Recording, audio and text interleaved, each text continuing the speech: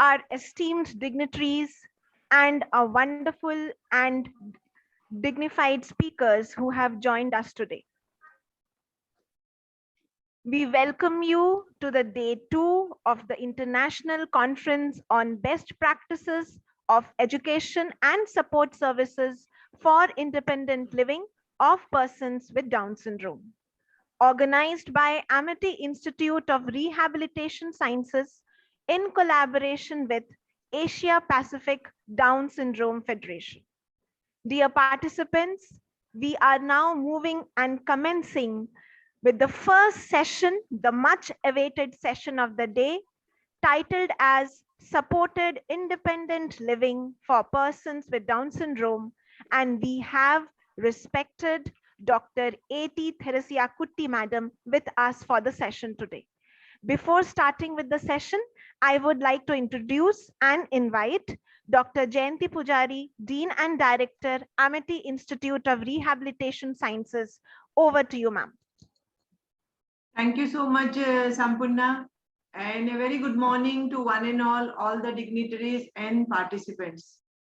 And it is my honor, my privilege, and my pleasure to welcome our dearest Kutti ma'am, who is my guide, my mentor, and an excellent human being. We all are her student. Most of the, if you go participants, if you see all the senior professionals, one or other time they are the students of Kutti ma'am. Either they are direct student or Kutti madam will be an external for them, or Kutti madam must have taken any lecture for them.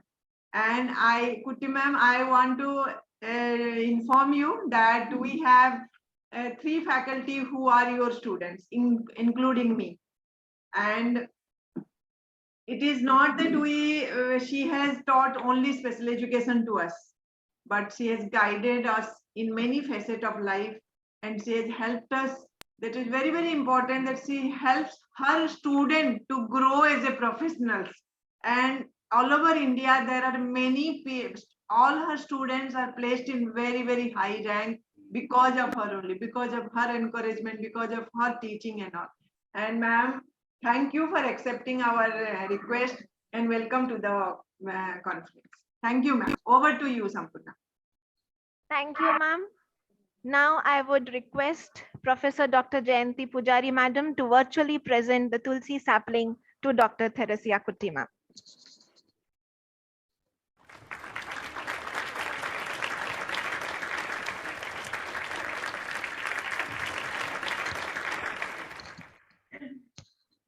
We are highly honored to have you amongst us, ma'am, and it is my pleasure and honor to introduce Dr. A.T. Theresia Kutti to the participants. Madam is a veteran of vocational training and employment of persons with intellectual and developmental disabilities.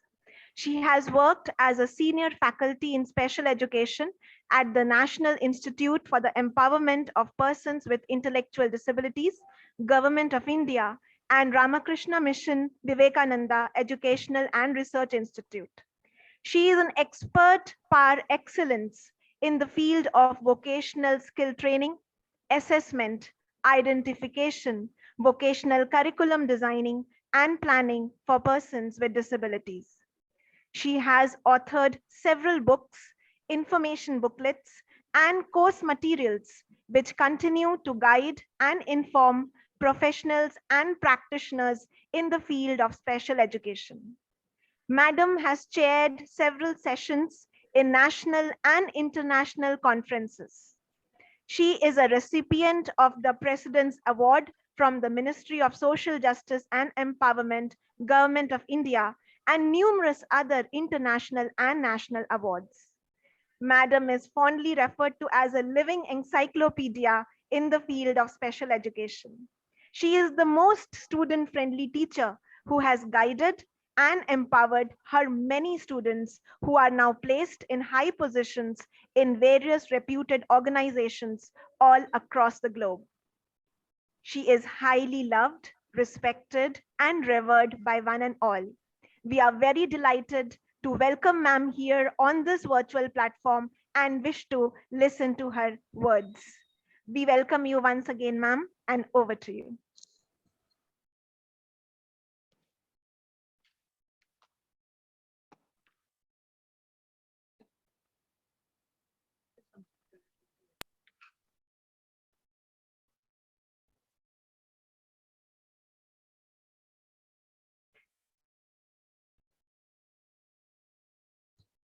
You are unmuted, ma'am.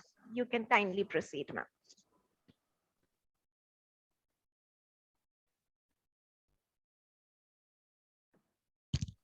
The slides are visible, ma'am. Good morning to you all.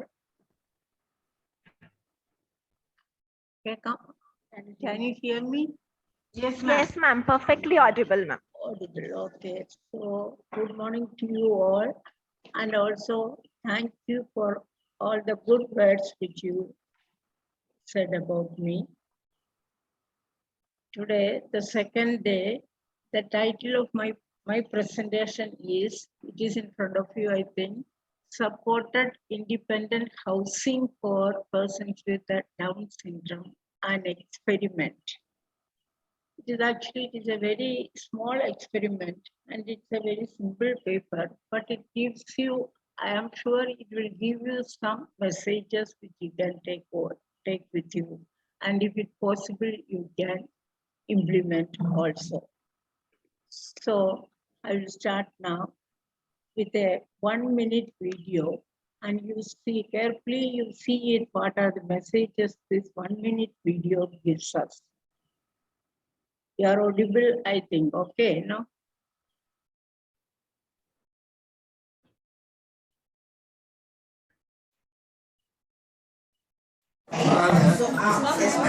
Let's go. Please start, please. Go for it. Woo!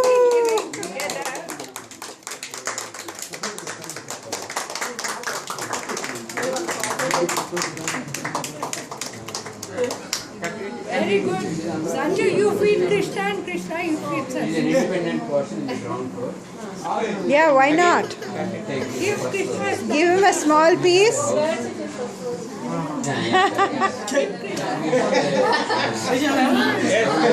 Ah. Oh.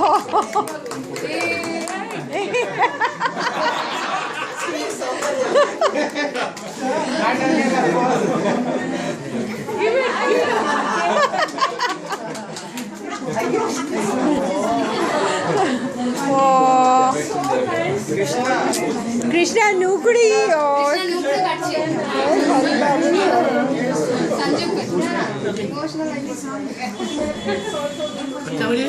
Yes.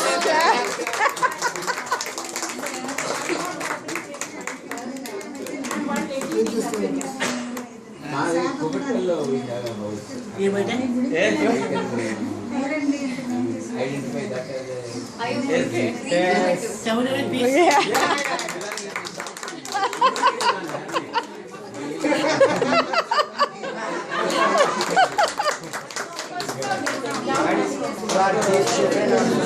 Clap. Kids, all the kids come here. Gora, get a piece. If you want a piece, go. For kids, all the kids. It's okay, it'll be fine. Go, beta, you also go there. Go. As your wish. Let's go. Please start, please. Go for it. Woo.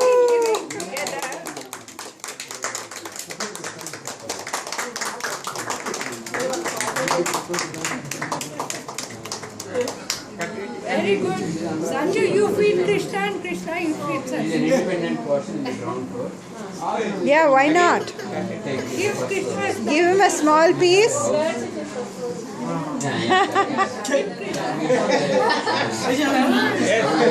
Ah. Oh.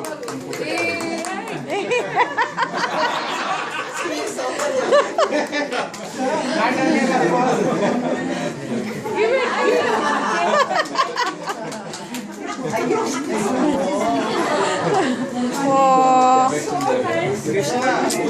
Krishna Nukudi or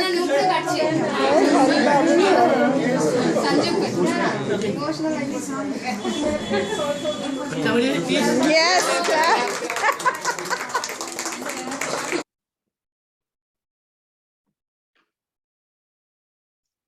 I think, ma'am, This was a 1-minute video actually, and our conference is also on for the persons with the Down syndrome. And what we want from this is they should also live in happiness, also with dignity. This and so much of misconceptions we have about the children also. Have you seen very naturally how they express their happiness, their relationships, and even how nicely they are expressing their emotions in an appropriate way. And so much of misconceptions which we have. These are some of the things for our reflection. I leave it and I'll start it.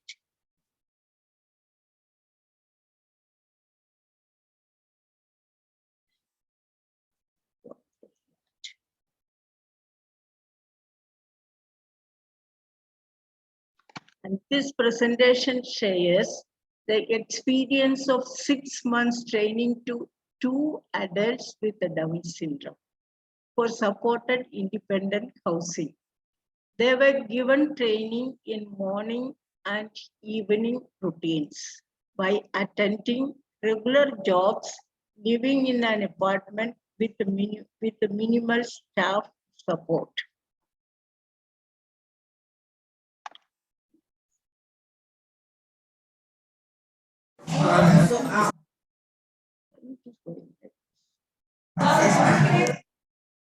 Let's go.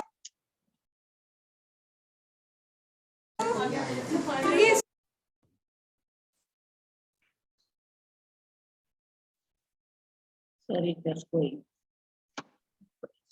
And the terminology which we use in the title, that is independent living, independent housing, supports, and what type of supports it is: natural, social support, and everyday support.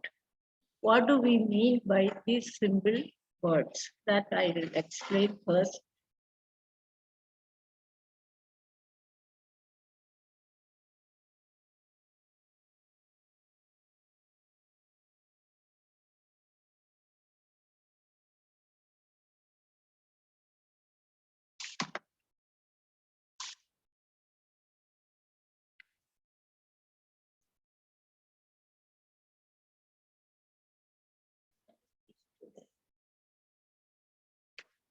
So independent living, it is a philosophy and a movement of people with disabilities who work for self-determination, equal opportunities, and self-respect. So it is a philosophy as well as a movement of people with disabilities. And as a philosophy, independent living is based on 4 assumptions. All human life is of value. Anyone, whatever their impairment is, capable of exerting choices. People have the right to take control over their lives, and disabled people have the right to participate fully in society. So these are some assumptions on which philosophy of independent living stays. So we see the life is of value, everybody has a value, everyone is capable of exerting some choices, and everybody has the right to take control over their life and the right to participate fully in society. Unless we believe in this, I don't think we will accept them as it is and allow them to live with the dignity. This is.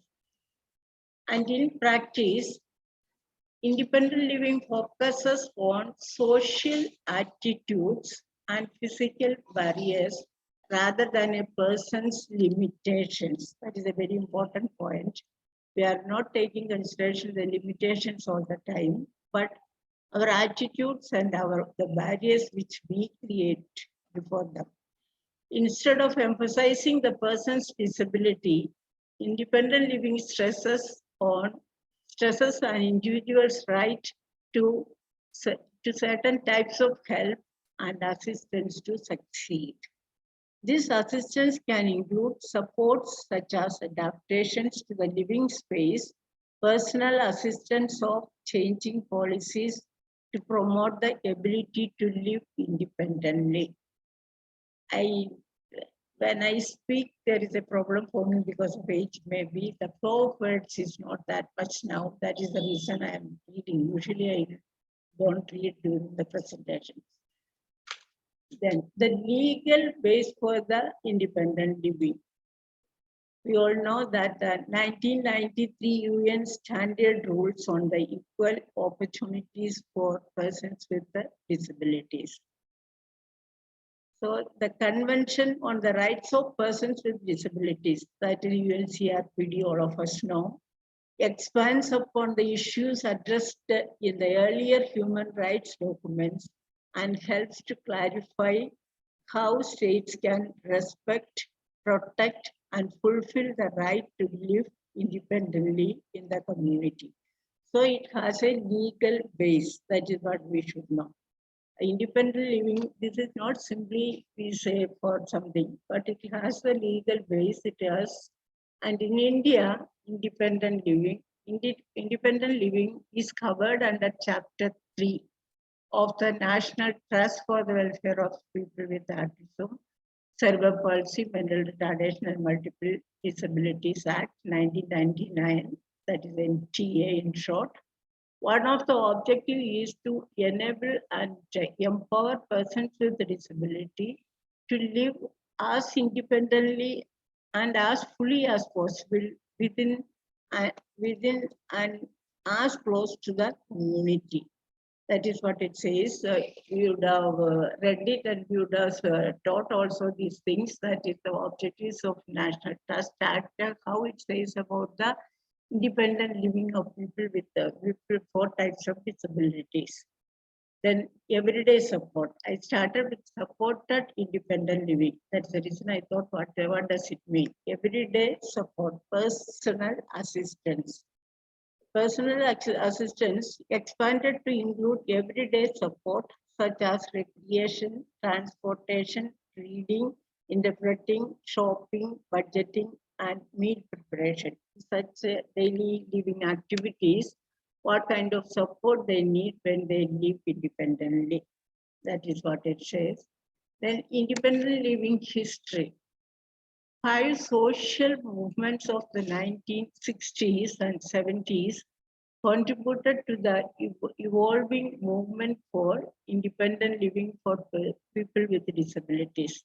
These were civil rights movement, second consumerism, self-help movement, demedicalization, then deinstitutionalization. Civil rights movement impact on freedom. Civil rights movement, what is the impact? Talented people with disabilities were barred from the workplace due to inaccessible work sites and employer discrimination. The civil rights movement of the 1960s created an opportunity for disability rights activists to work alongside others advocating for the equal rights, opportunities, and treatment of minority groups. And consumerism helped the consumers with disability to understand and use the rights that the law gives us a consumer. And demedicalization, that means it was actually, we were also following the medical model of disability rehabilitation. With this, that it is coming down and saying demedicalization brought new evidences or hypotheses about conditions by changing social attitudes or economic considerations or by the development of new medications and treatments. Now we are following the psychosocial model rather than the medical model in disability rehabilitation. Then self-help movement led to the development of the disability rights movement as a social problem solver. So this is the way. This is the way that all these movements of 1960s, how it paved the way for the independent living of persons with disabilities. And IL, what does it mean? It does not mean that we want to do everything by ourselves and do not need anybody, or that we want to live in isolation. That means everything, none of us living so independently without the help of anybody else. Everybody needs help according to the situation, according to the person's needs, according to their status, for everything. Because of all these things, we need some support from others when we live. And the same way, we don't want to live in isolation. We want to live in groups, and socially we are social human beings, and we want to live with others in relationships. Independent living means that we demand the same choices and control over our everyday lives that our non-disabled brothers and sisters, neighbors and friends take for granted. So whatever we take for granted, that also should be given to the people with disability, especially the people with the intellectual disability and also Down syndrome, but we are. Then supported living. Central to the concept of supported living is the goal of a supportive environment. The first need is a supportive environment, then living in one's home and being included in the community. This is very important.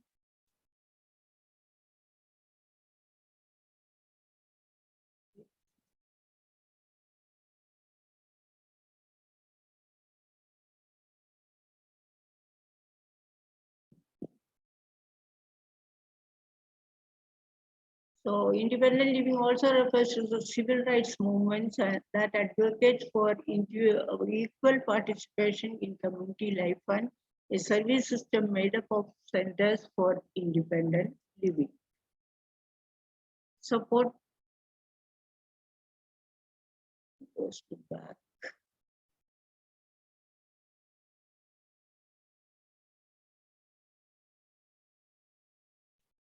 For independent living, the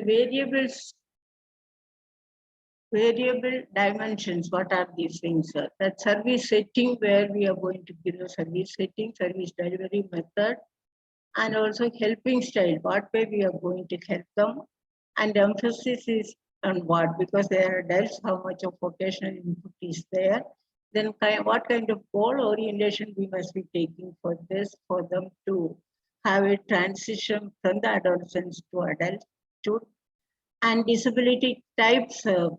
What type of disability we are going to serve when you make a study, otherwise when you start a home, whatever it is, that time, what are the variables we have to look into? This is what it says.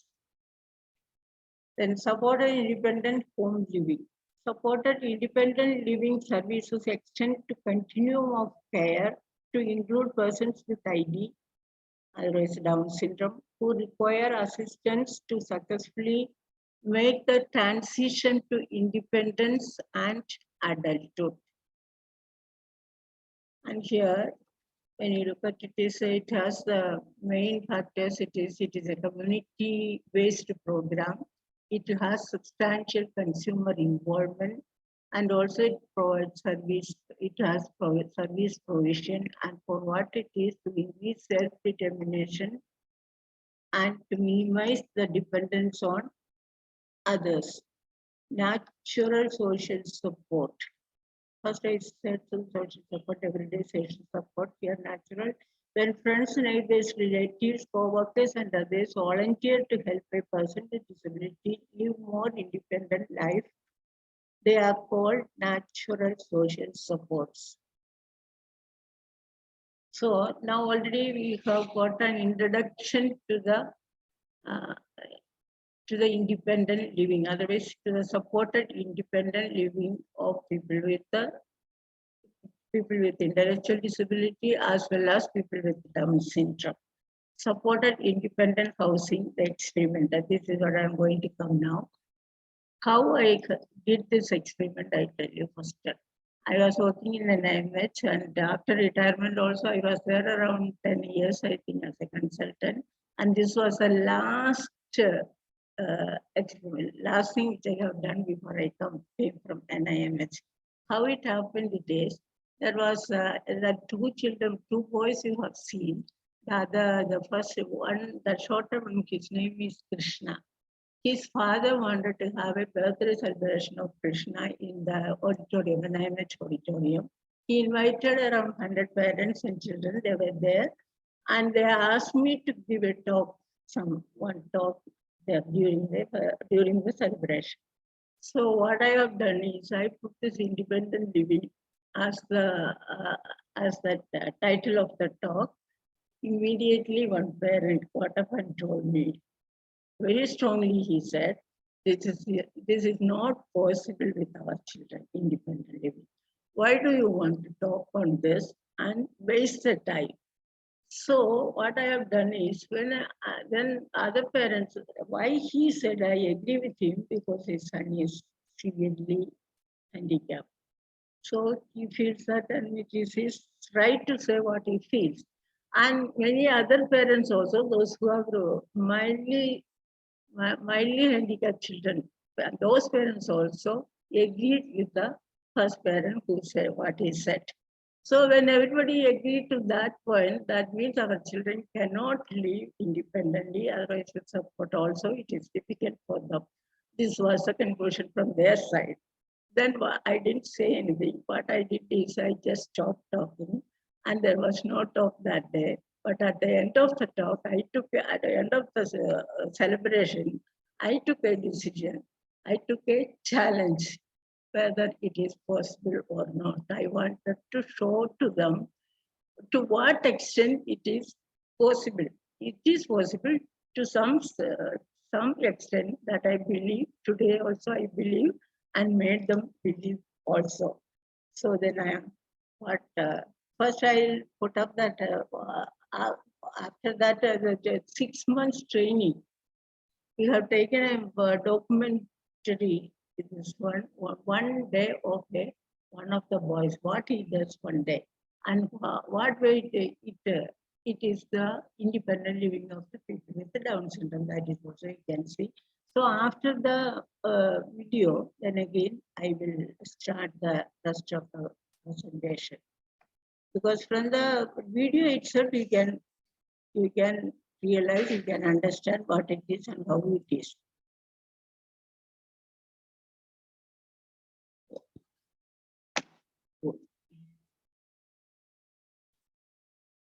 Just wait, I'll take the video first.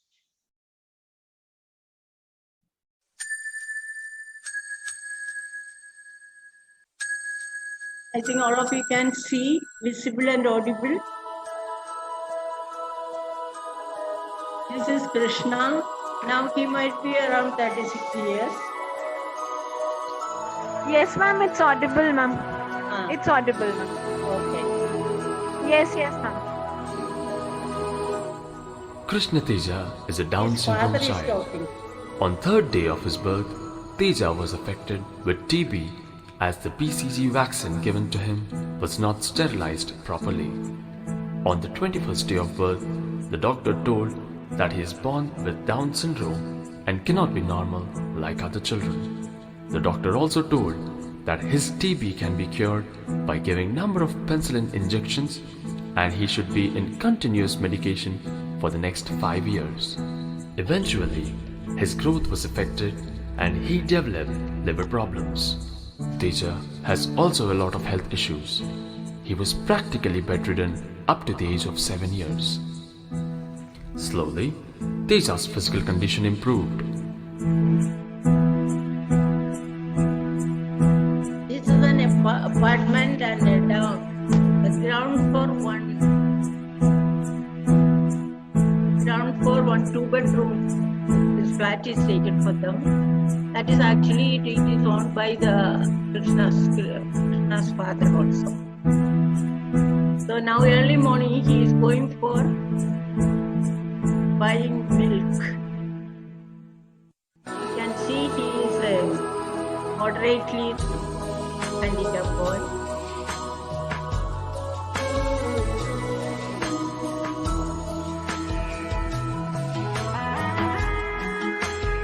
How he is buying the milk, that is important. How he is taking back the money and counting.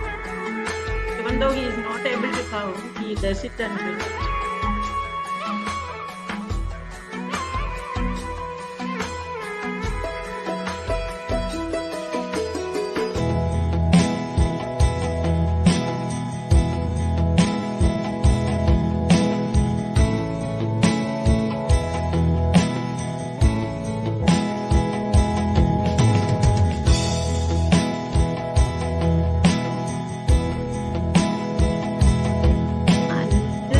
Says how a person can get up early and walk to the place and get the milk and make the tea. From the beginning, he was encouraged to do things independently. On 28th June 2014, Teja started living independently in two-bedroom flat away from his parents. He is independent in every aspect and is learning to cook.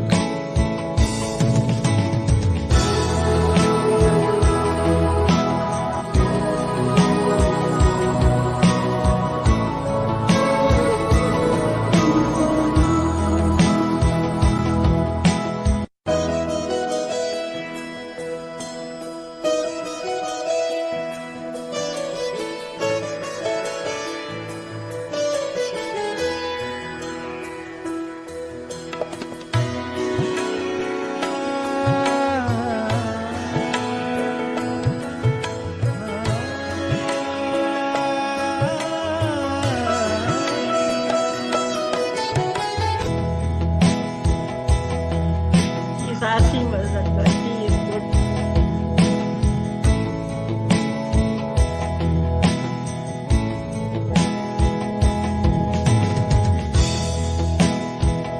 After tea, he is watching.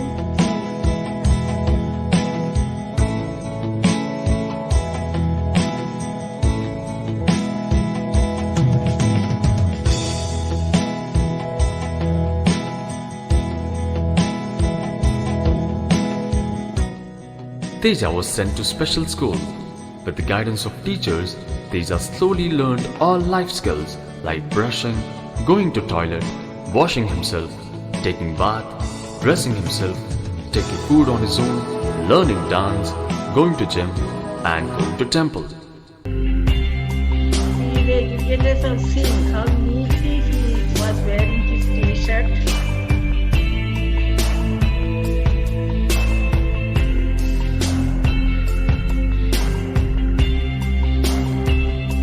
This is all what we call it as independent living.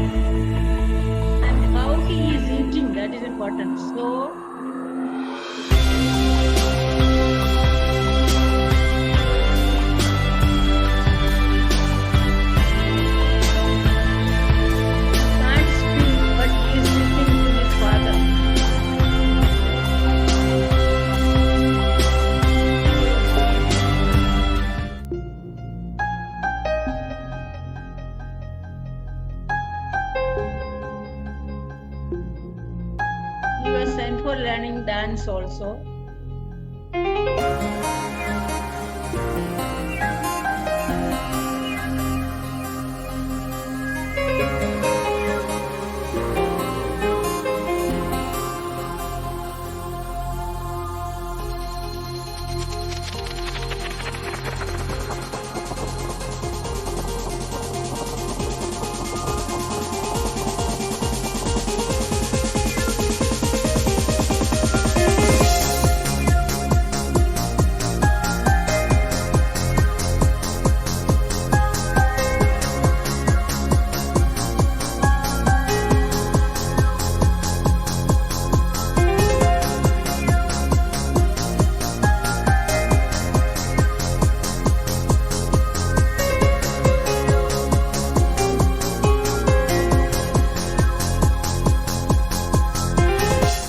Teja is a man of talent. One of it is Teja Chandrababu గారు ఎలా మాట్లాడతారు? He's imitating Chandrababu. Teja YS Rajasekhara Reddy గారు ఎలా మాట్లాడతారు? ఇది కోటరాజా ఇది ఇది పక్క కోటరాజా అయ్యా కోటరాజా అవునా ఇది కబడ్డీ కావి చాయ్ కూల్ కదా అదే అదొకటి అంటే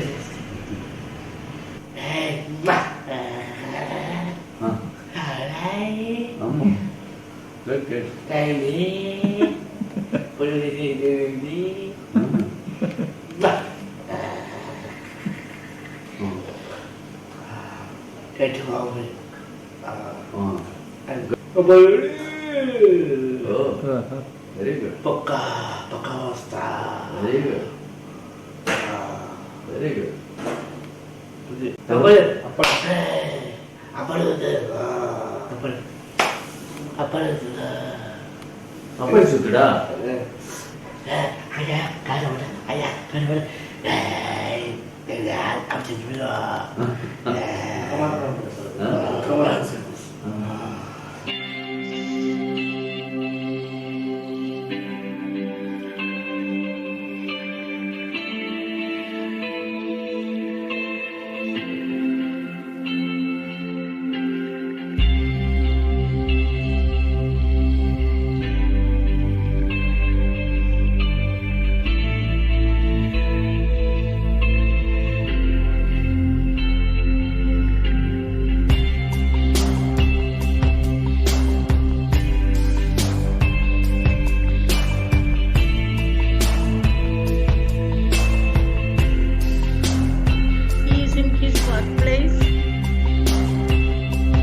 From the age of 18, Teja was sent to office for improving his social behavior and vocational skills.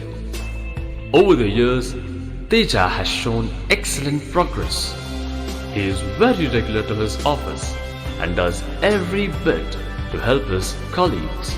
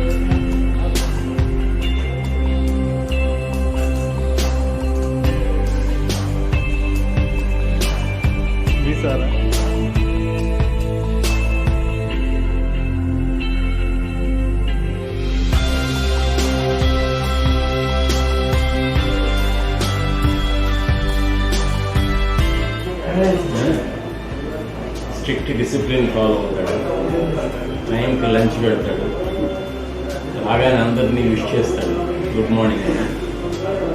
Morning ఎలా వస్తాడో అంతే చీర్ఫుల్గా, ఈవినింగ్ ఎంత లేట్ అయినా అంతే చీర్ఫుల్గా ఉంటాడు. అంటే వెళ్ళడు, ఆఫీస్ టైం అయిపోవాలి, కంప్లీట్ అవ్వాలి, అప్పుడే వెళ్తాడు. ఎవరైనా చెప్పినా వినేది లేదు. Very discipline, very cheerful. Teja is too friendly. When he comes to office, he follows few of the office ethics as such. I find him more enthusiastic.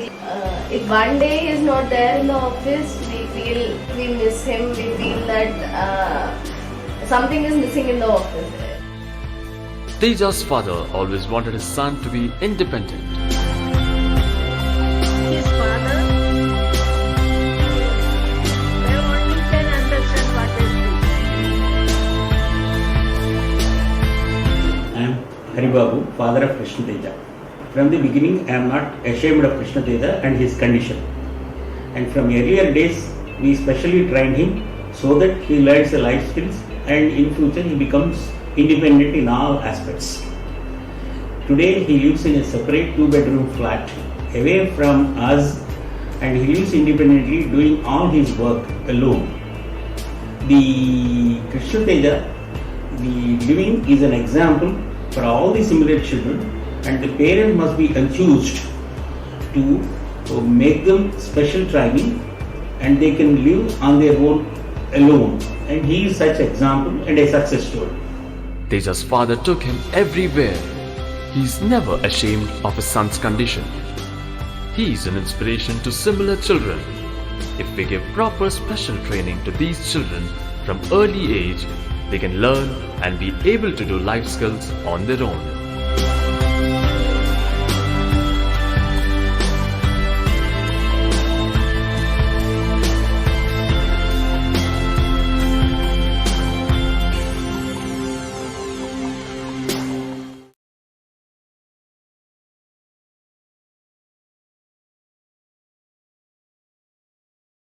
The film is over.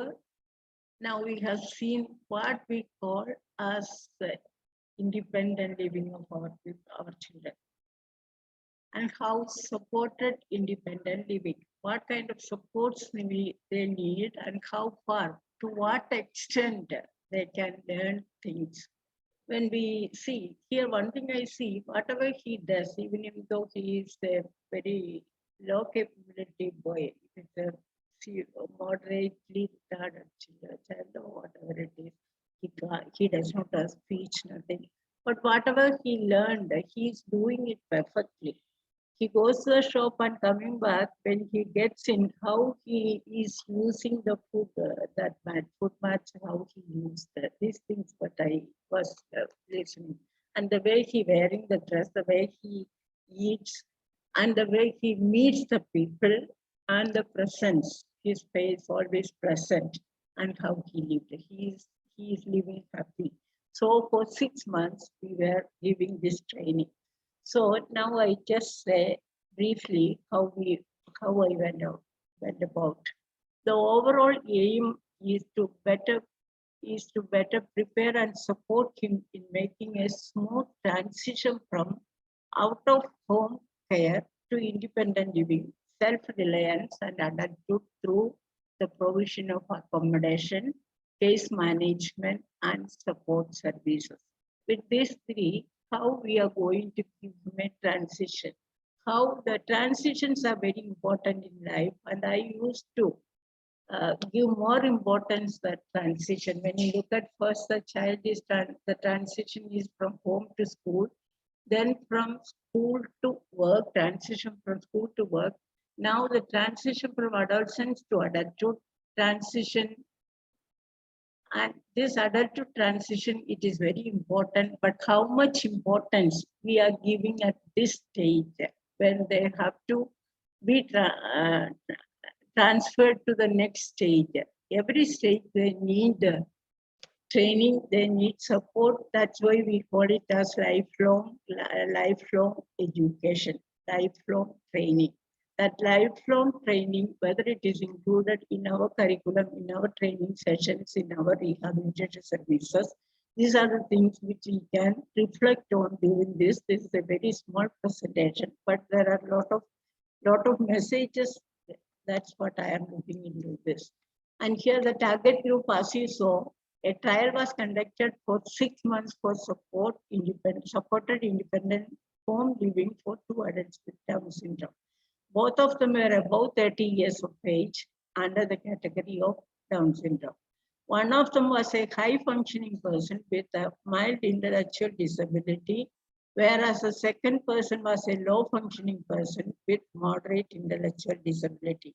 If we are highlighting the first person, his name is Sanjay, we may think that that kind of children, borderline children, they can do it. What about other children? People will ask. That is the reason we have taken this voice for this Krishna for the film. And the goals of the program were to facilitate persons with Down syndrome transitioning from home to independent home living. This is actually what we have to look into now. To maximize their capacity to live independently in the community. That means the capacity, how we can maximize it, and you have seen how it has been maximized. To improve personal, social, economic, and health outcomes. These were the goals of the program. And both of them were living with their parents under parental responsibility, employed and having a desire to come out of home for independent living. Were willing to share to meet expenses that may be a little difficult for us, but for everything, for the Roma children, the parents have money, parents have all the facilities. Why it is not there for the special children? I am not finding fault with the parents, but whatever we stored and keeping for them, after them, it is not going to go to them. This is what my experience. So when they are here, when the parents are here, if he can spend something and make a permanent setup for them, it will be useful for them. They will also live happily. This is my experience. And also they were willing to fully participate in daily activities as agreed in the individualized independent living plan. We know what is IEP, individualized education program. Then we came to IVTP, individualized vocational transition plan. Now we have to come to this individualized independent living plan. Individualized independent living plan was designed to meet the core needs of the persons for meeting their personal care needs, morning schedule, meeting employment needs, using everyday support, pursuing evening schedule. These were the main thing, morning schedule and evening schedule, because daytime they are going for their work and then they are coming back. Meeting the obligations when living in a house with neighbors using natural social support. It was an apartment. They are very good in the relationships with all the families. And they used to, these two parents used to conduct many functions there, inviting the neighbors and inviting other parents to see and enjoy. That is one of the photographs, one of the films which you have seen in the beginning. It was taken that time. And in the individualized adult independent living plan, it is all I am not going to read, but daily living tasks, self-care, what are the things we need, covers knowledge and skills to manage daily living tasks, skills relate to such tasks as bathing, dressing, carrying out and managing household chores. Then social, recreational, increasing social contacts and developing positive perspectives about many forms of recreation, encouraging to take advantage of available social and recreational opportunities and to become more active in the community. Then equipments use.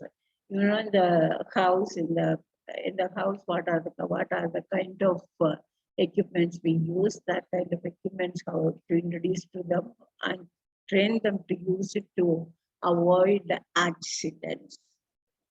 Then self-advocacy, empowerment. This is very important, and this is what exactly they improve also. Development of a development of self, a positive self-image. Then problem solving ability. When the need comes only, they will solve the problem. The thing is, one day, I've seen one day the boys were coming from after they're not these boys, another example it is. So when they come after the work, from the workplace, after the work, they have to go back. So usually one boy, he used to take one bus and go, that bus went off that time. So now bus is gone, what I should do? This is a decision making. These are the things which they have to take decisions. Otherwise, it is not when I use that word decision making itself, our professionals also, usually they disagree with that. And this kind of decision, small decision, it comes every time in life that we have to teach them how to use.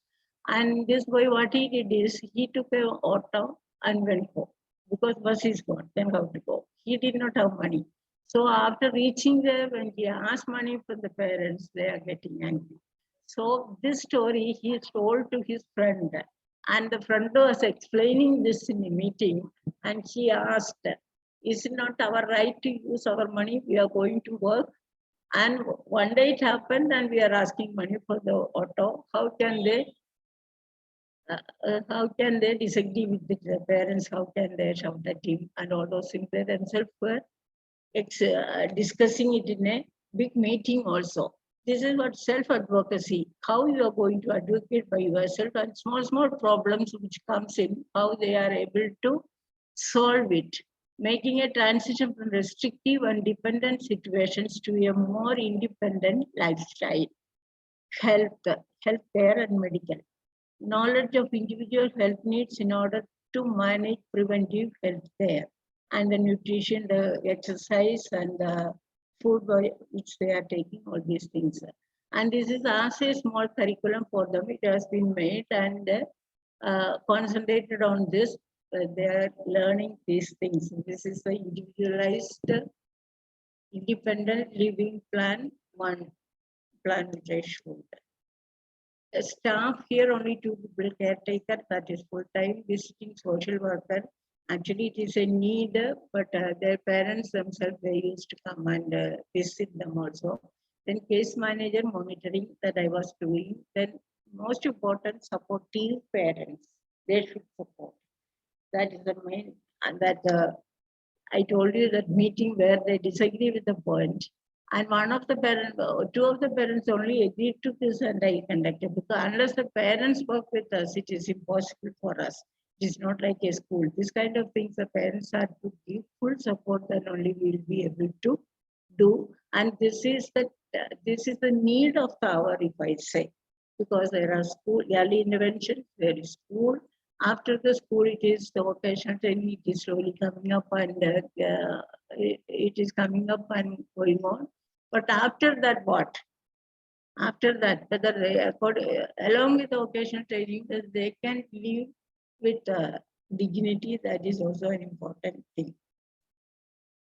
So the outcomes, the medium term outcomes which participants achieved and demonstrated are: live out of home with minimal support services. You may not believe if I say that Krishna, that 6 months, he never went home. He was there only, he was happy. They used to come and see him, but they were staying with the caretaker and the other boy. Then live out of home with minimal support services. Then follow a healthy morning schedule. That means their food, their exercises, all these things. Attending regularly a work schedule. Attend to the evening schedule. Interact with neighbors. That went on very well, because at apartment, many families were there. They used to come and visit and helping them, giving food and many things they were helping them. Then participate in recreational activities. That they were taken for a movie and all those things, and they were in the park to spend evening time and all those things. Then recommendation. Have clarity on the concept.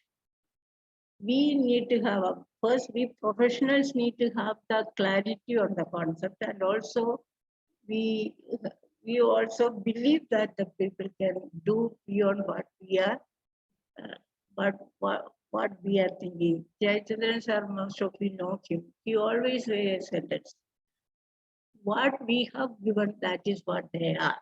How much we have given, that is what they are." So always we think that they cannot do this, they cannot do this, they cannot go here. This kind of preventions we make in between. So they also tuned to believe in that, even the children, the parents, everyone. So when you look at the definitions of ID itself, we look at. This is the 10th or 11th definitions have come. Why such a big group of 15 to 20 experts, professionals, they come together and changing the definitions, changing the name, changing the definitions and all, because as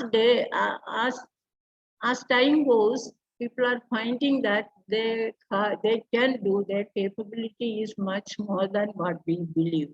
Accordingly, they are giving it in the definition itself, those changes, and also explanation also, that we all know it, there is no need for me to say it. So develop individualized independent living plan, that whether we are including it in our syllabus or we restrict ourselves as educators. Ours is a 18, after 18 course, then who will cross there? So we also say that it is lifespan, full lifelong education, we say. And if we stop it by 18, then what is the meaning of it? What is the contradiction between these things? So how we are going to plan for individualized independent living plan? Hope beyond. Whatever it is, we have to hope always. We should be positive thinking people. So hope beyond hope, that's what I say. And systematically trained. There will be obstacles, I agree. It is not very easy, as I say, or as I showed here, but we will overcome. We should take the challenge. Based on the challenge and the faith and the trust which we have, then we will definitely win. That is what my experience, my students, you know me, and many of these things, what I say, I would have told you in the classes so much of time. And again, calling me to talk for an hour, it is a passion to go on sharing what I have done, otherwise what is my achievements or what my failures, all these things. That is the reason I agreed Dr. Jayanti to come. Otherwise, nowadays I say that now talking is difficult because I am not getting the words. Without that flow, I am not able to talk as before. This kind of things I used to tell also, even Jayanti also I said it. And then here, this is one of the boy only, that's Sanjay. Many of you know him. Those who studied or those who went NIMH, you have seen him, Sanjay. He is a very talented boy. He used to present papers in national, international seminars, and he does it well. He can speak English very well. And there's a little clarity is not there, but he's thinking, high thinking it is. It is not that we are teaching something by heart and asking him to talk. It is not like that. So in one of his presentations, this was a concluding slide. I also take it as it to conclude. You can see how on-the-job training at NIMH helped me to develop. This is what was this paper, one of the paper. And he says, I have a job and bank account. I am much more independent in travel. He can travel in the city alone. I can stay at home at times. If parents want to go somewhere for 1 or 2 days, he doesn't mind. He stays alone in his house, that is in Bhavanpatti's house. And what he says is, I could be much more independent. Many of our people who are already placed on the job and earning something, they say this sentence, I heard it many times, I could be much more independent. Once he told me, Sanjay told me, people say that I should not get married and I'm like this, that is aware of himself. But why can't I have a home for myself, a flat for myself? He asked this. But parents, when they look at his sister is in US, parents and their home, that's a big home, another home also, but they don't want to send him anywhere. Because our son, they want him to stay with them, but he doesn't mind to go. That is the thing. Then again he continues, I would like to live independently. Maybe the company of one or two more persons, that's his own words it is, and make my own decisions. I can also take decision what I should eat, where I should go, what I should wear, how I should behave, all these things, and make my own decisions. I may make mistakes, that is okay. I may make mistakes, that's okay. Then it's one thing, how serious he is, like, and when we treat them as children, he doesn't like it. He also equal to adults. That's what he thinks, and he is also. One example I tell you. Once he presented a paper in Ramakrishna in Coimbatore. It was an international thing, and he was given a time to speak. He was talking on yoga, and he's a yoga specialist also. He can teach yoga. And after that, when he came down, I think after one of my students, that too is a PhD student, he gave him a toffee. He said, no need. He said, no need. That's what he said. That means he did not take it. What he feels it, what we learn from this is, he's not a small, I'm not small a kid. What I did is, I did small kid to take the toffees from you for that purpose or something. What he felt, I do not know. He said that. Not necessary. That is the word he said. Not necessary. That's how people are growing according to the time, according to the situation, and they also can be independently and live as normal people also. I may make mistake, that's okay, that's what he said. Now this is what I wanted to speak, then 15 minutes also there. If anybody wants to ask anything, otherwise I can tell you the evolution of independent living programs in India. That if you want to see some pictures only, I kept it. Otherwise, if you want to ask me anything, you can ask. What you prefer, you tell me. Want to hear evolution of independent living programs in India. Otherwise, whatever you want to ask, feel free and you can ask, no problem. From my experience, if I can speak to you, I can also share. These are the two things which I am putting before you. Madam, we would request you to kindly share about the evolution of independent living programs. And then there is one question from the audience which we would like to put to you as comfortable to you, ma'am. That is after presenting this. Yes, ma'am. Yes, ma'am. Okay, this is nothing new. But you know, I put it in a systematic way. That's all, nothing else. Yes.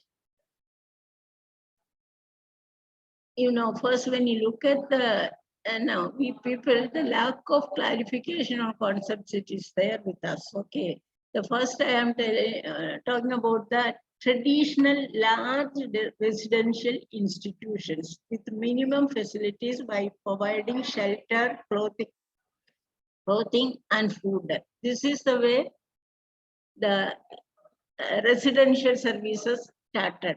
You agree with me? Traditional large residential institutions, even today also it is existing. This is the old form of, this is the way it started also, the residential living.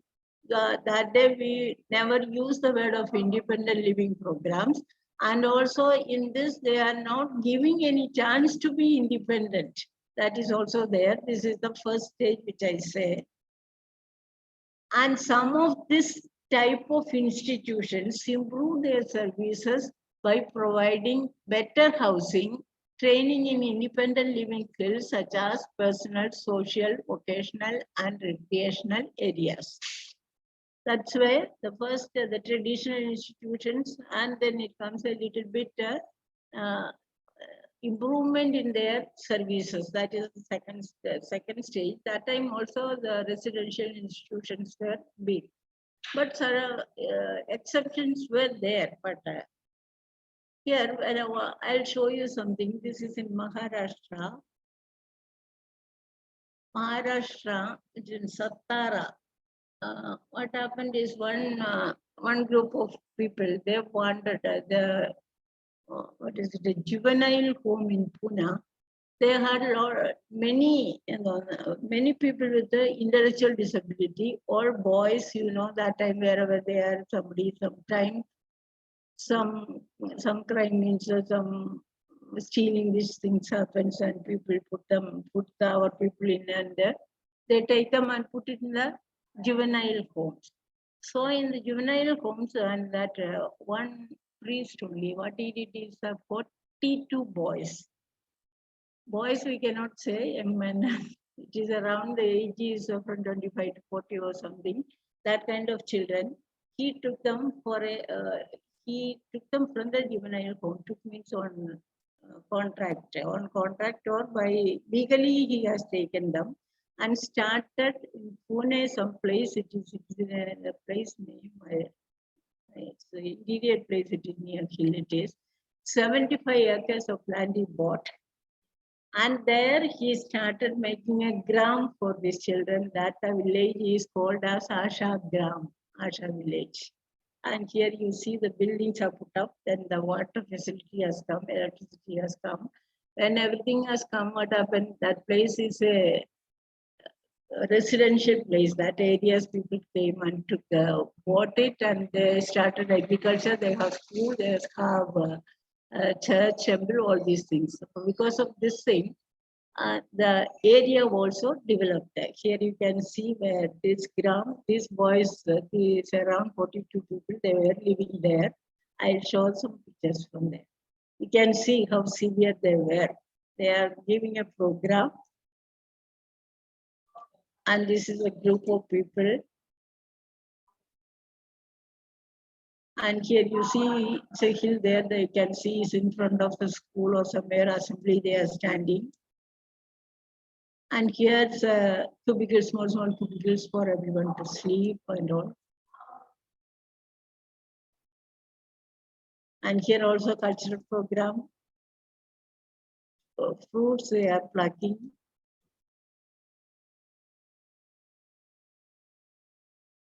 This is for sale. The one who stands there, he's the leader of the group. And here mangoes is plucking. Now, if you go that particular place, it looks like it's a good place now. You feel like staying there. This is the mango how after plucking sales. And everything is in the campus, you see. So they have enough work to do according to their capacity. Even though they are severe, they were doing a lot of things. And here it is, at some place it is, I think. And now, can you say where they are standing? Anyone can say where they are standing? It is the airport. Okay. And the father is taking them for a tour. They are going by air, standing in front of it. They are taking their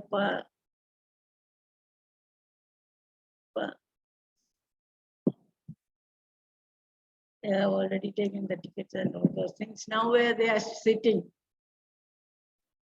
Inside they are inside the flight. Yes. Inside they are going. Okay. Now they are sightseeing. This is Onam celebration. Here also a cultural program. Here, what I want to say is the transformation which happened to this severe forgotten orphans. We should not say that word, but they were like that. how many years they were in the juvenile home, and some group came to take over. They took over. It is not taking over alone. How much effort they would have put in them, taken them by air for a picnic also. That much. That is what it is modified. The earlier concept, it is modified with the modern programs. And there is a everlasting transformation you could see them in these people. I am not simply saying it. I used to go there and stay with them when I was after retirement only. Sometime I go and I used to stay with these people. And even I wanted to continue my rest of time with them, but it is in Maharashtra and my people are in Kerala, so I came to Kerala and settled. And this is one thing. Even if the old pattern, if we are doing, but the thing is the dignity that we should not forget. That is what we have to learn. Then the third one which I am saying is with the financial support of National Trust, few small groups were established in various parts of the country. You are aware about it. Swayam Krishi in Secunderabad is providing commendable service by providing opportunities to improve independent living skills. Even Thakur had also earlier they had a kind of home, foster homes. Foster homes they had later. That's a good model if I say the foster homes also. It came the way of orphans, what they were doing accordingly. And this you can, before Swayam Krishi, you can say the foster homes, and it was only at THPA, I think, anywhere it was there, I don't know. And Jayanti might be knowing this, and somebody is listening to that, I can tell later also, no problem. So another one is, and here it is Swayam Krishi group homes. Whether the group homes are come up in the same way, what we expected, that is also to be examined. Here, Swayam Krishi, they are doing a good job. And then the fourth, I'm saying another model which is demonstrated by Mitram parents. Parents group, what they did, it is Mitram in Ernakulam, what they did is the group of parents came together, they purchased some land, some 5 to 6 acres of land, and some of the parents purchased 5 or 10 cents from that, and they put up their homes there, and their own children are also there, and any child can go and get admission there. They have the group homes from National Trust also. They got it. They got the financial support to start. They have 2 group homes inside. One is for the boys and another is for girls. Girls and boys separate they have. And one of the parents I have seen, his one of the parents is his wife passed away at a very young age, in 30s. And then the father, he is an employee in oil corporation or somewhere. Now his son is with this group. The father was also a part of the group of the parents, and the son is taking care in this self-help, in this, a group. That means after us what? Once mother passed away, father had a problem. So father, then the child automatically is in that group.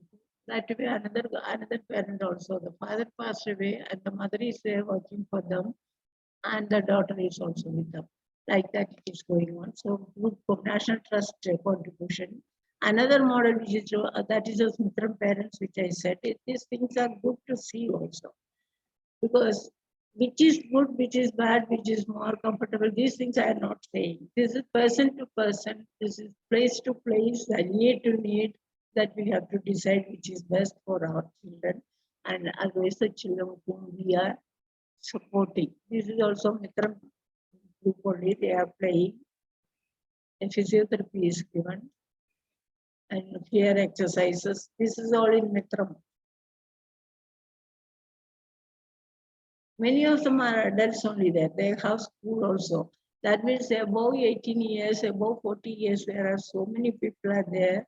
what to do. Parents do not know how to go about. This is also our concern. And Down syndrome children, when we talk about one thing which I have seen is their aging. By 35, 40 years, we see them signs of aging. So their life you can, and many of you have worked with them and you are also aware of it. Once I did a study on that, the aging phenomenon. Then Vitram got National Award for their dedicated service. Dedicated group of parents spend their retired life and their children with their children. Not only their children, but anyone who needs help. Another big group is coming in Palakkad. The same way, one more group is coming out in Palakkad. This is the one model.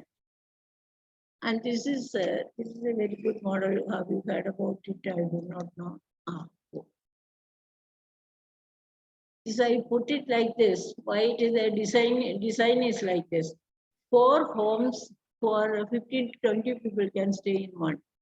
And this is the 4 homes, 4 side cities. And the middle, they have the common needs kitchen and everything. The kitchen, what they do, if they come out together and sit and do something, there is space also. And from one kitchen, the food is going to all the 4 homes. And the 4 homes independent also, not as a for. And that is, I'll show you the homes also. This is one side, one home. Its name also written somewhere, I think. It's very beautifully made, and this is on the side. 2 sides I showed. This is Donatus home. Each one has a name. And it is very old. It is started, I think, 20 years back, 20 or 25 years back. That means 4 group forms together at the 4 sides, and each for cooking and all, it goes on in one place and distributed to the 4 doors, through 4 doors.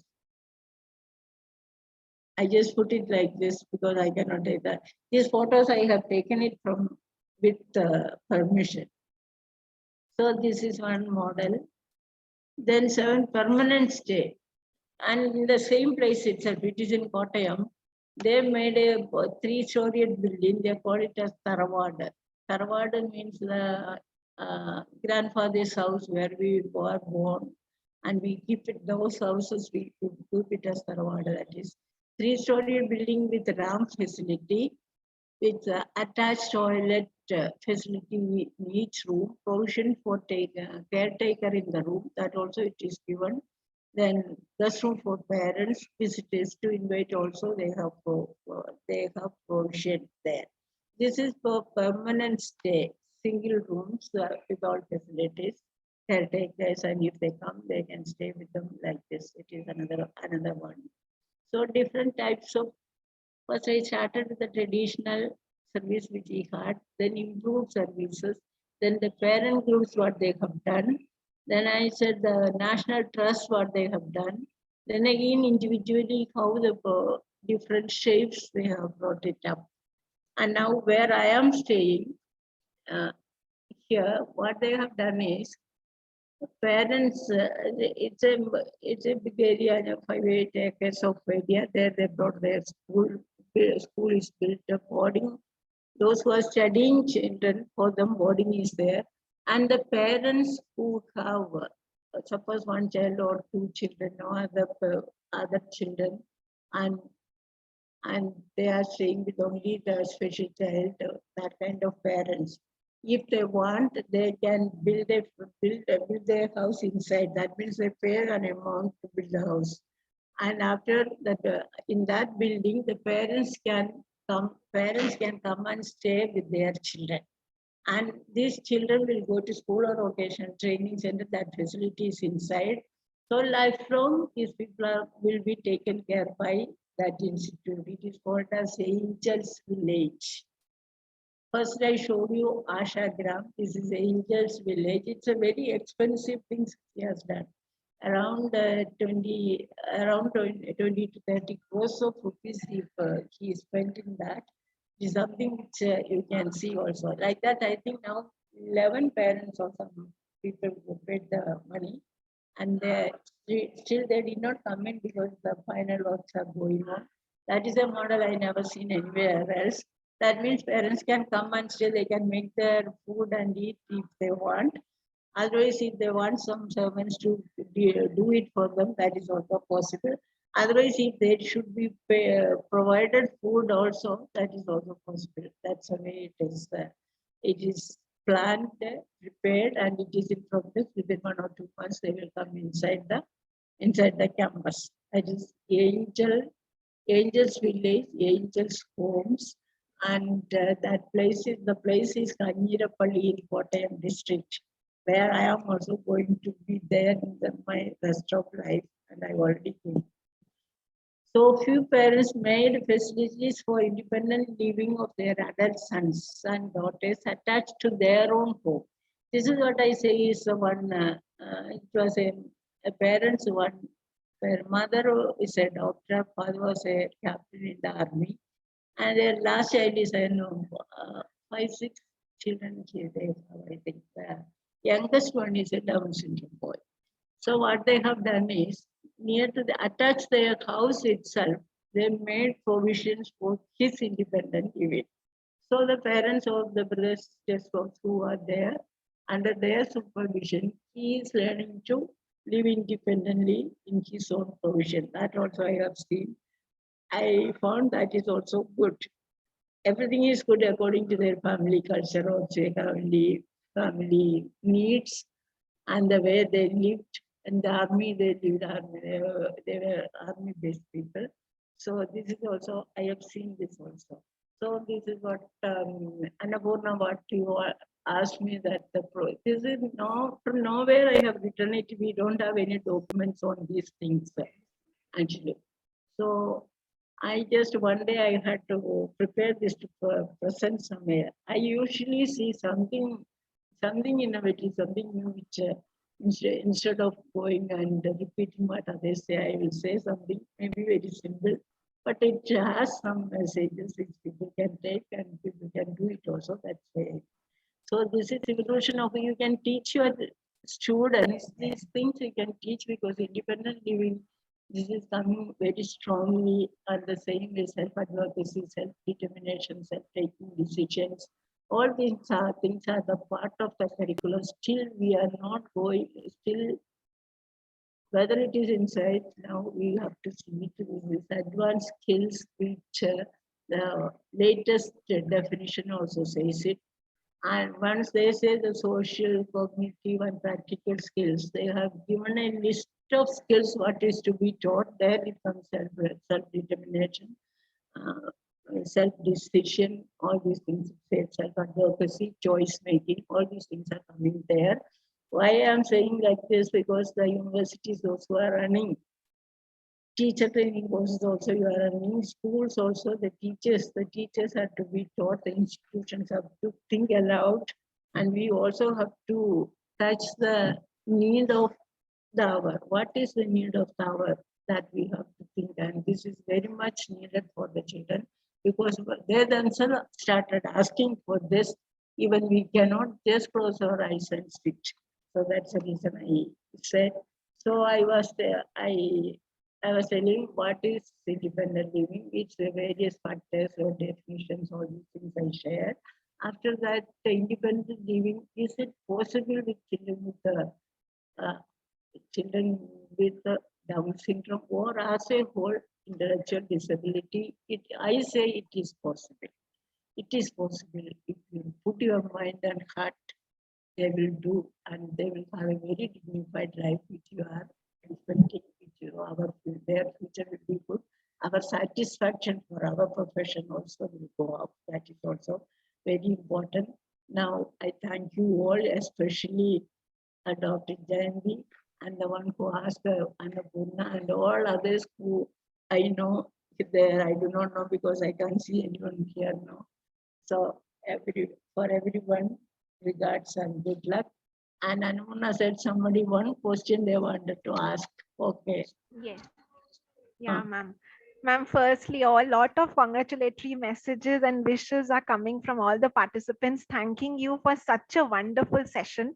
It's a very, very memorable and treasurable moment for all of us, ma'am, hearing you, listening to you, deliberating on such an important aspect of independent and supported living. So we are all very, very thankful to you, ma'am. And there's a little important, pertinent question which one of the speakers, one of the participants have put up. In your talk, you have addressed all the important areas. And this question is regarding the planning of pre-vocational training for persons with Down syndrome, ma'am. I would request you to little elaborate on this pre-vocational training planning.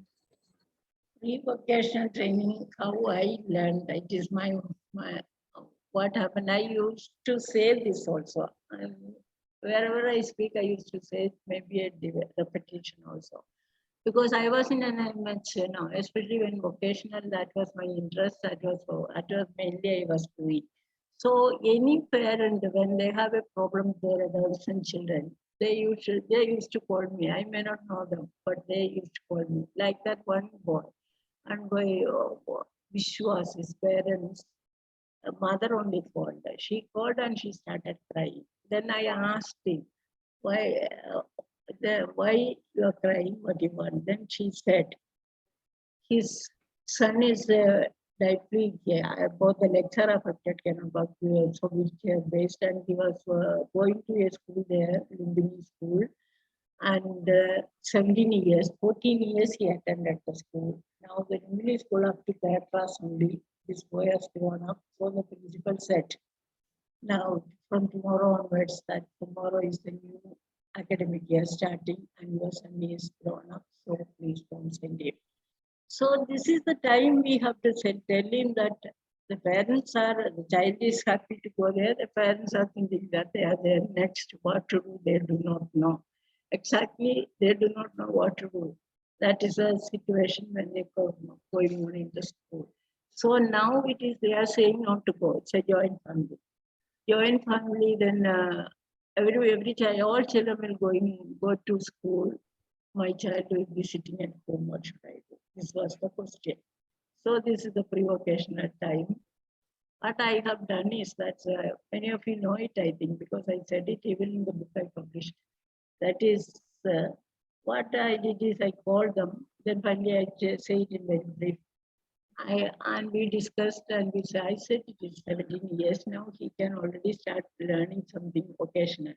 Then they said, according to our situation, social, cultural situation, if we suggest something, we will do it. And I asked, they had many petrol pumps, and they had oil filling factory also.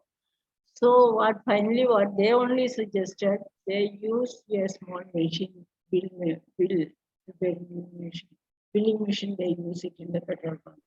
If you can teach him that billing machine, how to operate, let him be there and somebody will supervise him also. That's what they need. And then in brief I say, then I just decided, then what I did is I prepared the individualized transition plan the very first time in life I prepared it. And what I did there, the billing they have to learn, and the billing related academics, social skills he has to learn. All these things together, it's an individualized curriculum according to his capacity. And then what we did is, there are some things they have to go to the workplace, some things at home, some at JNIMS, they bring them also. So what we decided is, we asked the principal, 1 more year can you accommodate, and this is our plan. She agreed. And when he goes to school, they know what to be taught. When they go to school, the work-related academics, the teachers are supposed to teach. That means what we have to teach, why we are teaching this. These questions usually we are not asking, we should ask. If anything, even occasional training, we are training something what is available with us. If we train this, what is next step? Why we are teaching this? That question we always should ask. If there is a job available, whether he can continue in that, then his parents can do something. That way we should think. Here we already found a job where the petrol bunk, he will make bills. That is what is. So the bill making, it is a major, those academics and social skills for the curriculum. And that is taught in the school, the tuition teacher at home, his brothers and sisters at home, in a playway method, get me a bill like this. And they used to come for evaluation at an IMH. Finally, 1 year. That means first 3 months, what he did is 4 days he goes to school, 1 day he goes to workplace. Workplace, when you go, you have to pay him also. So that means they pay, and that has to put it in the bank or post office. So he should learn the money concept and the saving concept and so on, all these things. So 4 days they go to school, 1 day in the working place. And the next quarter came 2 days in the workplace and 3 days in the school. And the next quarter came 3 and the 4. All the 4 quarters come for 4 days. They will be in the workplace only. So finally, the next academic year comes. He will not go to school. He will come to the workplace directly. And he will be, by the time he should have learned somewhat, and he will be doing this under a supervisor. And it is not a story. This is what is called as transition from school to work. Gradual transition from school to work. Gradually, they are reaching the place, so they will not have problem. So these are the things, pre-vocational level, skill training, not only skills training. This after doing this, then only I searched the website, and I saw the same thing I have seen there, the same name also. Actually, this I did in 1994, and it is published also books and all. So if it is, this is only what happens. One teacher gets maximum 10 of them, 15 to 18 years. I think that 10 people can be taught and successfully transfer them to any job. If not any job, what is possible with them? That is why we make the vocational profile in the vocational assessment, that one. So that profile, it says also, and why we have taken that, who will teach and how it will go, all these things here. It was a success, and still in the Bombay Road main road, is it a petrol bunk? In that he sits on a wheelchair. He's still doing the things. So how we can prepare? How we visualize them? What is our vision for this child when sitting in front of me for years? That is important. When we are able to visualize, the parents also will be able to visualize, and that will come as reality also. This is my experience I am telling you. So whatever I used to think in that way, once a child comes, what he is going to become. Your normal children, you have this, what is it? When the children, normal children, they have everything, even before birth itself, everything is planned. Once these children, in the beginning, up to 10 years also, parents are expecting something. Parents feel that he will be okay, she will be okay. They go on like that. But almost 15 years when it comes, they decide this is what we have to expect, not more than that, what to do, how to go about. That is the time the children, their ambitions will go high. Same time, parents, they go down. So this kind of clash also comes in. That's why behavior problems also increase, because they are seeing their own siblings studying, going by car, getting married, having children, living in the families. All these things happens. You know, the emotions, wow, the happy emotions are being seen. That emotions will come out as behavior problems. Sometimes we cannot manage also. So pre-vocational training, the question, what you plan for that child for the future, that is important. Once you plan with the parents, which can be realized, which can be implemented, that kind of a decision, if you come with the parents and the child, I think you have enough to teach, enough to train, and you will succeed if you do it like that. That is my experience. I am telling you all the time. I don't like the children above 15 or 15 years sitting in the class. And also, I don't like after 18 years in going to a school. Now in Kerala, it is not only up to 18, they can apply for anything, any grant or anything. Above 18, they are not allowing also. Now I think by rule they brought it like that. That much it come. Now what is to be done that the government will not be able to say? What is to be done that time that we only can plan, we only can make them aware, and we have to bring the decision, and we should be a part of this kind of decision making by the government. And then only this will go on, because there are so many are there above 18 years going to 10th class, 12th class, getting a certificate. And with the certificate, no need for me to say, you know all these things. So how to prevent the situation and how to satisfy, otherwise how to achieve the ultimate aim of special education, that means employability and independent living. Are we reaching there? This is what finally I want to say.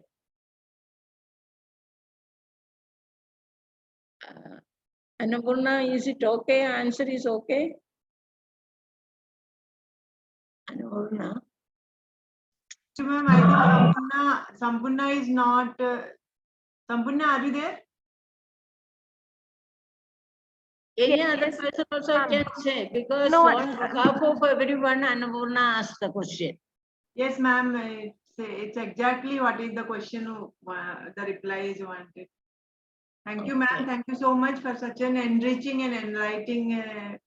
That means you have to plan for individualized vocational transition plan. Okay, ma'am. Okay. That Over is to you, simply, Sampurna. Yeah, ma'am. Yeah, ma'am. Thank you, ma'am. Thank you so much for your enriching session. We are greatly inspired and we are greatly, we got a lot of information from your session, and we thank you, ma'am, for joining us from the bottom of our heart. Thank you, ma'am. Thank you so much for joining us. thank you for calling this international event. Thank And you, I ma'am. have seen the list from, I think from Asia Pacific, so many countries people are attending this. That's a list which I have seen. Thank you, ma'am. So then next session when it is? Immediately, ma'am. Ma'am, yes, ma'am. It is following the session. They might be waiting now. Yes, ma'am. Now Yes, ma'am. We're just 11:30. inviting. 15 minutes I have taken more. Thank you, ma'am. Thank you so much, ma'am. Thank you. So, dear thank you, ma'am. All the best. Dear participants. Ma'am, request Thank you, to ma'am. unshare the slide, ma'am. Putti, ma'am, a request to unshare the slide. Yes, ma'am. Yeah. Yes. So, dear participants, now we had the conclusion of a very enriching and very important session taken by Dr. Theresia Kutty, ma'am. And now we are moving on to the session 2 of the day. And I invite Ms. Shaina, faculty AIRS, to continue with the session. Over to you, Ms. Shaina. Thank you, ma'am. Thank you. Moving on to session 2. Thank you, ma'am. Thank you. Moving on to session 2. First part of the session will be taken by Mr. Jitendra P.S. Solanki, Down Syndrome Federation, DSF India. I humbly request Professor Dr. Jayanti Pujari, Director, Amity Institute of Rehabilitation Sciences, virtually present the Tulsi sapling to serve.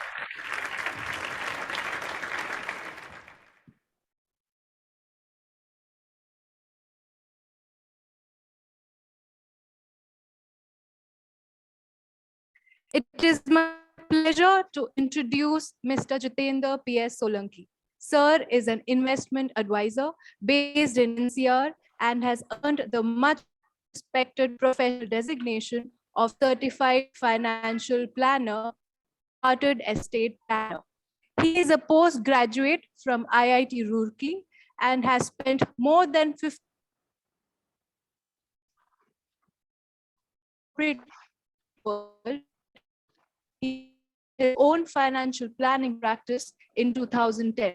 During the course of his practice, he has met numerous families having children with special needs, which has helped him gain a deep understanding of their personal, financial, and legal requirements. Since then, he is advising families with special needs and dependents and has been his focus. He is the proud father.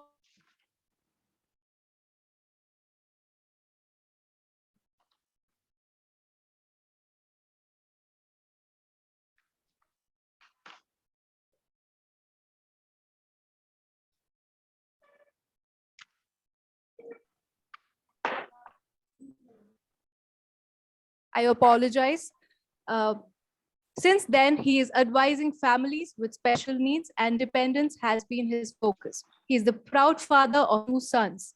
Sir is a writer and speaker at public forums where he shares his views and wisdom, especially on planning for families with special needs and dependents through various media groups and TV channels. Sir, I now request you to take the session forward on the session theme, Right to Equality, Life with Dignity of Persons with Down Syndrome. Over to you, sir.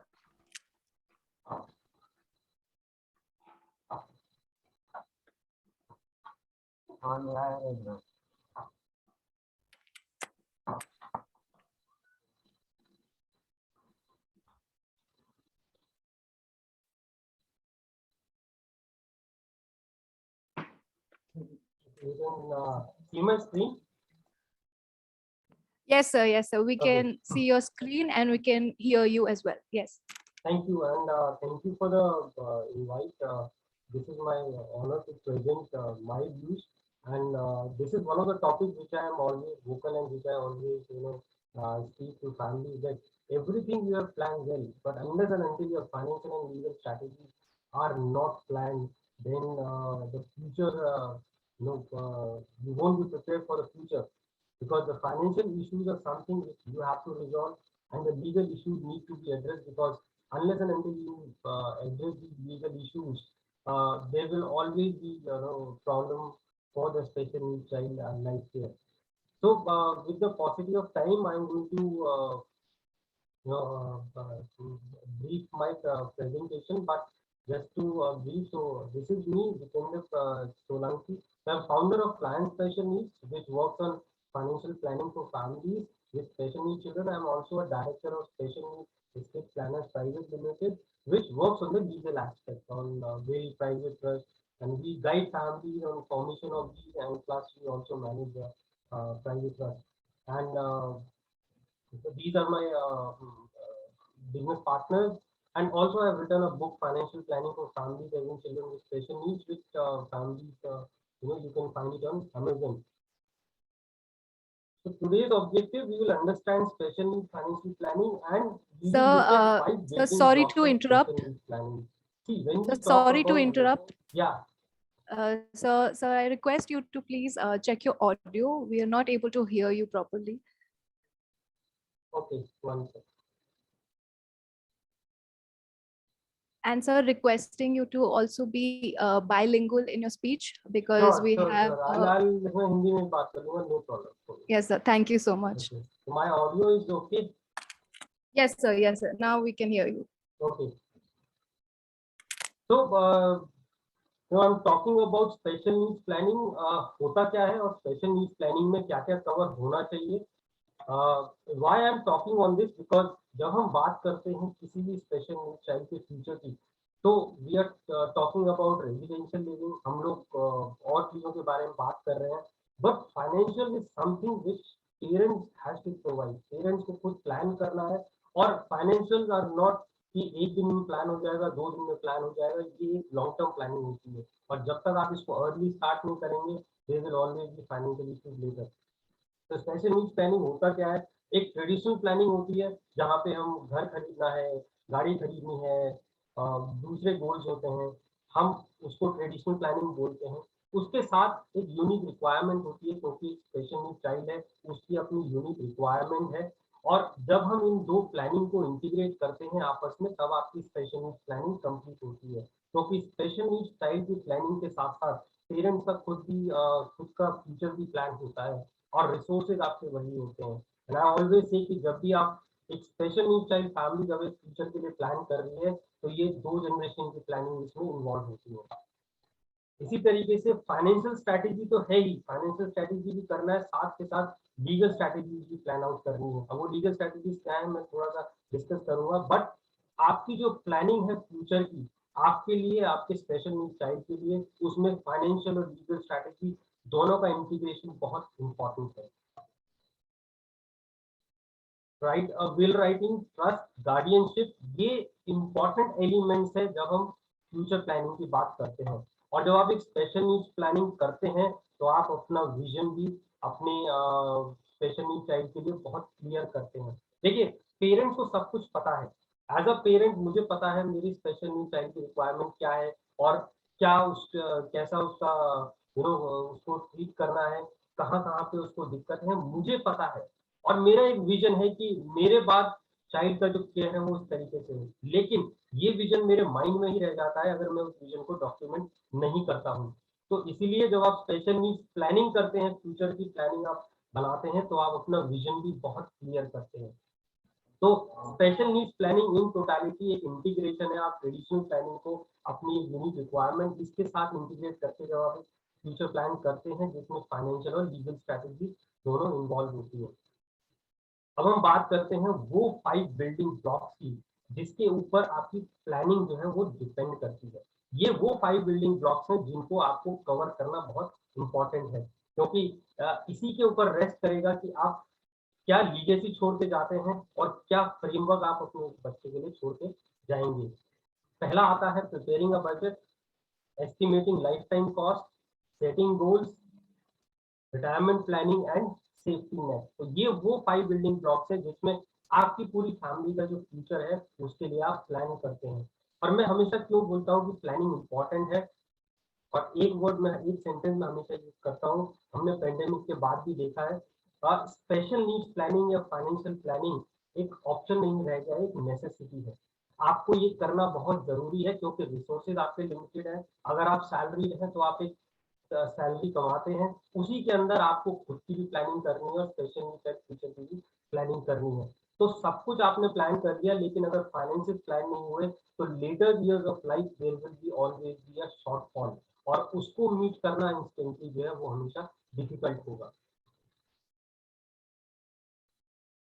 तो plan कैसे करना चाहिए इसको मैं बाद में cover करूंगा setting goals में, पर पहला आता है प्रिपेयरिंग अ बजट। ज्यादातर फैमिली के साथ जितना मैंने इंटरेक्शन किया है और ये देखा है कि सब कुछ एक फैमिली बजट में प्लान होता है। आप टोटल आपकी फैमिली में क्या एक्सपेंसेस हो रहे हैं, जिसमें एक्सपेंसेस में सबके एक्सपेंसेस इन्वॉल्व होते हैं, और क्या इनकम आ रही है, कितना सेविंग हो रहा है, सब उसमें इन्वॉल्व होता है। लेकिन जब आप बजटिंग करते हैं तो एक तो बजटिंग करना बहुत इंपॉर्टेंट है। बजटिंग करने से हमारा कैश फ्लो हमेशा हमारी फिंगर्स पे रहता है, हमें पता होता है कि हमारी रिक्वायरमेंट क्या है, हमें ये पता होता है कि हमें कितना हम जो है सेव कर पा रहे हैं। अगर आपको ये नहीं पता है कितना आप सेव कर पाते हैं और क्या वो एडिक्वेट है, तो आप फाइनेंशियल स्ट्रैटेजी कभी नहीं बना पाएंगे फ्यूचर के लिए। तो इसलिए बहुत इंपॉर्टेंट है कि फाइनेंशियल स्ट्रैटेजी बनाई जाए, और फाइनेंशियल प्लानिंग चाहे वो ट्रेडिशनल हो चाहे स्पेशल नीड्स प्लानिंग हो, सबसे जो बेसिक एलिमेंट होता है वो होता है बजट। एक बजट प्रिपेयर करके हमेशा चलना चाहिए। अगर स्पेशल नीड्स मेंबर है आपकी फैमिली में तो हमेशा उसके लिए एक सेपरेट बजट प्रिपेयर होना चाहिए।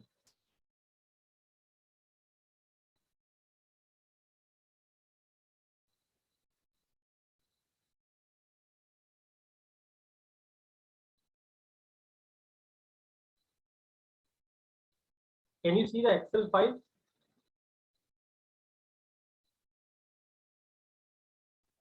No. No, sir, it's Okay. not visible yet.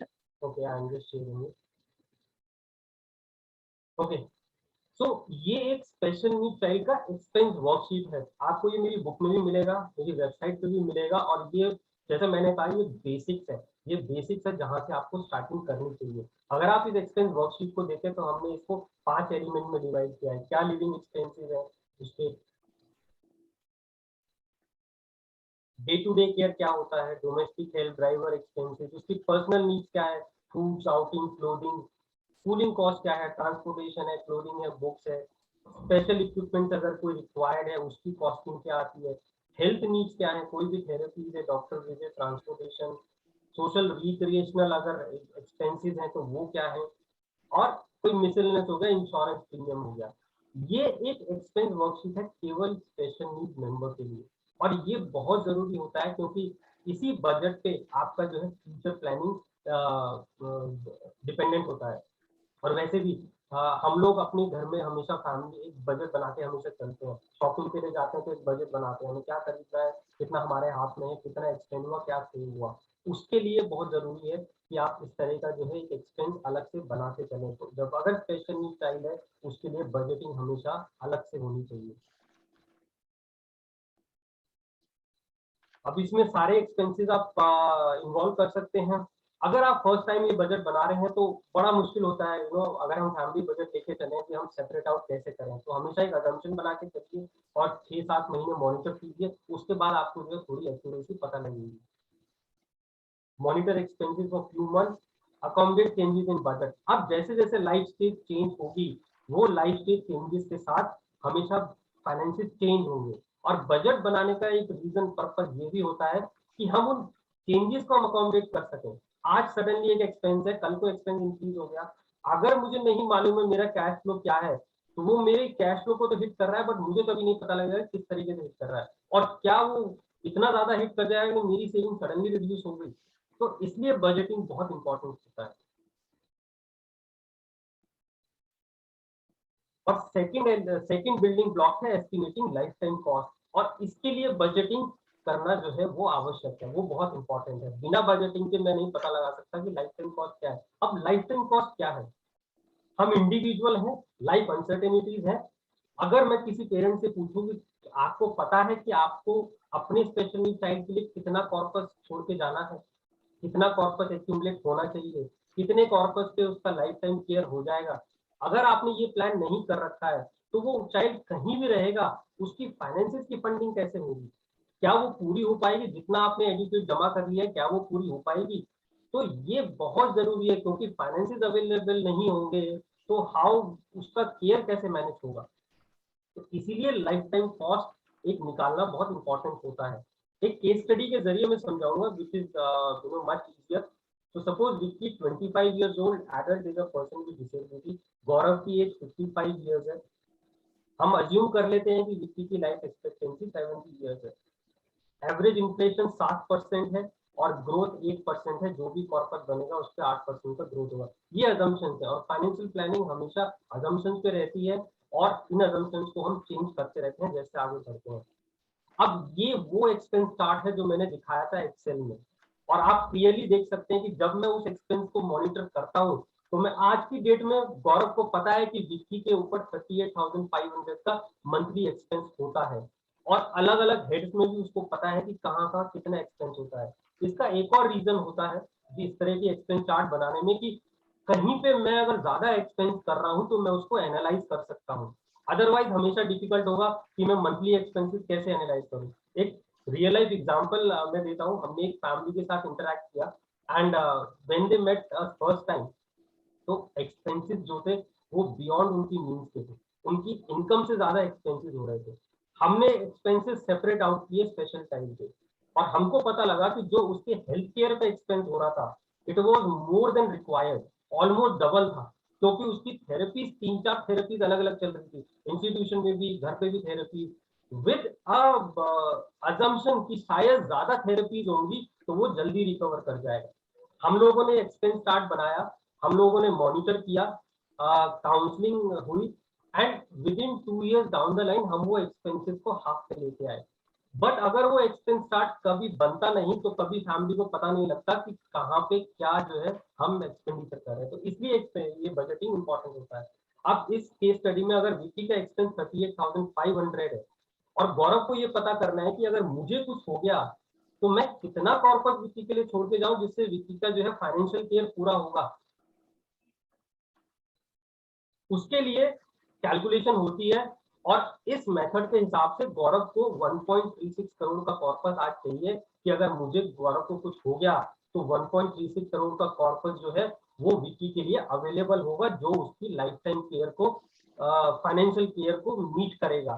Considering inflation को भी वो एड्रेस करेगा, और जो भी कॉर्पस का ग्रोथ है उसको भी एड्रेस करेगा, with life expectancy of 70 years।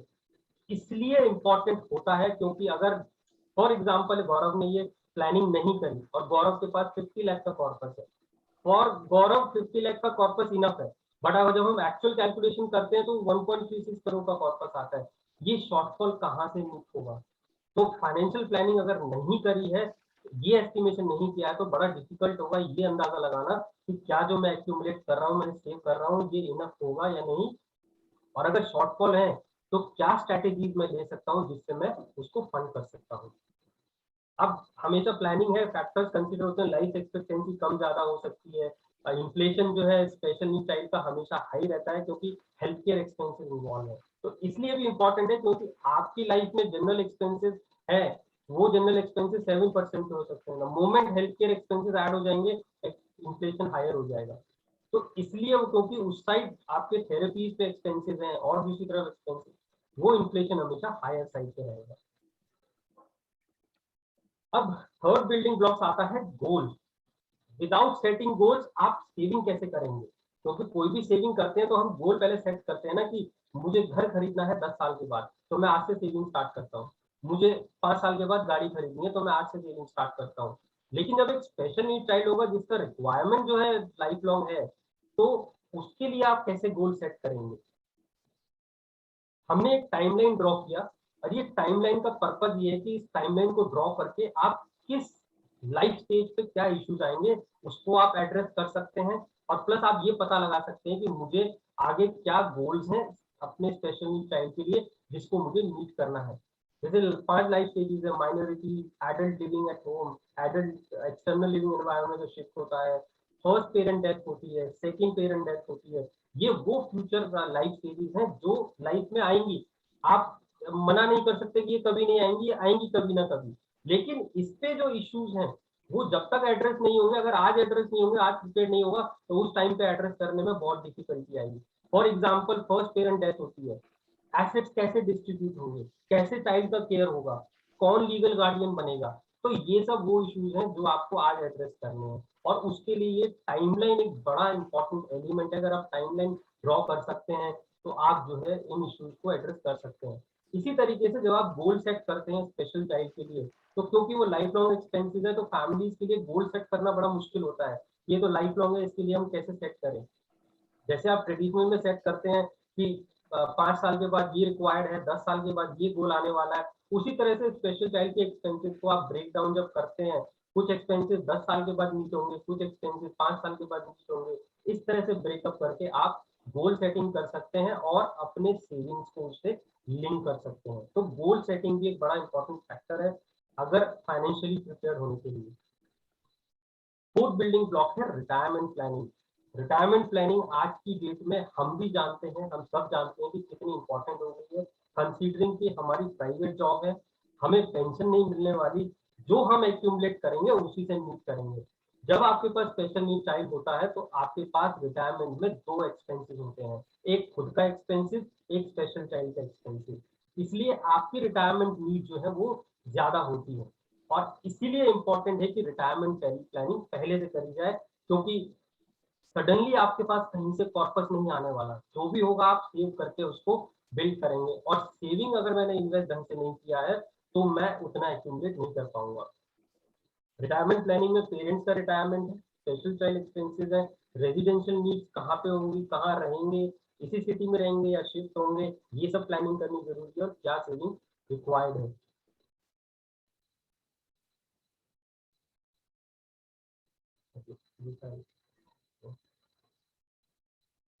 Process वही होता है जैसे मैंने कॉर्पस एक एस्टिमेट किया, जैसे गौरव ने कॉर्पस निकाला, वही कॉर्पस रिटायरमेंट पे निकल सकता है।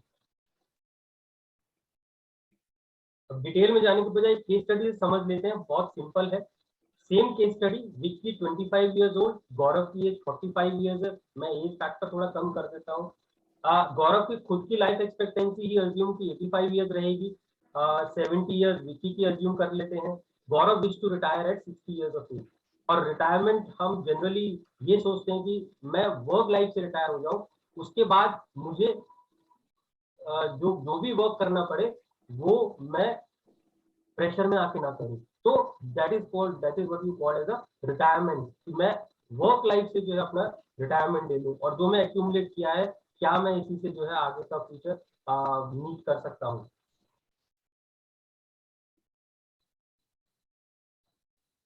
अब ये वो दो एक्सपेंसेस हैं, एक फैमिली एक्सपेंस जो एक्सक्लूडिंग विक्की एक्सपेंस है 34,000, गौरव और उसकी स्पाउस का खुद का एक्सपेंस होगा, विक्की का एक्सपेंस 38,500 केवल उसका एक्सपेंस होगा। अब ये एक्सपेंसेस आज की डेट में है, तो रिटायरमेंट में कितना चाहिए, ये विक्की का रिटायरमेंट कॉर्पस है। अगर मैं एस्टिमेट लगाऊं, मैं ज्यादा डिटेल में नहीं जाता कैलकुलेशन में, तो नेट कॉर्पस जो विक्की को गौरव को चाहिए होगा विक्की के लिए वो 2.85 CR उसको एक्यूमुलेट करना है।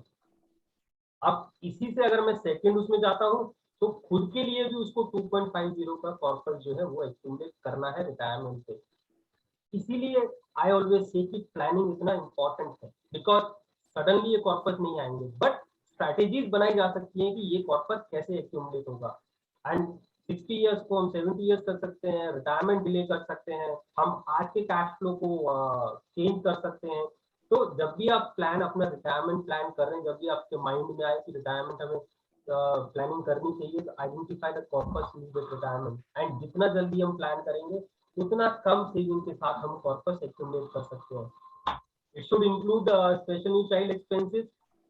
अगर कोई शॉर्टफॉल होगा तो क्या प्रोबेबिलिटीज है शॉर्टफॉल होने की, आज की कैश फ्लो क्या मैं एडजस्ट कर सकता हूँ, मैं एक्सपेंसेस को कम करके क्या मैं रिटायरमेंट की तरफ ज्यादा निकाल सकता हूँ। May be prepare yourself for more working year, 60 की बजाय मैं 70 पे रिटायर हो जाता हूँ। एम्प्लॉयर अगर रिटायरमेंट बेनिफिट्स है तो उसको मैं मैक्सिमाइज कर सकता हूँ। रिटायरमेंट के बाद क्या सपोर्ट अवेलेबल होगा जिससे मैं अपने रिटायरमेंट के एक्सपेंसेस को कम कर सकूं। फॉर एग्जांपल अगर गौरव सोचता है कि विक्की के लिए क्या with in family support available होगा जिससे उसको प्रोफेशनल हायर ना करने पड़े, तो क्या सपोर्ट अवेलेबल होगा और क्या financial support, non financial support, residential needs क्या होंगी, where will the child reside. ये बहुत इंपॉर्टेंट क्वेश्चन हो जाता है क्योंकि उसी पे डिपेंड करेगा कि आपके रिटायरमेंट के बाद के लिए उसके एक्सपेंसेस कितने होंगे। फॉर एग्जाम्पल अगर आप जिस घर में रहते हैं उसी में वो रहेगा तो maybe expenses might be on a higher side, professional hire करने पड़ेंगे आपकी लाइफ टाइम के बाद। Evaluate probabilities of relocation, and काफी सारे पेरेंट्स इस स्ट्रैटेजी पे वर्क करते हैं कि they will relocate to some other city. Maybe अगर कोई मेट्रो में रह रहा है तो मेट्रो के जो एक्सपेंसेस हैं वो शायद ज्यादा हो जाए, तो you can relocate to a smaller city. तो क्या प्रोबेबिलिटीज होंगी रिटायरमेंट पे, ये आज इवैल्यूएट करना बहुत इंपॉर्टेंट है। एंड जैसा मैंने कहा कि हमारा कैश फ्लो लिमिटेड है, इनकम लिमिटेड है, मुझे ज्यादा टाइम चाहिए एक अच्छा कॉर्पस एक्यूमुलेट करने के लिए। जितनी जल्दी मैं लाइफ में प्लानिंग अडॉप्ट करूंगा उतनी आसान होगा मेरे लिए कॉर्पस को एक्यूमुलेट करना। अब एक बिल्डिंग ब्लॉक आता है सेफ्टी नेट, और सेफ्टी नेट वो है, वो सेफ्टी नेट आप क्रिएट करते हैं जिसमें कि आप एक अपने स्पेशल चाइल्ड के लिए सिक्योर फ्यूचर आप दे पाते हैं। इसमें सबसे पहले आता है हेल्थ इंश्योरेंस। पहले हम बोलते थे हेल्थ इंश्योरेंस है second priority, but I think pandemic के बाद ये टॉप प्रायोरिटी हो गया है। एंड सेफ्टी नेट वो एक्सपेंसेस होंगे जो आपकी सेविंग्स पे एक बड़ा बर्डन हो सकते हैं। हेल्थ इंश्योरेंस, अगर किसी फैमिली को हेल्थ इमरजेंसी आ जाए, किसी भी फैमिली मेंबर को, can wipe out your savings अगर आपने उसको प्लान नहीं करा हुआ है तो पेरेंट्स को जरूरी है कि सबसे पहले तो अपने आप को एडिक्वेटली कवर करें। एम्प्लॉयर इंश्योरेंस अगर हम देते हैं तो might not be enough. Insurance for special need जो है वो पहले अवेलेबल नहीं था बट अभी अवेलेबल हो गया है। फॉर एग्जाम्पल 1 अक्टूबर 2020 को IRDA ने रेगुलेशन निकाला, एक मैंडेट आया कि there has to be a list of treatment which will be mandatory covered by insurance. इसमें behaviour, neuro development disorders, genetic disease and disorders they have been included now. तो 2020 के बाद it's mandatory for insurance to cover special need children. एकदम instant change तो नहीं आएगा but slowly and slowly we are seeing के insurance companies are opening up to cover special needs children. So you will see that health insurance would be available for your special needs child also. Second जो safety net है वो है life insurance. Now life insurance, अब generally हम लोग जब life insurance की तरफ जाते हैं तो हम एक कोई पॉलिसी देखते हैं जिसमें कि हम एक कैश सेविंग हमको मिल सके, फ्यूचर कुछ एक मिल सके, बट वो हमेशा जो है आपकी रिक्वायरमेंट को मीट नहीं कर सकता।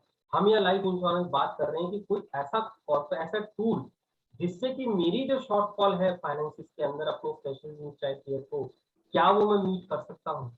मेरी लाइफ टाइम के बाद क्या ऐसा कॉर्पस आ सकता है, कम प्रीमियम में कितना ज्यादा कॉर्पस मैं प्रोवाइड कर सकता हूँ, और उसका सबसे अच्छा टूल है लाइफ इंश्योरेंस। लेकिन जब भी आप लाइफ इंश्योरेंस का नीड निकालते हैं अपनी, तो एक्चुअल रिक्वायरमेंट कैलकुलेट करें। आपके पास लायबिलिटीज हैं, होम लोन हो सकते हैं, लोन हो सकते हैं, स्पेशल नीड चाइल्ड के एक्सपेंसेस है, और भी बहुत सारी चीजें होंगी। क्या एक्चुअल आपको शॉर्टफॉल होगा, वो आपको बताएगा कि कितना लाइफ इंश्योरेंस आपके लिए रिक्वायर्ड है to cover child lifetime care cost. अब जैसे गौरव है, मैंने एग्जांपल दिया कि गौरव के पास 50 लाख एक्यूमुलेटेड है, बट तो शॉर्टफॉल हो गया 70 lakh, around 70-80 lakh.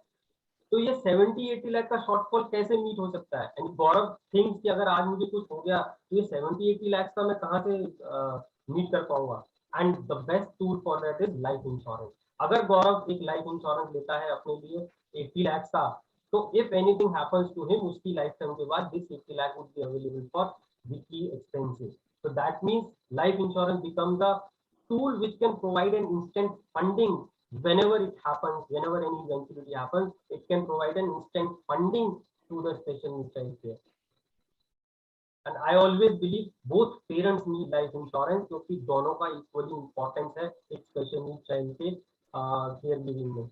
And avail only term insurance. Term insurance वो प्रोडक्ट है जो कम प्रीमियम में आपको ज्यादा इंश्योरेंस प्रोवाइड कर सकता है, तो आप ज्यादा से ज्यादा अपने स्पेशल चाइल्ड की नीड को मीट कर सकते हैं।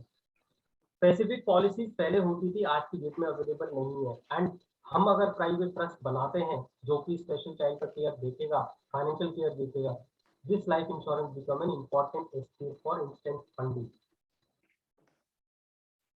ये चेकलिस्ट है जो हम प्रोवाइड करते हैं फैमिलीज को कि हम निकालें कैसे, कितना कवरेज मेरे पास होना चाहिए, लाइफ इंश्योरेंस कितना होना चाहिए। उसके लिए देयर आर 2 वेज, एक इमीडिएट कॉर्पस क्या रिक्वायर्ड होगा और फ्यूचर में क्या रिक्वायरमेंट आने वाली है। तो इमरजेंसी रिजर्व, कोई लोन लायबिलिटीज है वो इंस्टेंटली पे ऑफ होगा। लीगल एक्सपेंसेस आ सकते हैं, जैसे मैंने कहा फर्स्ट पेरेंट है, बिल का अगर प्रोबेट होता है या कोई और लीगल एक्सपेंसेस होते हैं। Then child lifetime care है, और फ्यूचर रिक्वायरमेंट में खुद का स्पाउस का ओल्डर एज है, रिटायरमेंट एक्सपेंसेस और सर्वाइविंग स्पाउस, अगर सिबलिंग है तो उसकी एजुकेशन, मैरिज। तो जब भी लाइफ इंश्योरेंस आप देखें, ठीक है, तो हमेशा वो एक्चुअल रिक्वायरमेंट देखें कि कितना मुझे जरूरत है।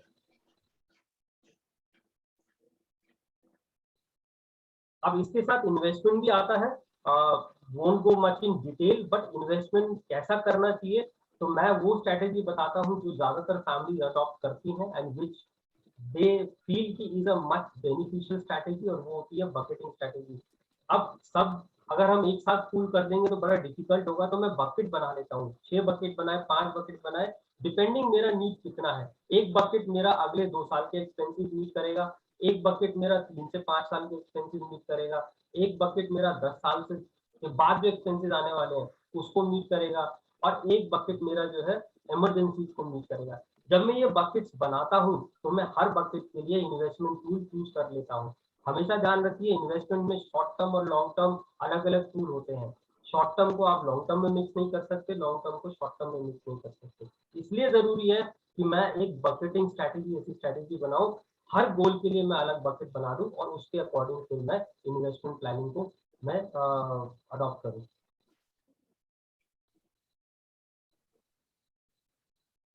ये वो 5 बिल्डिंग ब्लॉक्स थे, जैसा मैंने कहा, जिसपे फ्यूचर प्लानिंग आपका डिपेंडेंट है। और अगर इन 5 बिल्डिंग ब्लॉक्स में से कोई भी एक अनएड्रेस रह जाता है, तो there will always be difficulties in meeting your own requirement plus special need child requirement. जब हम डिसेबिलिटी की बात करते हैं तो एक डिसेबिलिटी ओल्ड एज पे भी आती है, तो पेरेंट्स को खुद का भी प्लान करना है कि अगर हम ओल्ड एज पे उस सिचुएशन में पहुंच गए जहाँ हमें खुद हमारी केयर के लिए किसी को अपॉइंट करना पड़ेगा, then what, how they going to plan. उस मोमेंट पे स्पेशल नीड चाइल्ड का केयर कौन देखेगा? तो ये सब वो एरियाज हैं जो एड्रेस करने बहुत जरूरी है। एंड एक बड़ा which is the biggest concern is what after us, हमारे वक्त क्या होगा। इसके लिए जरूरी है प्रॉपर जो है फ्रेमवर्क बनाया जाए। टूल्स क्या होते हैं जब आप आंसर करते हैं व्हाट आफ्टर अस, तो इसमें जो मेन इंपॉर्टेंट टूल्स हैं, विल आता है, वसीयत, लिविंग विल, एक हेल्थ डायरेक्टिव है जो आप फिजिशियन को लिखते हैं कि अगर मैं इस सिचुएशन में पहुंच गया मेडिकली, तो फिजिशियंस को इस तरीके से करना चाहिए। ट्रस्ट है एक प्राइवेट ट्रस्ट आप बनाते हैं स्पेशल चाइल्ड केयर के फाइनेंसेस को देखने के लिए, और उसका बेनिफिशियरी केवल आपका चाइल्ड बनता है। गार्डियनशिप, कौन लीगल गार्डियन नेक्स्ट बनेगा और वो कैसे केयर करेगा, वो अगर आप सब कुछ लीगल गार्डियन के लिए छोड़ते जाते हैं तो उसको मैनेज करना है, तो he should be capable enough to manage the finances also. और लेटर ऑफ विशेज, एक लेटर ऑफ इंटेंट। तो सबसे पहले मैं बात करता हूँ लेटर ऑफ इंटेंट। विजन, हमने सब कुछ कर दिया, लेकिन अगर मैंने नेक्स्ट लीगल गार्डियन या वो पर्सन जो चाइल्ड केयर में इन्वॉल्व होंगे, और अगर उनको अपने चाइल्ड के बारे में नहीं बताया तो वो कैसे पता करेंगे, वो कैसे केयर करेंगे? इसके लिए हम लिखते हैं letter of intent, letter of vision. अगर आप इस स्टार्ट को देखें तो letter of intent basically child life से हर चीज कवर करता है।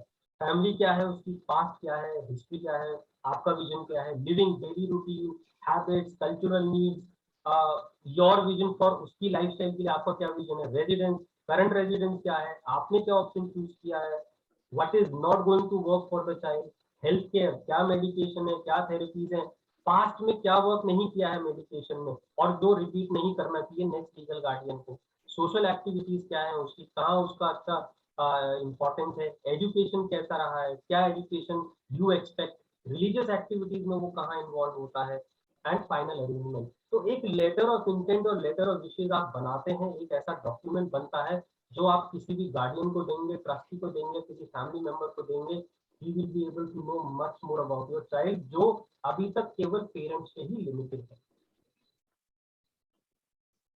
अब ऑप्शन क्या बचते हैं जब हम आंसर करते हैं कि व्हाट आफ्टर अस? तो एसेट्स का हम कैसे, कॉर्पस हम कैसे प्रोवाइड करेंगे, किसको जाना चाहिए? 4 ऑप्शन है फैमिलीज के पास, या तो सिबलिंग या फैमिली मेंबर को वो एसेट्स वी गिव, जो कि स्पेशल नीड चाइल्ड का केयर देखेगा, या हम स्पेशल नीड चाइल्ड को डायरेक्टली दे देते हैं, वो उसका फिर लीगल गार्डियन देखेगा, केयर गिवर देखेगा। हम एक फैमिली ट्रस्ट एस्टैब्लिश करते हैं, उसमें कॉर्पस हम रखते हैं और trust will manage the care, और या फिर हम जो भी रेजिडेंशियल लिविंग सेंटर होगा उसको हम ऐसे डिस्ट्रीब्यूट कर देते हैं। ये 4 ऑप्शन आज अवेलेबल हैं फाइनेंसिस के लिए जब मैं प्लान आउट करना चाहता हूँ। अब इसमें से कौन सा option suits me better, I have to analyse, but estate planning option, these are the option available. अब एक एस्टेट प्लान में होता क्या है जनरली, तो जब हम एक एस्टेट प्लान बनाते हैं तो हम क्या कर रहे हैं, हम फ्यूचर के लिए हम क्या फ्रेमवर्क बना रहे हैं। पहला आता है हम लिविंग अरेंजमेंट के लिए प्लान कर रहे हैं। लिविंग अरेंजमेंट कहाँ रहेगा, आज शिफ्ट होना है पेरेंट्स को, अगर आज शिफ्ट होना है तो क्या वह जॉब अपॉर्चुनिटीज है, अगर कहीं और शिफ्ट होगा तो क्या कॉस्ट ऑफ स्टे होगा वहाँ पे, क्या सपोर्ट रिसीव है, तो you have to plan out everything. उसके बाद लीगल गार्डियनशिप, जब तक 18 ईयर्स है तब तक पेरेंट्स का नेचुरल गार्डियन, अब 18 ईयर्स के बाद पेरेंट्स बन जाएंगे, बट पेरेंट्स के बाद कौन बनेगा, how he will manage his financial और पर्सनल केयर। क्या एक लीगल गार्डियन आप चाहते हैं कि वो पूरा का पूरा फाइनेंशियल भी देखे और पर्सनल भी देखे? विल लिखी जा रही है तो आप कैसे चाहते हैं एसेट्स किस तरीके से जाएं, पहले वाइफ को जाएं फिर उसके बाद चाइल्ड को जाएं, या डायरेक्टली आप ट्रस्ट क्रिएट कर रहे हो ट्रस्ट में डायरेक्टली जाएं? तो you have to prepare when you are and you have to write it down. Please understand, अगर आपने विल में नहीं लिखा है तो एसेट्स हमेशा सक्सेशन एक्ट के अकॉर्डिंग डिस्ट्रीब्यूट होंगे, उसमें शायद हो सकता है जो आप चाहते हैं वो ना हो, तो इसलिए एक विल बहुत इंपॉर्टेंट डॉक्यूमेंट बन जाता है। ट्रस्ट बना रहे हैं तो ट्रस्ट का फ्रेमवर्क क्या होगा, कौन ट्रस्ट को मैनेज करेगा, पहले पेरेंट्स मैनेज करेंगे उसके बाद कौन मैनेज करेगा, तो ये सब प्लान आउट करना पड़ता है। एंड लेटर ऑफ इंटेंट जो daily life, wishes, medical history सब कुछ प्लान आउट करता है। जब हम ये 4 इश्यूज को जब हम एड्रेस करते हैं, then your estate planning is proper and then you are answering a question what after, क्योंकि इसमें आप मोर और लेस सभी चीजें कवर कर रहे हैं, आप एक फ्रेमवर्क छोड़ते जा रहे हैं, वो फ्रेमवर्क और एक इस तरह का इकोसिस्टम विच विल एंश्योर कि आपके स्पेशल चाइल्ड का जो केयर है वो प्रॉपरली एड्रेस हो। चेकलिस्ट है which is mainly for specifically for the legal guardian, separate guardian होगा पर्सनल फाइनेंशियल अफेयर्स के लिए, जो गार्डियन आपने आइडेंटिफाई किया है वो आरओएल में नहीं, बट वैसे अगर aware of child need, does your identify guardian knows उनको कितना अपनी लाइफ स्टाइल चेंज करना पड़ेगा या अपनी लाइफ में चेंजेस लाने पड़ेंगे, और अगर वही गार्डियन अगर सिबलिंग है तो क्या वो सिबलिंग का भी केयर देखेगा? अगर वो गार्डियन कहीं और रहता है तो क्या स्पेशल नीड चाइल्ड वहां शिफ्ट होगा? उस गार्डियन को आप कैसे पे करेंगे? जो भी कॉस्ट हो कैसे इनकर होगी? फ्रेंड, रिलेटिव है, इंस्टीट्यूशन है, कौन है? तो ये वो चेकलिस्ट है जो लीगल गार्डियन के लिए बहुत जरूरी हो जाता है कि जब भी आप लीगल गार्डियन अपॉइंट करें हमेशा देखें कि कौन है, क्या उसमें कैपेबिलिटीज हैं और किस तरीके से चीजें मैनेज होंगी। Last, ecosystem. सब कुछ आपने प्रिपेयर कर लिया, बट इट इज नेसेसरी कि trust, residential living centre, legal guardian और वो सभी लोग जो सपोर्ट प्रोवाइड कर रहे हैं आपके स्पेशल चाइल्ड को, everybody is in sync with each other. Everybody knows what is their role and everybody knows कि वो आपस में एक दूसरे के साथ इंटरैक्ट कर रहे हैं, बट इंटरैक्शन की कोई वजह बननी चाहिए। एंड दैट्स व्हाई वी से ये इकोसिस्टम बनना चाहिए। इस इकोसिस्टम में there is a trust, private trust is having MOUs with the guardian, MOUs with the protector, कोई फैमिली मेंबर्स जैसे जो अब्रॉड हैं उनको आप इन्वॉल्व करना चाहते हैं, they get involved. And so a trust is setting up a contract with different entities and ensuring that जब भी स्पेशल चाइल्ड से रिलेटेड कोई डिसीजन मेकिंग हो उसमें सबका रोल हो, सबका डिसीजन मेकिंग हो, सब लोग इन्वॉल्व हो। एंड जो ओवरसी कर रहा है सब कुछ, जैसे कि लीगल गार्डियन है आपका कोई family member, he gets to know कि how special child care is being managed year on year, quarter on quarter। इसके लिए जरूरी है कि इकोसिस्टम हमेशा बनना चाहिए। And we have been advising families के इस तरह का इकोसिस्टम we should create। खाली ट्रस्ट बनाने से, रेजिडेंशियल सेंटर ढूंढने से या केवल गार्डियन अपॉइंट कर दिया, you have made a step, but unless and until, as I said, they are in sync with each other, all people are synced with each other, this planning will still be incomplete. So जब भी आप plan कर रहे हैं अपने special child के लिए, take a special needs planning approach. Issues को एड्रेस करें, आइडेंटिफाई रिसोर्स करें, एस्टिमेट करें कॉस्ट का, बहुत जरूरी है। चूज द प्रोफेशनल, आप खुद नहीं कर सकते तो प्रोफेशनल चूज करें, अपना प्लान को क्रिएट करें। You execute the legal plan, बहुत इंपॉर्टेंट है, खाली प्लान बनाने से नहीं होगा, उसको एग्जीक्यूट करना बहुत जरूरी है।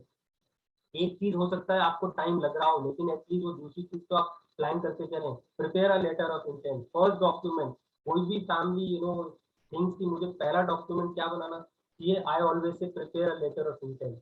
At least you know and at least जिसको भी वो केयर जाएगा आपके पास, he will have something to understand about your child. And जब भी प्लान बनाया, एक वन टाइम एक्सरसाइज नहीं है, ऑलवेज मॉनिटर एंड अपडेट जैसे जैसे आपकी लाइफ में चेंजेस आते रहे।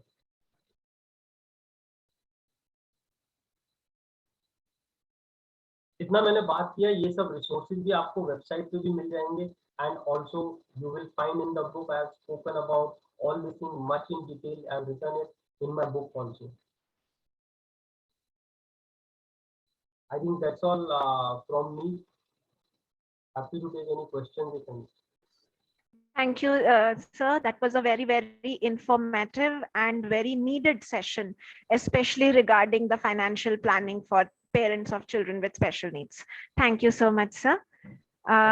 Now I request Shaina to please take over. Miss Shaina.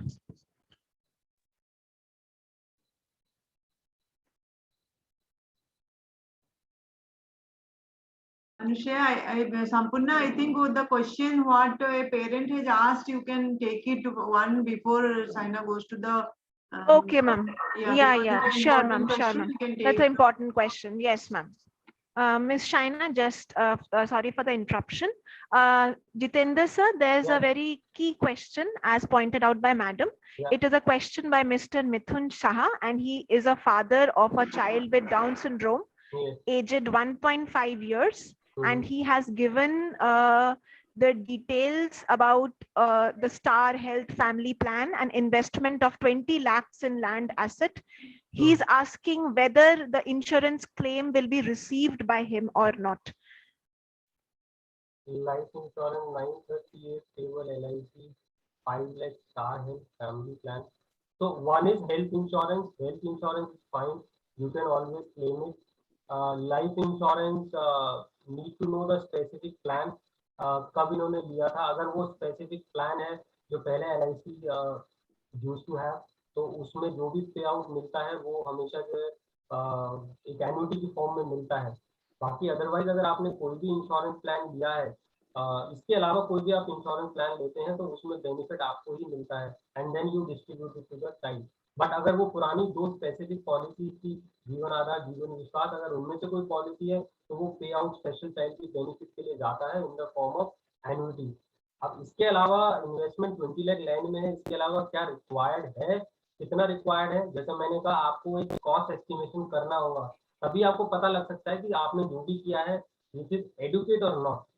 उसकी कैलकुलेशन के बिना it will always be difficult to find out कि क्या मैं जितना आपने किया है इज इट इनफ और नॉट। तो इसलिए मेरा और इसके लिए आपको ज्यादा कुछ करने की जरूरत नहीं है। अगर आप कुछ करना चाहते हैं तो हमारी वेबसाइट पे ही हमने एक ऑलरेडी कैलकुलेटर बनाया हुआ है, जो मैंने कैलकुलेशन दिखाई वो कैलकुलेटर अवेलेबल है।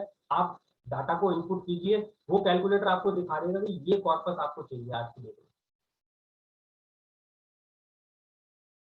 में। Yes, sir.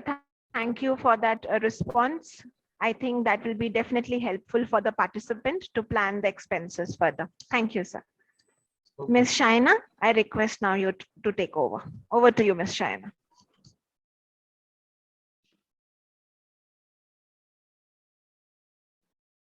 You're on mute, Shaina.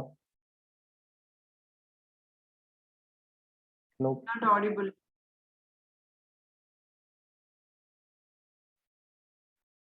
I think there is a small technical glitch, Ms. Shaina. No issues. We will just carry on with the session. Now we are moving on to the second part of this important session, which will be taken by Mr. Aditya Tiwari, software engineer and parent, Down Syndrome Federation. I request Dr. Jayanti Pujari, Director AIRS, to present the Tulsi sapling to Mr. Aditya Tiwari virtually.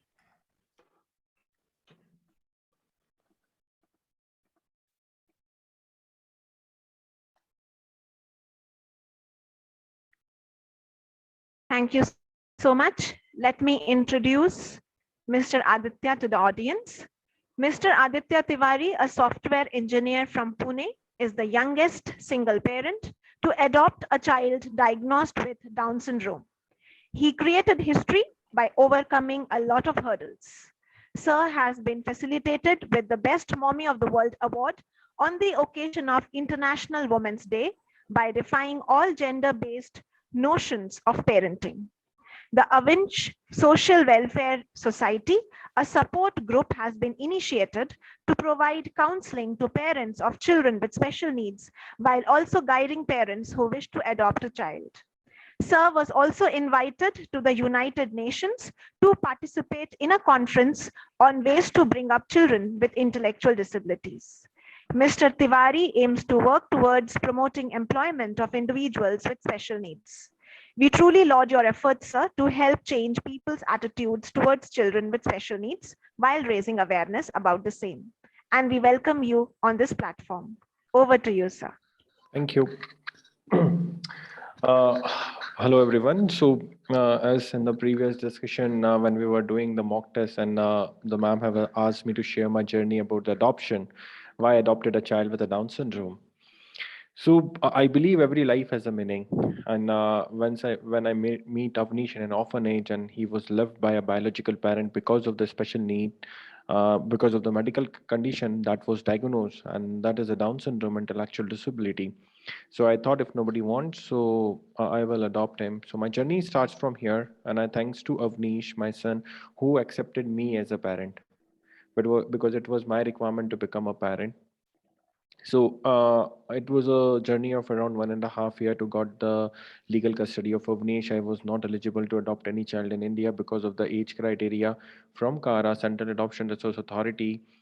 We fight for it and get the law change considering our case, and then after it was implemented for across India and for every parent and the child, every parent who wished to adopt a child and every child who were in orphanage. So my journey starts on 1st of Jan 2016 when I got the custody of Avnish. And I realized there are various challenges parents are facing in terms of accepting. The acceptance level is very low just because the less of information and awareness, because every parent have their expectation from the child, and when those expectations won't meet, so they are not ready to accept it. And this is one of the reason when the children with intellectual special needs, in fact, they are abandoned by the biological parent. And it's very common, and unfortunately we don't have the data that how many number of children in orphanage have special needs. So I realize that this is because of the lack of information. This is because lack of the correct information and the awareness. Just because having a just because having a child with medical condition, we are using the words like disability, special need, divyang. We are denoting the people who have a special medical condition by this name, but this is just a medical condition, and they are also have a right to live this life independently, happily. They need a extra additional support, and that we need to create. So that only will we can create once we have the right information, awareness, and the family, society are ready to accept. So I do counseling to the parents, to the new parents, and they ask why this has happened to us, what we do. There are various challenges that the parents they are facing because due to the lack of education and medical support. The doctors, the professionals, there are very few professionals they are aware about the medical conditions. They guide you properly. There are very few medical professionals they break the ice of having a child with a special need to the parent, because they need to tell that of course the child has a medical condition, but what next, how to work with child, what is early intervention, what are medical tests are required, what the child can do, do's and don't. But these things are not happening, the counselings are not happening, and parents are in dilemma. And most of the time either of the parents are not ready to accept the child. So these are the very common issues, and we are trying to work on spreading awareness on the platform like you have created on International Down Syndrome Day, so most of the people can aware about. See, this is not something it can happen to anyone, and the only way we can increase the awareness, it's by sharing the information. 21st March is a World Down Syndrome Day that is defined by the United Nations. So every parent, caregivers, workers, profession who are working in this field, they are celebrating that day 365 days. But this day is for the people who don't know what is Down syndrome, who don't know this about this medical condition. So this day is for them. So at least in 365 day, they should know that there is a one day, and they should celebrate that what is Down syndrome. It can happen to anyone in any family, any of the family members. It's a genetic disorder, it's chromosome disorder, and I'm sure various people who are working in this field from years. I am just a newborn child in this field working from last 6 years. So the professional have told you about what is Down syndrome, how it causes, and what are the do's and don't about it. So I will not talk about it, but yes, I will talk about the rights of a child with, see, they don't have a specific or the separate rights. They have the same rights what the we typical people have. It's right to leave this world independently, enjoy the life. But yes, there are certain extra efforts we need to work on. So it starts with the medical support. There are very limited insurance support is available for them. There are very limited professionals are available to treat, to provide the right information. So that is the one area where the parents are struggling. In fact, my son, he has the Down syndrome is one of the birth defect. Apart from that, he has another birth defect, that is undescended testes. And I got his custody on 1st of Jan 2016. Until Feb 2020, none of the parent professional have told me that this is very common in person with a Down syndrome. In 1 in 2 children with male, they have this problem, but I was not informed, so it got delay. And last year I got a surgery done in Hyderabad. Why in Hyderabad? Because I didn't find the professional who are confident enough to giving the anesthesia to get the surgery done, and in fact during the time of pandemic. But that surgery is important for my son because it may cause a tumor. So these are the small things that if in case if we are missing, so that will be in the disaster. So medical support is required for everyone. We must know about the insurance policies. There are few private insurance policy. They are not, now they are started giving insurance. They are covering insurance for the people with intellectual disability, for Down syndrome as well. Apart from that, for the insurance point of view, there is always a questions. Is this covered? That is covered. So even for the typical people, they are facing problem to get getting insurance cover, getting the claim from the insurance. So same with the special need, because they got a excuse that child has a medical condition, that is a by birth condition, hence we are not giving it. But for the parent point of view, for the professional point of view, they must know how to deal with the people in the insurance company. Because see, there are some certain clauses. If there is a birth defect, so until the age of 2, they don't cover it. But after that, if there is a surgery is required, any correction is required, any a medical intervention is required, so that is covered under insurance company. There is a corporate insurance companies. There is a corporate insurance. So if you are working under corporate, so they covered even for the special need child.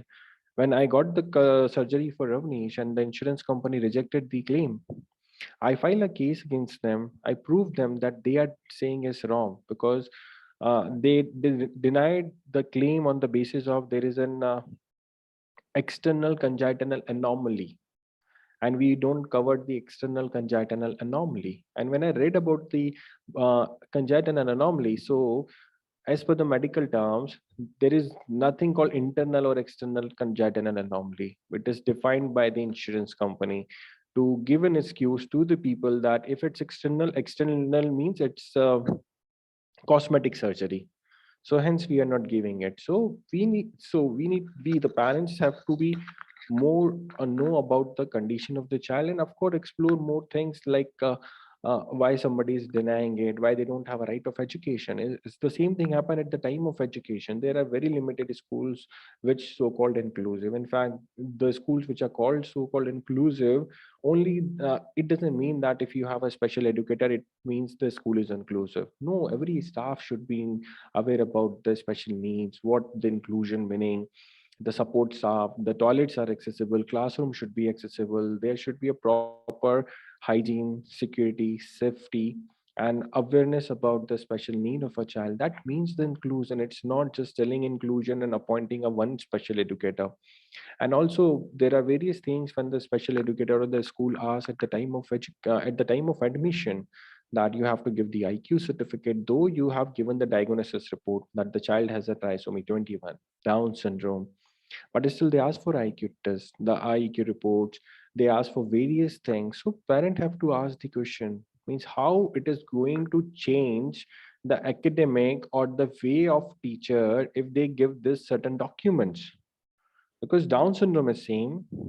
We are sending our children to school even to the typical for their overall development. See, even with the typical school, we cannot go for a homeschooling. We cannot create the environment. We cannot create the institute for our children. So same for special need, for the overall development, we are sending our kids and we are telling you that this is the disability certificate and this is the diagnosis report. So why you need an additional document? And if somebody is asking for the additional document, we must ask what are the research has been done, what are the outcome of it, because we parents have to ask questions. Until and unless we don't ask questions, so everybody is asking so many questions to us, produce so much of documents. At the end of the day, we will come to the conclusion that they don't have a right of education. Right of education is for all, despite of their medical conditions. But yes, sometimes we need to fight for it. We need to ask them why it is required. The same thing happened to me. I got custody of Munish when he was 2 years old. After 6 months, once he come home, I put him in a play school. He started going school since then. And last year he got the admission in an army school. So he's going in army school in Mahou. And when there were certain documents which was asked, I feel it's not relevant. I ask questions. I ask what is the study and what is going to be the output. If I submit the IQ test, which shows 50%, which shows 60% IQ report, or the 30-40, so what is your approach? And they said, no, sir, we don't need that. Because they don't need it. It just, they are asking for it without any reason. So we, the parent, have to ask questions. What is required? It is right to ask. Of course, most of the time, parents are struggling with the shadow teacher. So shadow teacher, the concept of a shadow teacher, unfortunately, which is defined, is just to control the child in a school. No, this is not the concept. This is not we look for a shadow teacher. We look for a shadow teacher is to help the child what is going in the class and to cope up with the other kids, what they are doing. And also, if the child have a medical condition, it doesn't mean the child need a shadow teacher. If the child independently cope up with the other kids, it's doing good with the other kids, learning slowly, so we don't need, because to get the shadow teacher, it's a financial burden on the parent. They have to pay in the big cities is around 15,000, 20,000 rupees extra, apart from your education fees, from your school fees. In small cities, you will find it in 8,000, 10,000 rupees, but this is the extra financial burden. So why don't these facilities are available in school? Why we are not asking for it? See, every child have a right of education, and we must know and we must accept.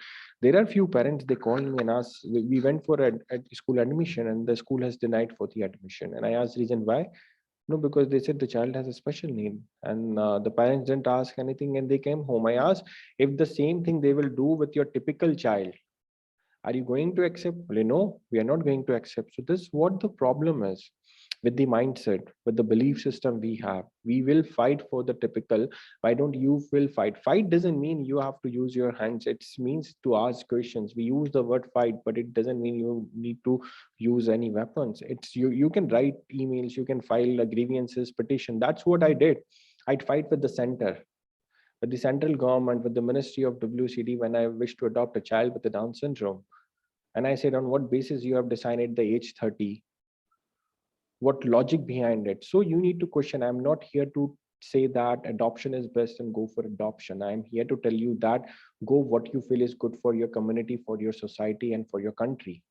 Because that's what our responsibility is. What work I am doing, because I feel that's my responsibility. I'm thankful to God who gave me the opportunity for that.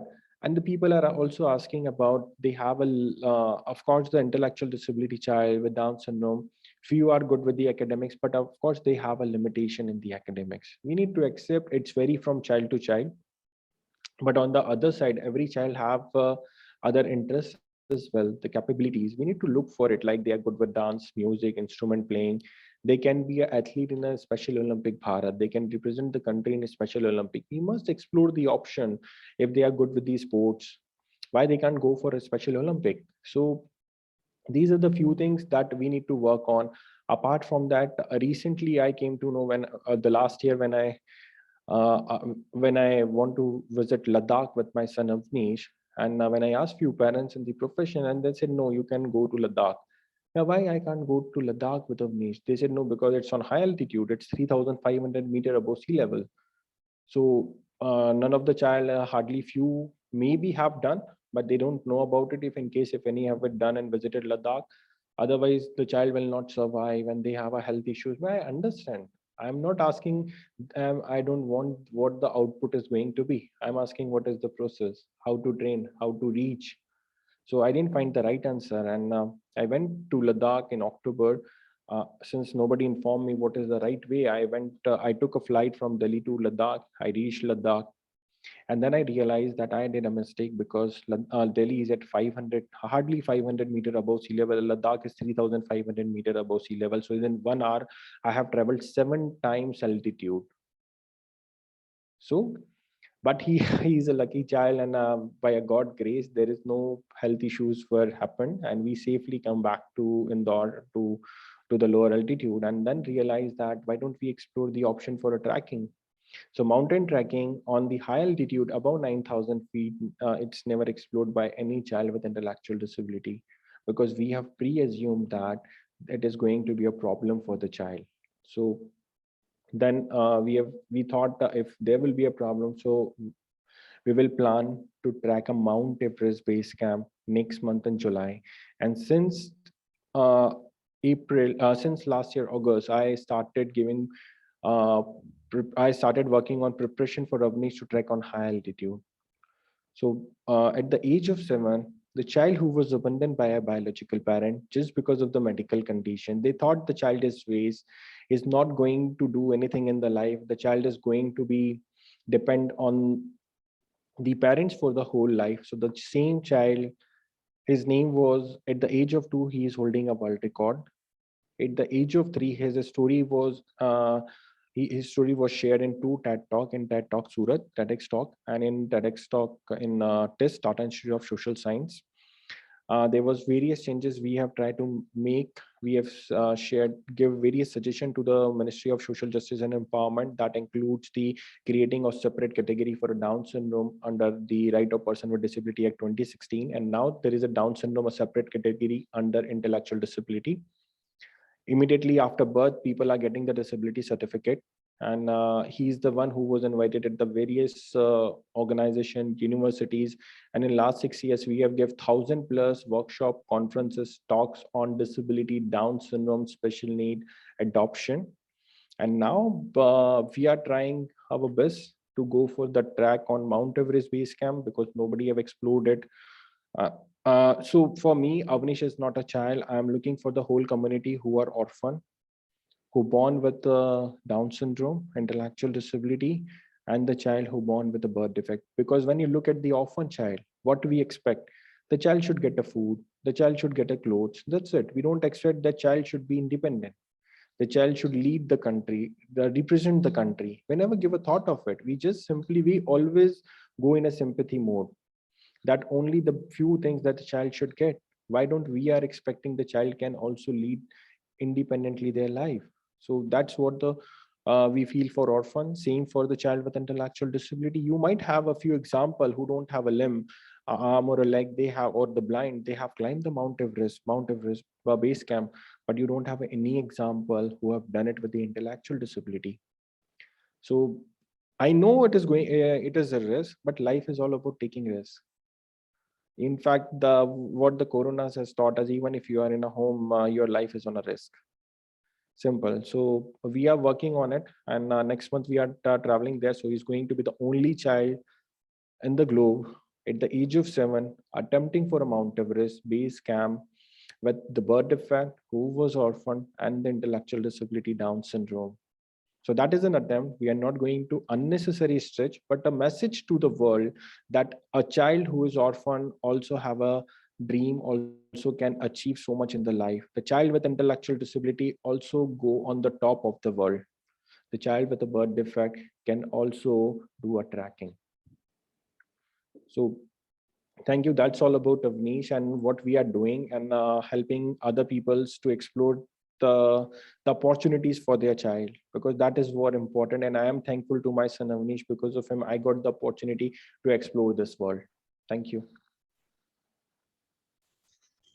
Thank you so much, Aditya sir, for sharing the story of Avnish, true inspiration for all of us. And dear participants, we now come to the end of this beautiful second session of the day. We are grateful to both Mr. Solanki and Mr. Tiwari for giving us a very informative session.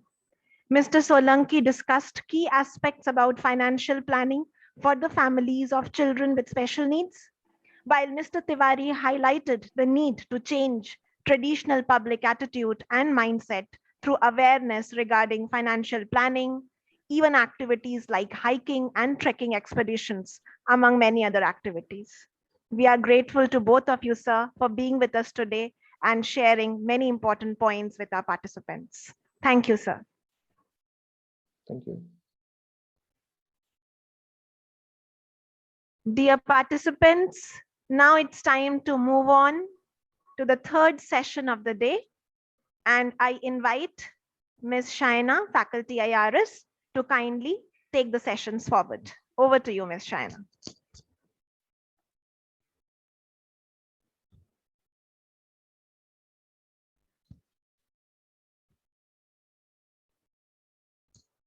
Shaina, I think there's a still audio issue out there. Not a problem. So, dear participants, we are now joined by two eminent experts for the third session of the day. First,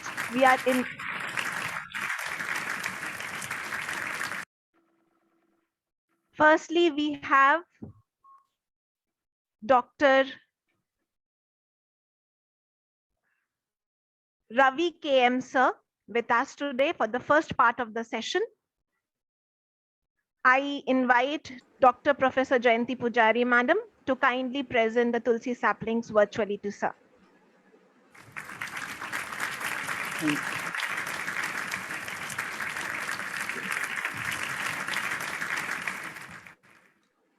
Thank you. Let me introduce the participants to Dr. Ravi KM. Sir is an expert in the field of disability rehabilitation. He has 8 years of experience in teacher training and special education and 7 years of experience as a special educator in inclusive schools. He has a master's degree in the field of intellectual disability and holds a PhD in special education in the area of learning disability. The areas of interest include inclusive education and education of children with specific learning disabilities. Sir is currently working as an academic coordinator, inclusive education. We welcome you, sir, to the platform, and over to you, sir. Thank you.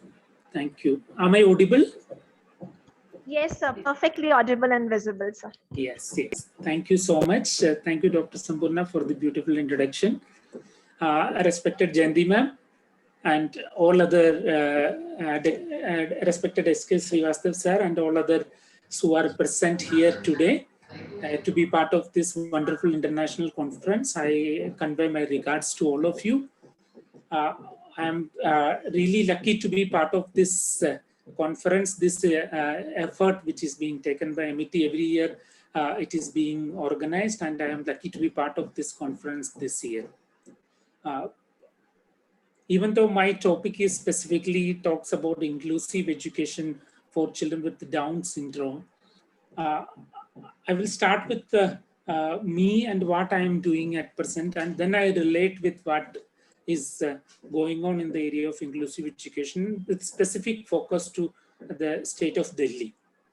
Because I, as Dr. Sampurna told, I am working in Directorate of Education as an academic coordinator at Inclusive Education Branch, where we plan, implement various activities, interventions which are related to inclusive education. All over the government schools, government aided schools, and local body schools in the state of Delhi. So I am lucky to be part of these efforts which is happening in Delhi, because we all, those who are from the field here, and those parents who are aware and part of this conference, they all know that Delhi, the present situation in terms of inclusive education, especially in the area of government and government aided system, is making a lot of progress. The reason for the same is that recently there is happening a lot of recruitment, a lot of professionals, a lot of human resource is being absorbed into the general education system. Human resource from the field of disability rehabilitation, from the field of special education is being absorbed into the regular education system in Delhi, because we all agree to the fact that in order to make a change, if we need to make a change in the regular education system, we need to have a force with us. We need to have a group of people who stand for it, who are ready to work at the grassroots level. So yeah, at present in Delhi, we have around 2,000 children, special education teachers who are at the different levels. Some are at trained graduate teacher level, some are at postgraduate teacher level, and some are at the level of resource person, contractual post. So around a good strength of 2,000 teachers are there in Delhi at present to facilitate the inclusive education of children with disabilities. When we look into the children with Down syndrome, why I told this introduction is that because these large group of teachers, large group of professionals who are there in the Directorate of Education, because of them, what we are trying to do is we are doing what we are we are thinking we have to do this in terms of inclusive education, whether it is providing therapeutical services to children with disabilities in the government system free of cost, whether it is providing skill training to the children with disabilities, whether it is providing aids and appliances to children with disabilities, whatever the cost may be, whether it is of 5 lakh, whether it is of 10 lakh, without thinking about the cost. If the child require to perform better, if the child require a particular type of aids and appliances, then provide that. So those type of activities we are able to do it because of the strength which we have in the Delhi Directorate of Education. And it may not be the situation all over the country, but Delhi has better situation at present. A positive environment Delhi has at present. When it comes to the Delhi government schools, at present there are around 12,650 children with disabilities studying in the Delhi government schools, and in which approximately around 520 children are having Down syndrome. So this is approximately, let me tell you, it is around 3,200 plus children with intellectual disabilities are there in the this total 12,000 which I have mentioned about it. In that, so the inclusive education activities which we are planning by keeping the various disabilities children may have. It may be having developmental disabilities, maybe having sensory disabilities which is related to senses, that is hearing, yeah, visual disabilities. Yeah, it can be children who are having locomotor disabilities, yeah, children who are having cerebral palsy, all these things. So an inclusive education program is planned by keeping in mind the various needs of children with the various disabilities. So let me share a PPT which I have prepared to discuss with you, which this PPT contains a brief about what all the various inclusive education related activities are being conducted in Delhi and how they can be helpful to which type of disability, how it can be helpful for children with the Down syndrome, also how we are trying to include them into the mainstream system. Before going to this, I want to sincerely appreciate Mr. Aditya Tiwari, parent of Avinash. What a wonderful effort he is making. What a proactive parent he is to ensure that his child is getting appropriate education, child is getting appropriate opportunities. See, that proactiveness, if we can, every parent, I will personally believe that every parent need to be that proactive, but everyone has their own limitations. But if 50% of that also can be achieved, I believe, being a professional from the field, I strongly believe that inclusive education can be achieved without any doubt. If anyone has any doubt, without any doubt, it can be achieved, because inclusive education requires involvement of not only just the teachers, not only the special education teachers, not only the subject teacher, not only the others teaching, non-teaching staff in the school system. It requires the involvement of parents, equal involvement of parents, in order to ensure that it is successful. And when I say it is not just about the parents of children with a disability, it requires involvement of parents of children without disability also, the peers who are there in the school system. Their appreciation also is required to ensure that inclusive education is implemented, if the objectives of inclusive education are met. So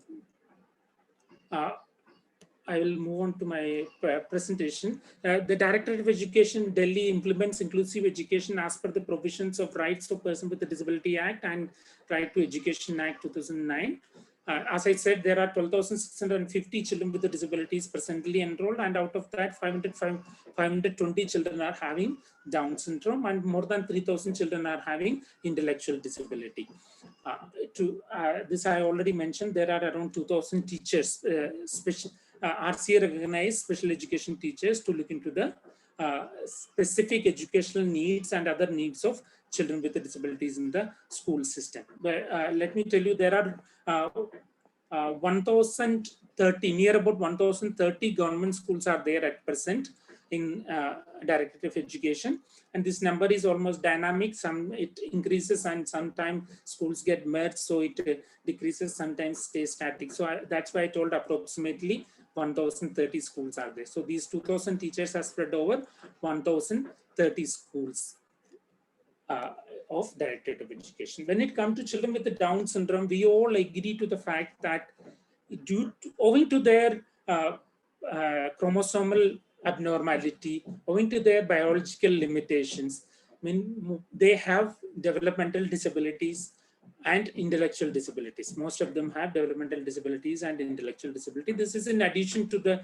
medical conditions they have, which already the speaker, Mr. Aditya Tiwari, has already highlighted. A parent with a good intention and good knowledge.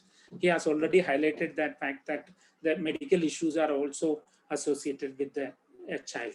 So yes, we know that, yeah, I have a child with Down syndrome. The child has this particular limitation. Child has intellectual ability is limited. He spoke about that also. I was very keenly listening to him because he is the person who is not completely from the field of special education or inclusive education, but have very good knowledge about it.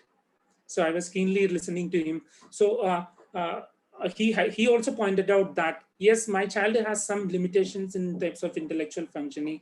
As a parent, I need to accept that, and what he or she can do based on their best possible skills, how we can train on those skills. That is the focus of, that should be the focus of education to children with the Down syndrome, yeah, any other form of developmental disabilities. So yes, I know that when a child comes to me for admission in the school system, I know that academically the child has a limitation, but other options like Special Olympics, Bharat, or any other area where the child can excel, whether it is curricular or co-curricular area, that need to be kept in mind, and accordingly an education plan need to be prepared. So from starting from the child approaching to the school system, yeah, from starting from we as members of the education system, we approach to the society. It starts the inclusive education plans which we have in Delhi starts. So let's go into that details. What we have, because we have in Delhi, we have seen that as per the Ministry of Education, Government of India data, there are it is expected that approximately 60,000 children with disabilities are there in Delhi in the age group of school-going group. I'm telling school age group. There are around 60,000 children with disabilities are there. But when we look into the formal school education system of different managements, I'm telling it, government aided, local body and private schools, we have a recorded data of approximately 35,000 children with disabilities in the formal education system. So it says that approximately around 25,000 children are still out of the school system, out of the formal education system. Maybe they must be in some school, some form of special school or somewhere where it is not like counted, not brought into the papers correctly. But there are still, we understand that there is a large number of children who are out of the school. So in Directorate of Education, we organize enrollment drive for children with disabilities to identify children with a disability, including forms of developmental disability, Down syndrome.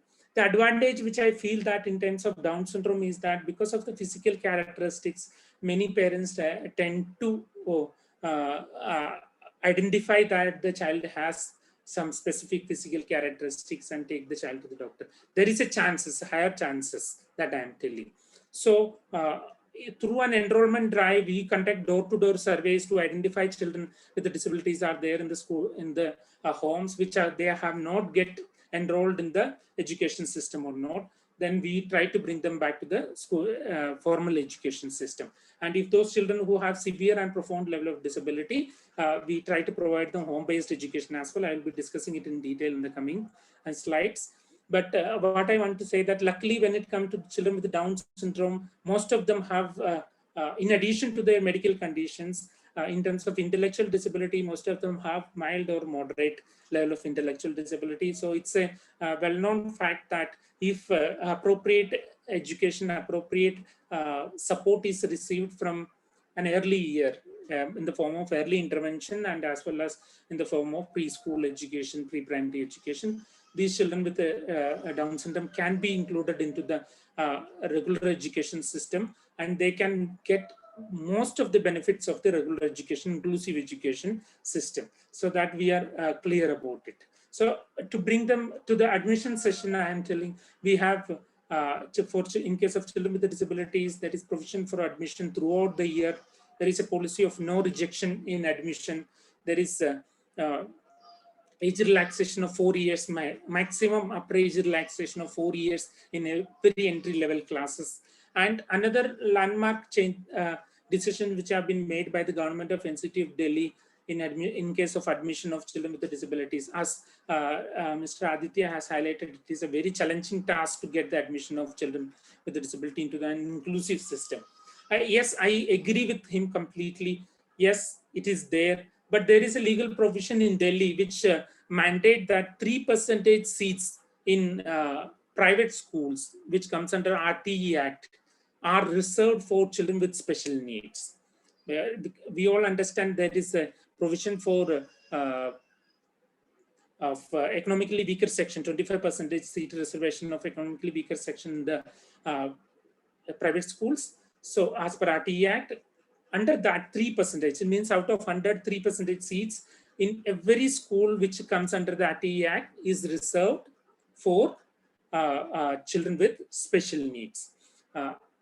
It is very sad to say that this provision has been implemented from 2016-17 session, if I remember correctly.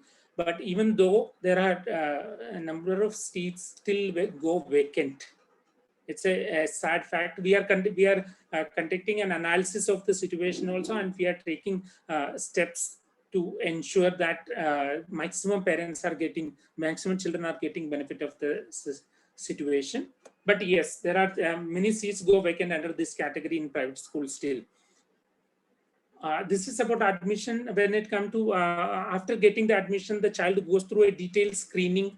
If the child do or do not have a proper assessment report, disability certificate, the special education teacher in the school system conduct the screening of the student, and then conduct a detailed assessment in terms of educational assessment. They conduct an assessment of the child, educational as well as which is related to adaptive behavior skills of the child also. When it comes to children with the Down syndrome and intellectual disability, the teacher conduct detailed assessment, prepare an individual in the inclusive education system in Directorate of Education. Those who are the children with the disabilities are admitted in the school system. Everyone has an individualized education plan prepared by a special education teacher in collaboration with subject teachers, class teacher and subject teachers, and the IEP is implemented in the classroom system as well as in the resource rooms, because we follow approximately like 70% of the child remains in the school system, and 30% of the child spends in resource room to receive specialized support from the special education teacher. 70% in the regular classroom and 30% in the resource room. That's what we try to follow in the schools of Directorate of Education.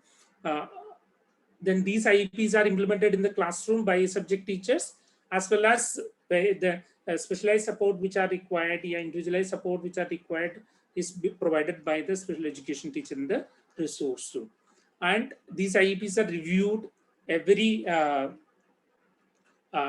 3 months. Every 3 months in an academic year, these IEPs are reviewed by a team of professionals that includes SCT subject teachers, EVGC, educational vocational guidance and guidance counselors who are there in the school system. They are basically psychologists, we can say, and class teacher, parents, individual parents of the child gets a specific slot in the IEP review meeting.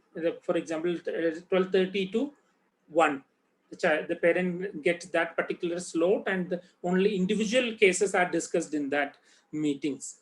The principal of the school chairs this meeting, and all others participate actively in the discussion regarding the achievement the child had and what the way forward. In addition to that, the child, there is provision for aids and appliances, to receive aids and appliances through Alimco. So there is every year during, especially in the month of August, September, there are district level camps organized to conduct the assessment of the child to find out there is any need for aids and appliances. If the professionals recommend the aids and appliances, the same are provided free of cost to those children. This happens every year, and a child can attend these camps thrice, once in 3 years. Otherwise, if the aids and appliances which have been already provided to him is not of use because of the development, the physical development child had, if it is damaged, then he or she can attend the next camp itself and get it done. In addition to that, we have assessment camp, diagnostic camps we organize, which is with specific focus to identifying intellectual disability the children have. It is conducted by a team of professionals as per the guidelines, assessment guideline issued by Department for Empowerment of Persons with Disabilities, Government of India. So it is conducted by those team of professionals by using the tools which have been stated in the guideline, VSMS and other IQ testing tools. So we conduct camps to identify that if a child has come to our system and the special education teacher suspect that the child has, yes, the child has Down syndrome, or the child has any form of intellectual disability, then the detailed diagnostic assessment is also done in these camps in order to, which will facilitate for the child and parents to get the disability certificate issued. We need to agree to the fact that as per the current federal structure which we have, as per the current government system which we have in the country and in the state, in order to get the financial benefits or in order to get the benefits extended by the state, the center, the children need to have, a person need to have a certificate which states that the person has this form of disability and this many percentage of disability. To prove that benchmark, we all know, right? RPWD Act 2016 states to benchmark. So these assessment camps, the diagnostic reports which you get through these camps, facilitate their receiving certificates through health department. Recently we had numerous camps through social welfare department, because it's linkages. There is linkages between social welfare department, health department, and education department. So if any of these departments organizes programs for person with a disability, children with a disability, they inform each other and ensure that the students from the directorate also gets benefit of those programs which are being organized. So that is one particular aspect, as I told. Then in the schools of Directorate of Education, there are resource rooms in all schools. If it is a resource room, we are resource corner. We all know that those who are here in this from the education field, we all know that resource room, resource corner plays a very significant role in facilitating the inclusion of the child, right? To ensure that child is retained in the school education system, the support of the individualized support the child required to get the education, that in the regular classroom, that we can get it done through resource room. So in all government schools or all government aided schools of Directorate, Delhi has a resource room. If there is no sufficient rooms are available in the school, yes, the specific corners are developed as a resource corners to ensure that children are getting appropriate services. So these resource corners, resource rooms are equipped with specialized teaching learning material. For example, I am telling, we have National Institute for Empowerment of Persons with Intellectual Disabilities have proprietarily developed some TLM kits, teaching learning material kits, which are exclusively to be used with children with developmental disabilities. So the Directorate has procured those kits from NIPID and distributed to the schools where children with developmental disabilities are studying. In addition to that, there is an involvement of assistive technology like smart classes, and in case of sensory disabilities, there are other provisions as well for teaching learning materials. So resource rooms are equipped with adapted materials, specialized materials. Then as we have already discussed about human resources, which we have in the schools of Directorate of Education. In addition to that, we have the training and capacity building for subject teachers. Mr. Aditya has also stressed in his last session that yes, it's only not just the school, a special education teacher. The special education, just special education teacher is not enough to ensure that inclusion is a successful program.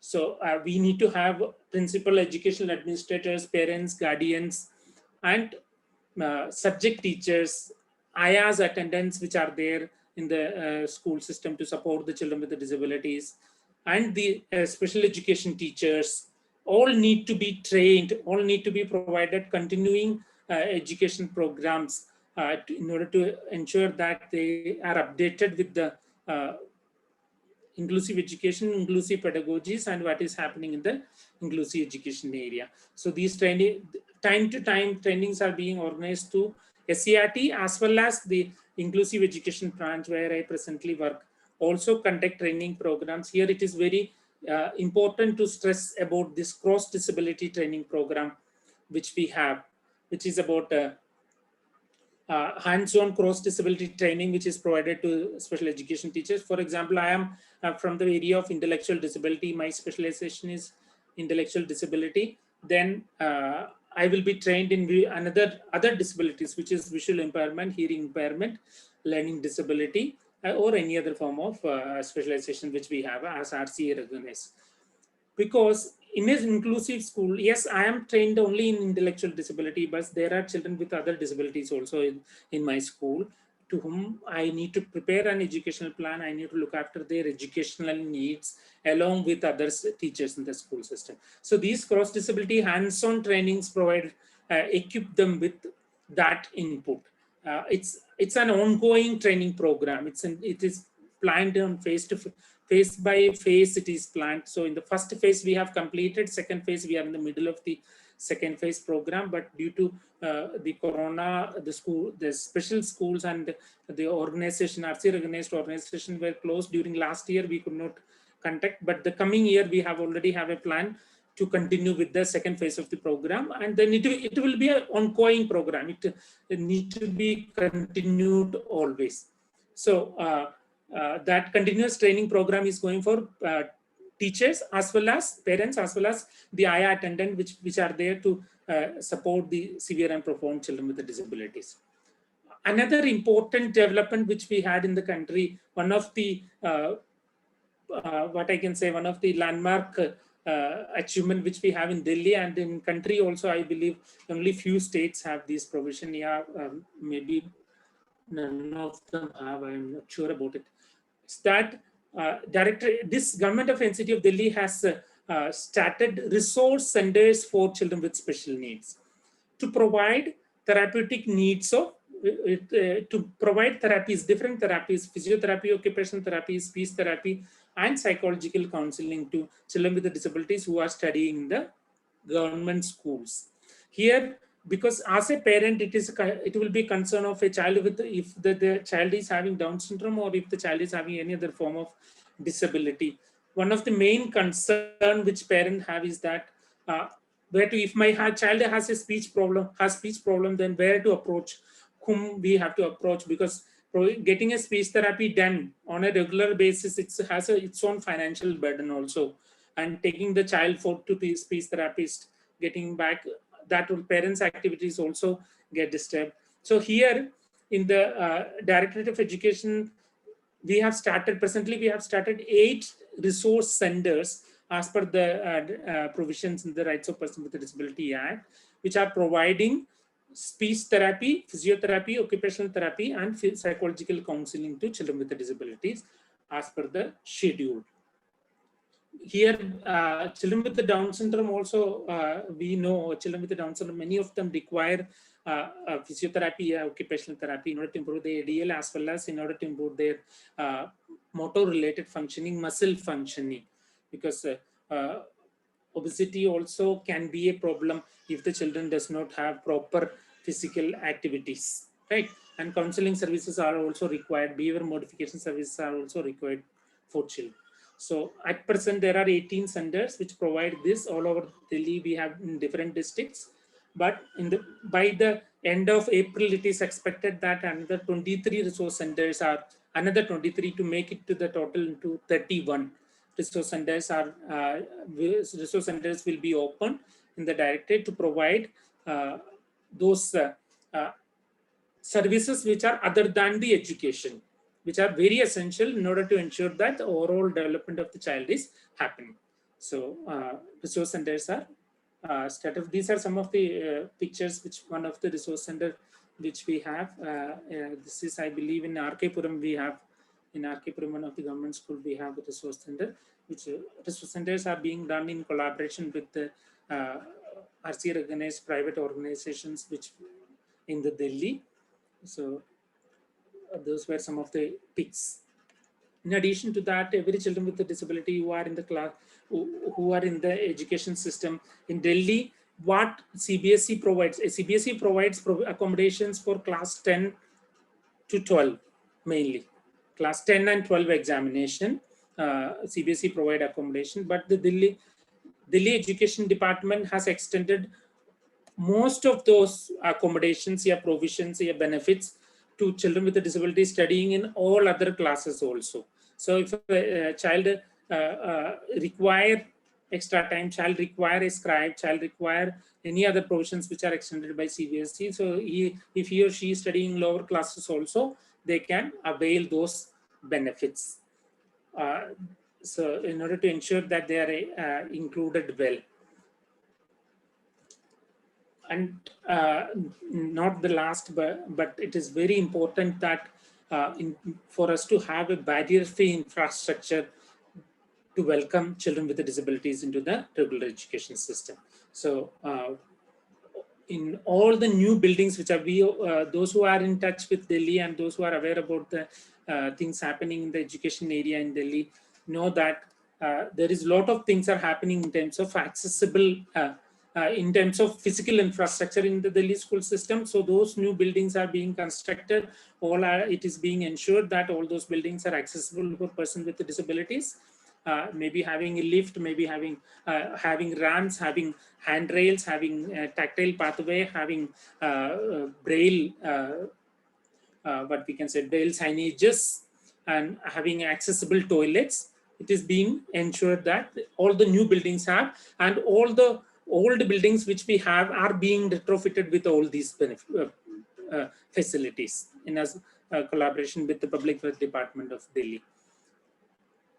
These are some of the financial assistance which are received by children with disabilities, including children with Down syndrome, like escort allowance, transportation allowance, reader allowance, therapeutic allowance, top-up scholarship, girl stipend, some of the financial assistance there. And another important, because I believe the other colleague also must have joined now, so I will just wind it up at the earliest. Another important scheme which have been started by the Delhi government to ensure inclusive education of children with disabilities is that a talent promotion scheme, which is an exclusive state government scheme with an aim to provide requisite aids and appliances, equipments, and skill training to every children with a disability who require it, whether the cost, whatever the cost may be, provide them with all this. For example, I will tell you a few examples, because the earlier aids and appliances distribution, which I have mentioned about assessment camp and all, that is through Alimco, which is being done. But here under this scheme, Alimco has a funding limitation that it can go up to only this particular level. More than that particular cost cannot be covered under Alimco. But here under this scheme, there are children with disabilities have received motorized wheelchairs, completely motorized wheelchairs they have been received. Children with disabilities have received laptops, tablets to facilitate their education, inclusive education in the school system. They have received other equipments, whatever they require. If their co-curricular skill need to be improved, for example, if someone is good in table tennis, someone is good in cricket, someone is good in music, someone is good in playing any musical instrument, like harmonium, guitar, or something like that. So under this scheme, children are provided with those things. After ensuring that they have the talent, then if the equipments and if the training has been received, their skills can be improved, their strength can be improved. So the focus is not focusing on the weakness of the child, focusing on the strength and taking them ahead on that area. That is the focus of this particular scheme. Why I stress that this scheme do not have a financial limitation, specifically states it need to have this much amount only can be utilized for particular child. So it depends on the child's ability. Whatever the best child require is provided through this scheme. At present, all children with a disability studying in government schools are eligible for this. I also told about home-based education, which we have. I told we have provision for enrollment drive and door-to-door survey. I have mentioned in the beginning. The children who have been identified as having severe and profound disabilities who cannot come to the school system, they are provided with home-based education. Home-based education also, the resource person CWSN is a recruitment which is done under the Samagra Shiksha scheme, and they look into the home-based educational aspect of the child and provide and conduct assessment, prepare educational plan, individualized education plan, implement in front of the parents, guide the parents how to do the follow-up. Then during the next visit to check the improvement in the child, the challenges faced by the parents in implementing the plan, then suggest accordingly, do for changes in the follow-up program, and then continue that itinerant mode of providing education. That is what is done through home-based education. Currently, we have around 300 children with severe and profound disabilities in the home-based education system, and it is expected that from the coming academic year, another 2,000 we have already identified as required home-based education program. They will be catered to in the coming academic year. Yeah, these are the major activities which are being conducted in the Directorate of Education in terms of inclusive education to children with Down syndrome, as well as children with any other form of disability, which is covered in the Rights of Person with a Disability Act, to ensure that they are coming into the inclusive system and they are retained in the inclusive education system. They are getting benefit in the education system in terms of curricular or co-curricular activity to ensure that these programs are planned and implemented. So this is an overview about what we do, how the inclusive education is planned and implemented in Delhi. Yeah, I think Dr. Sampurna, I will wind it up here. Yes, sir. Yes, sir. Thank you, Dr. Ravi KM, sir. Thank you so much for sharing the important and critical aspects which are being looked after in the state of Delhi. Thank you for sharing your views with us. And now we are moving on to the second part of today's session, which will be delivered by Dr. Ajay Singh, State Coordinator, Directorate of Education, Government of Delhi. Firstly, I invite Professor Dr. Jayanti Pujari, Director, Amity Institute of Rehabilitation Sciences, to virtually present the Tulsi saplings to sir.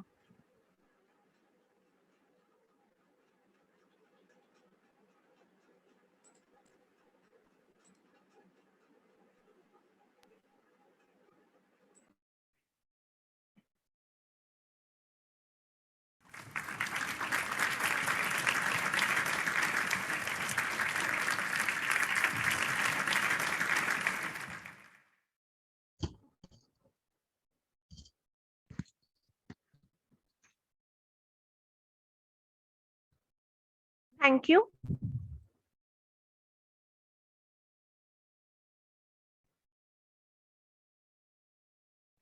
Thank you.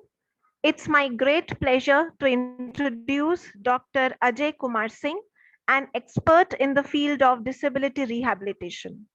Sir has 3 years experience of working as program officer at the Rehabilitation Council of India.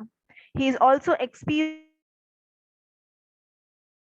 working as a special educator in inclusive settings. Sir holds a master's degree in the field of visual impairment and a PhD in education with specialization in the area of visual impairment. Sir is currently working as OSD and State Coordinator Inclusive Education in the Directorate of Education, Government of NCT of Delhi. We are highly honored to have you with us, sir, and we extend a warm welcome to you. I kindly request you to please take the session forward. Over to you, sir.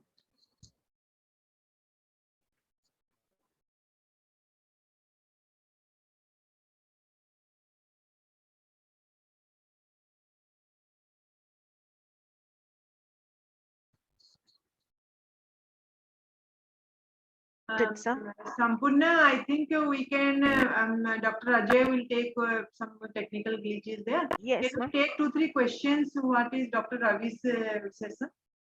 Yes. Yes, ma'am. Yes, ma'am.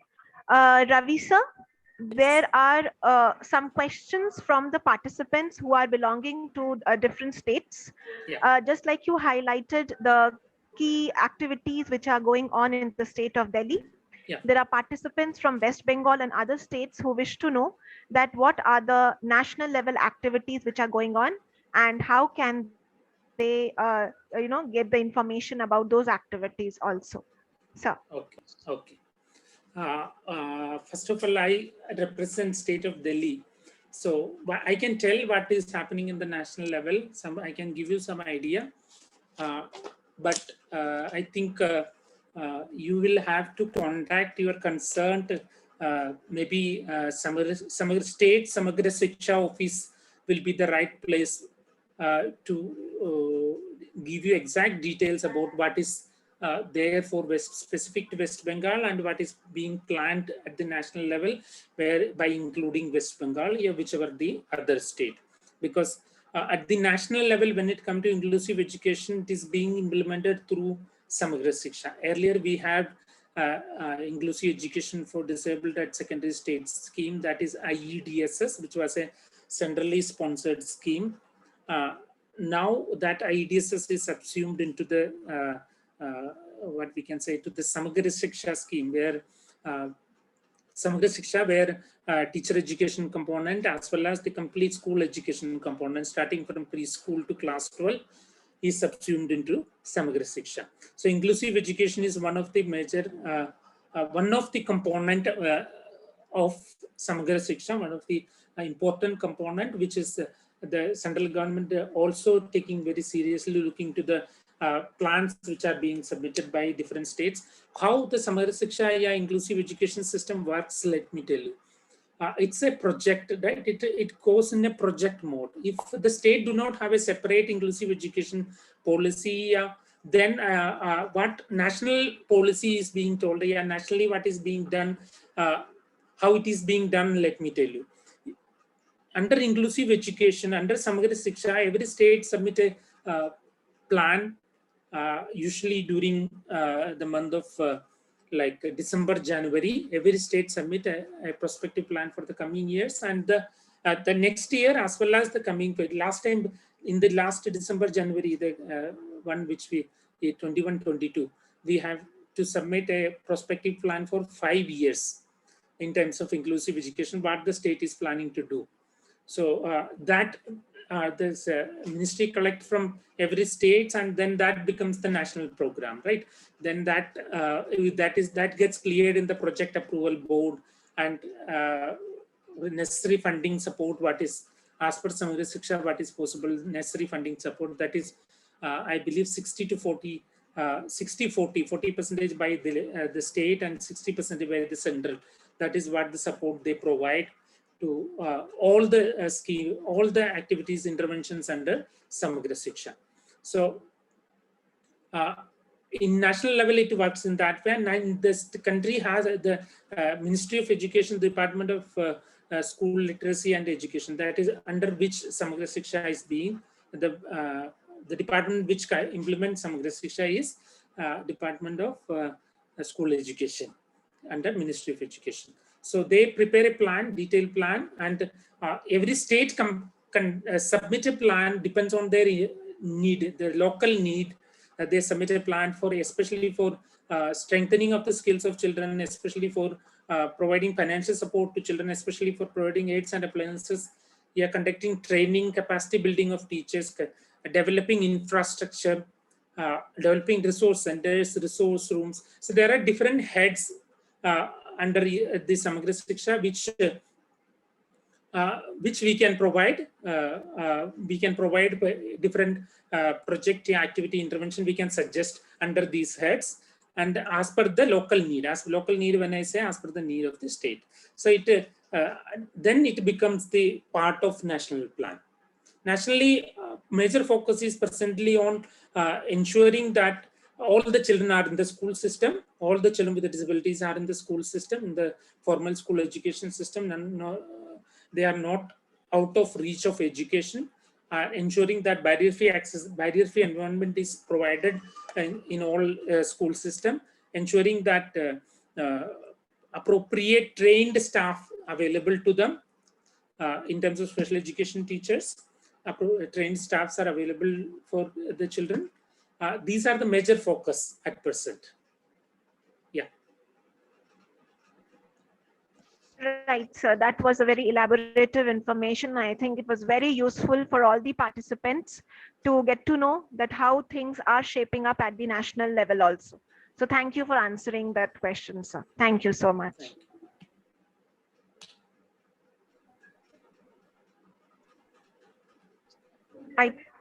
I think we are joined by Dr. Ajay Singh.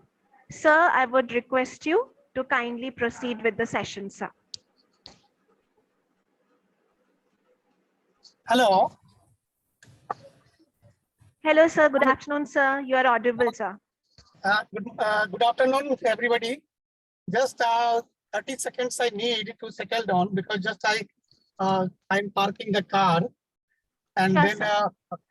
just 30 seconds. If any question in between, so make a participant raise, then Raviji will answer. Sure, sir. Then, okay. Definitely, sir. 40 seconds. I'm just trying. Sure, sir. Definitely, sir. Thank you, sir. So, dear participants, as you can see, we have Dr. Ravi KM joined with us, and till Dr. Ajay Singh joins us, please post your questions because they are very crucial questions which we are getting from the participants. And sir will be sharing his expertise with all of you regarding what is the current scenario as per inclusive education and the other aspects which sir has discussed in the session. Sir has also told about the resource centers, the cross disability training, and the talent promotion which is happening for children with special needs in the inclusive settings in Delhi. So dear participants, you are free to post your questions in the chat box, which we can take up with Dr. Ravi KM in the meanwhile. Good afternoon. Now sorry to unplanned one assignment suddenly, so I could not reach office or any settled place. So I am very happy and lucky to be join this session. In a brief, just I want to share my experiences as a state coordinator as well as OSD in the Department of Education at Raviji. Just I am listening when Raviji explaining the things of what central government level or state level we are doing for children with disability in general and specific to the children with Down syndrome children. So just I am sharing the experience and difficulties in implementing the inclusive education for children with intellectual disabilities. Here I am just sharing the what we are doing for these children in the government schools, especially for children with intellectual disabilities and Down syndrome. So like you may got information that around 500 children with Down syndrome in our government schools at this time are enrolled under inclusive education. And for these children, we are providing many facilities in general, but specifically we are doing for these children who are enrolled in the schools, but don't have a detailed assessment report for the making IEP and their educational services in the inclusive sector. For this, what we are doing at zone or block level, we are conducting assessment camp, a screening and assessment camp, so that at least before, in collaboration with National Institutes of Person with Empowerment of Intellectual Disabilities, Regional Center Noida. So in that camp, we are assessing the children IQ level as well as other functional limitations and difficulties. Based on that, we are implementing IEP at school level.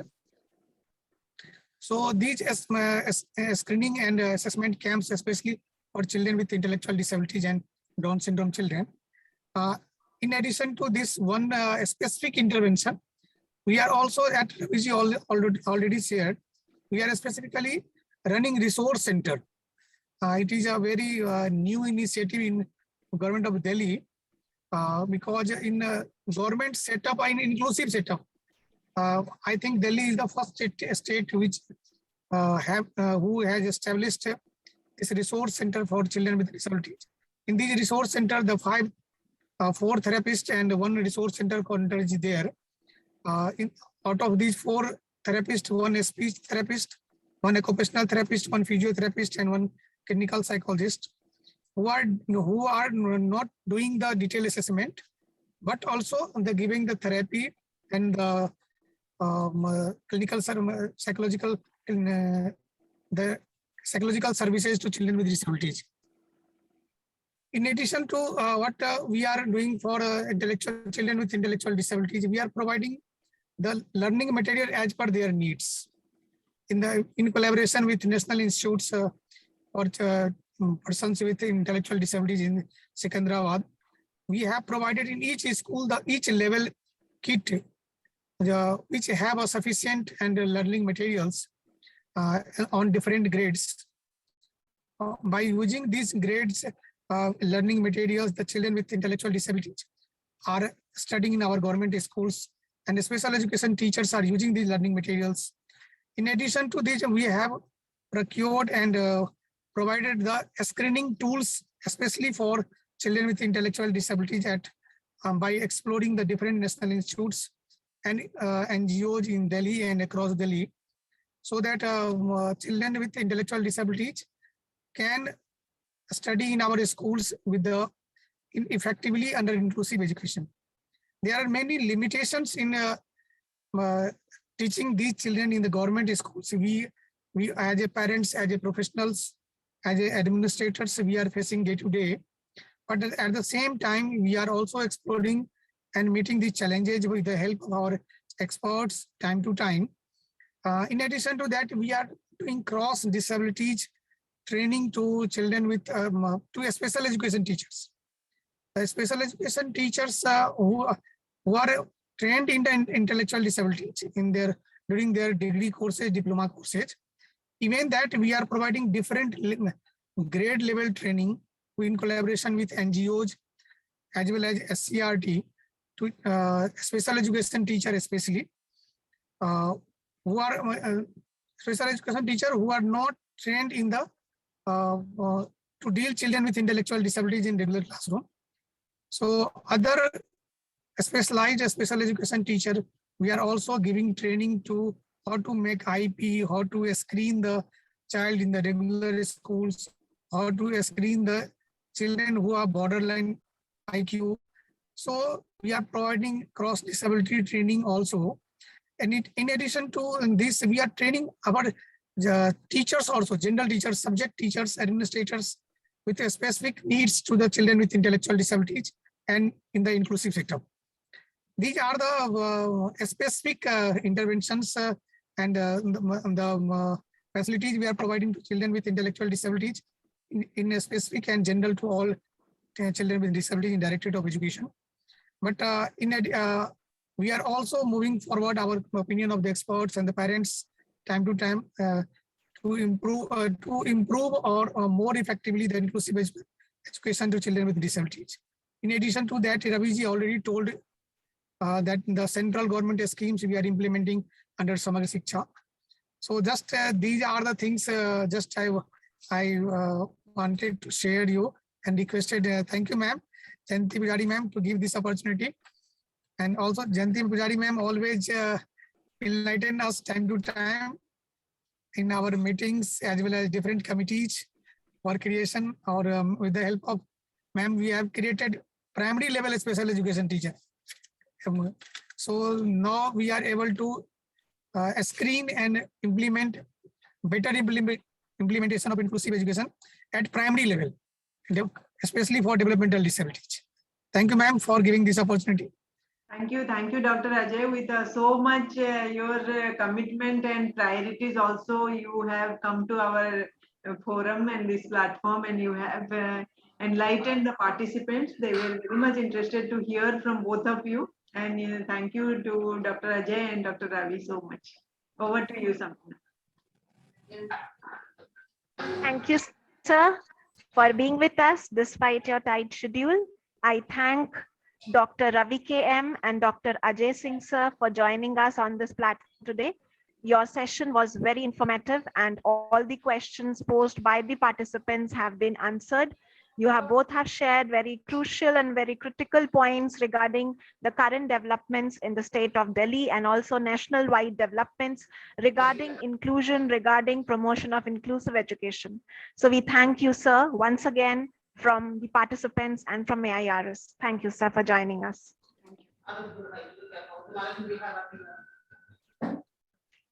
Dear participants, now we have come to the conclusion of the third session of the day, and we are moving on towards the lunch break.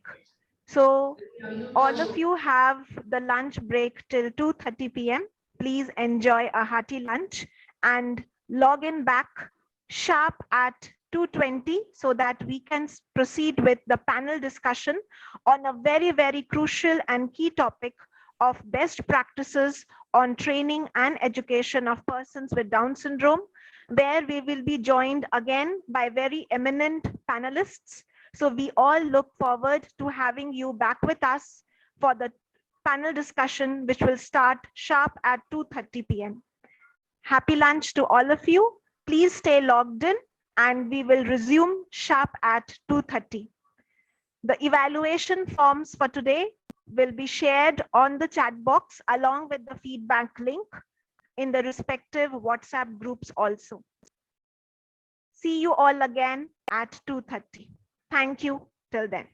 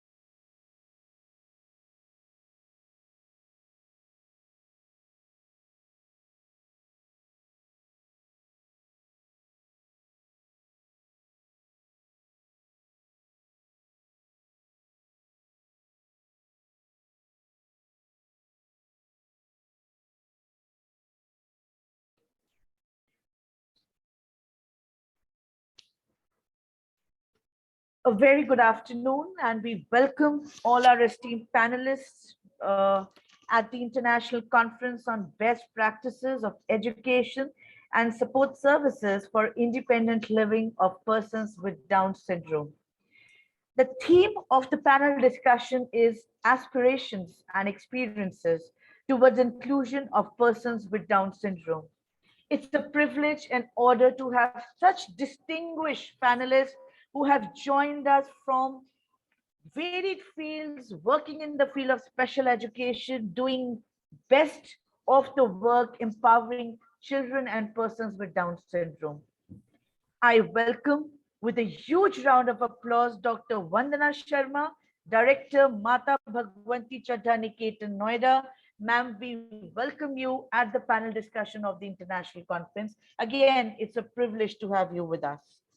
Our second prestigious panelist is Ms. Rama Bhagwatullah, a parent of Pravalika Bhagwatullah, advocate and the active ambassador for Down syndrome. We welcome you, Ms. Rama, and it's an honor to be with you today at the panel discussion. And our third panelist is Dr. S.R. Jessa Grace, CMC Principal, College of Special Education, Ernakulam. We welcome you at the panel discussion. May I now please request Ms. Shaina Paul, Faculty Rehabilitation Sciences, to kindly take over and introduce our esteemed panelist. Thank you, ma'am. Before I introduce our esteemed panelists, I humbly request Professor Dr. Jayanti Pujari, Director of Amity Institute of Rehabilitation Sciences, to virtually present the Tulsi sapling to our first panelist, Dr. Vandana Sharma.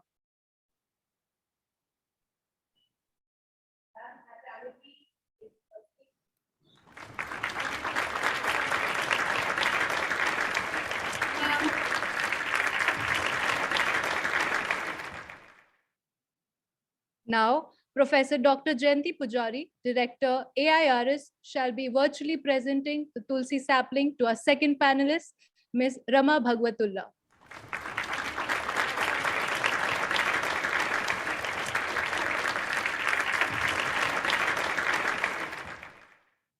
Professor Dr. Jayanti Pujari, Director, AIRS, will be now virtually presenting the Tulsi sapling to our third panelist, Dr. S.C. Jessa Grace.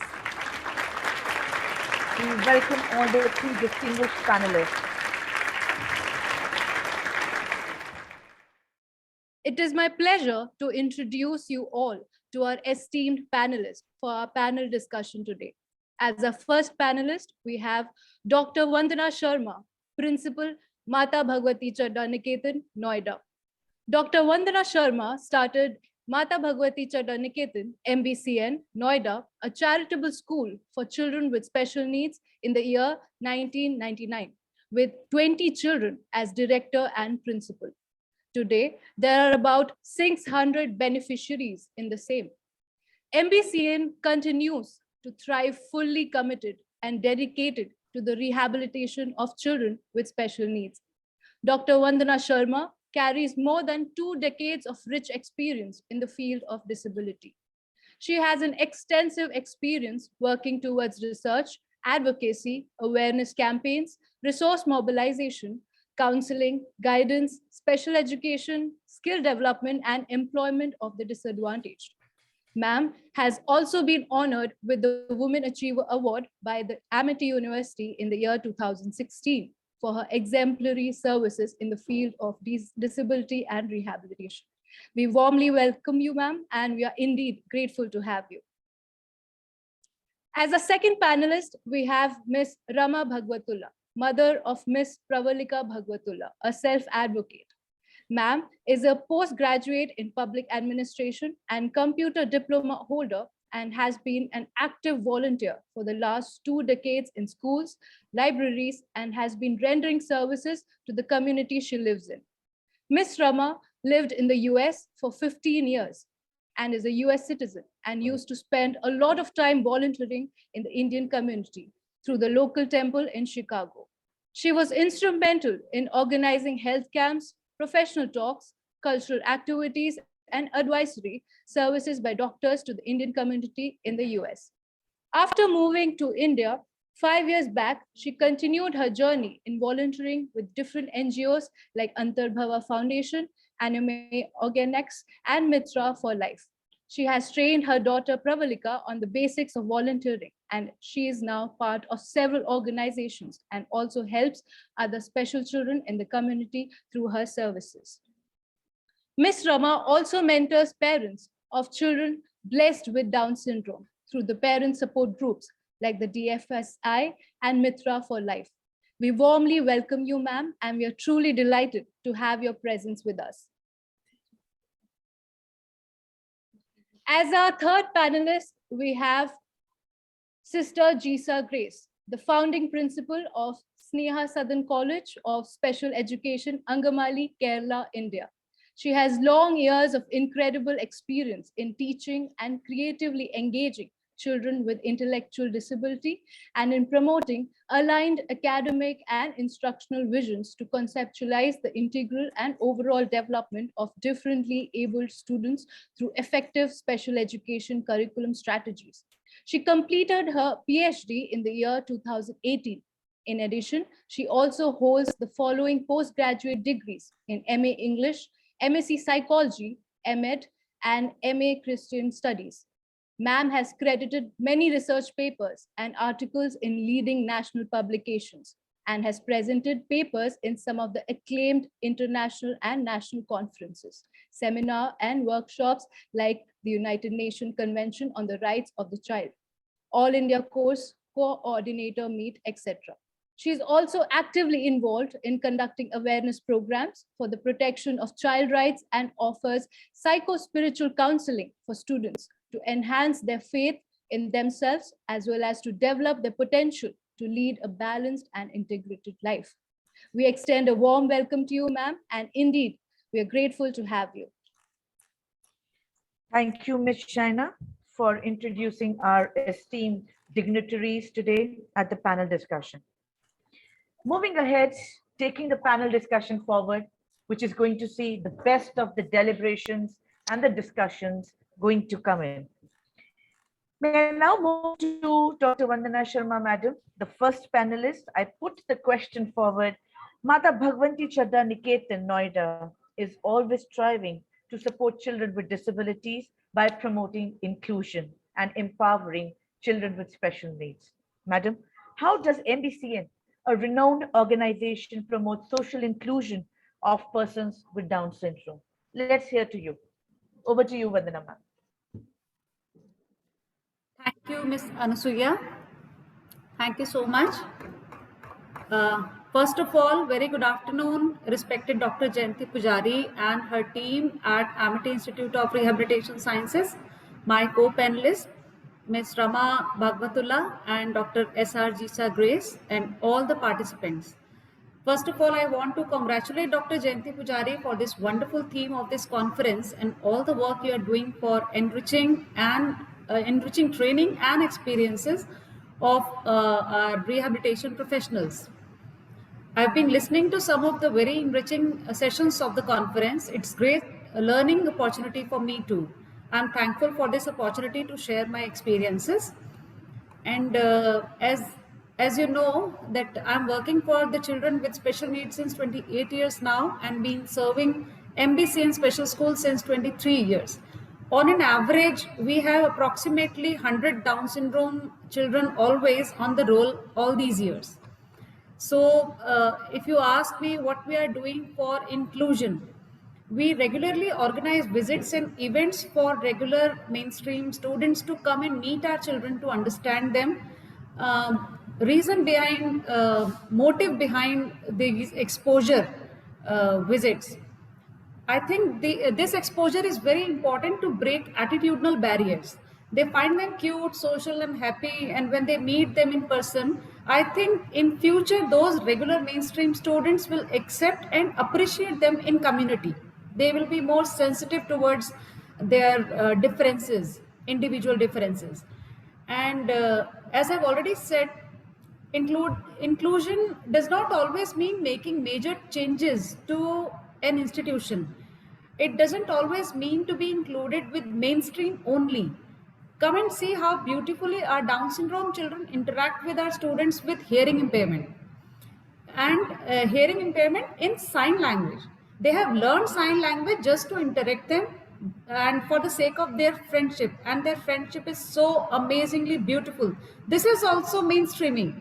This is also inclusion. So we are also active on social media platforms and regularly post activities they do here so that our followers can appreciate and understand abilities of special needs children and know that they are not broken. They don't need any fixing. They just need to be themselves, not to fit in. So that's how we are promoting inclusion. Otherwise, if you say inclusion means mainstreaming in regular schools for Down syndrome children or any children with special need, I think I can be bilingual, Anasuya.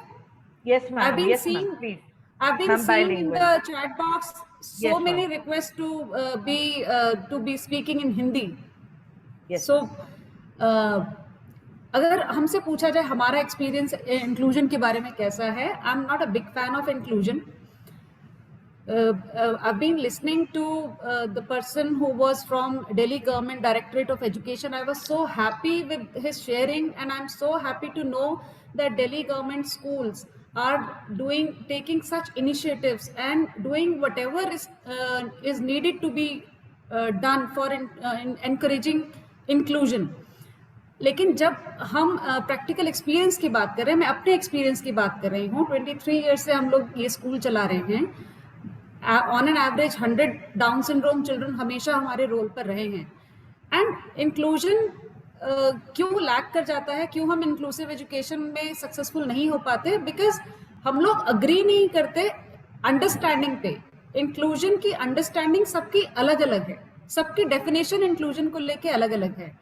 मेरे लिए inclusion सबके लिए हम suggest नहीं कर सकते. Mild and moderate cases में inclusion successful है for any child with special needs and even for down syndrome.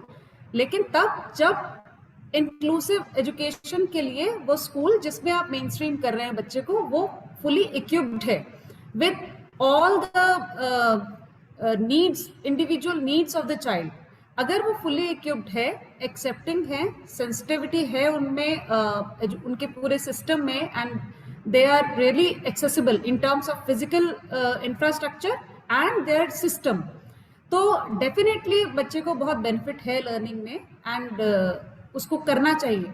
लेकिन अगर बच्चे की needs बहुत ज़्यादा हैं, severe या custodial category में बच्चा है, तो हम उसको inclusive education में बहुत ज़्यादा benefit होता हुआ नहीं देख सकते. तो inclusive education के लिए हर एक की परिभाषा, हर एक की understanding जो है बहुत अलग अलग है. हम सबको एक सेम पेज पे इंक्लूजन के लिए आना चाहिए एंड बहुत अच्छे से डिफाइन करना चाहिए कि किसके लिए इंक्लूजन बेनिफिट कर सकता है और किस कंडीशन में इंक्लूजन से ज़्यादा वो स्पेशल नीड सिस्टम में अच्छा फ्लोरिश कर पाएगा बच्चा. तो that's one thing.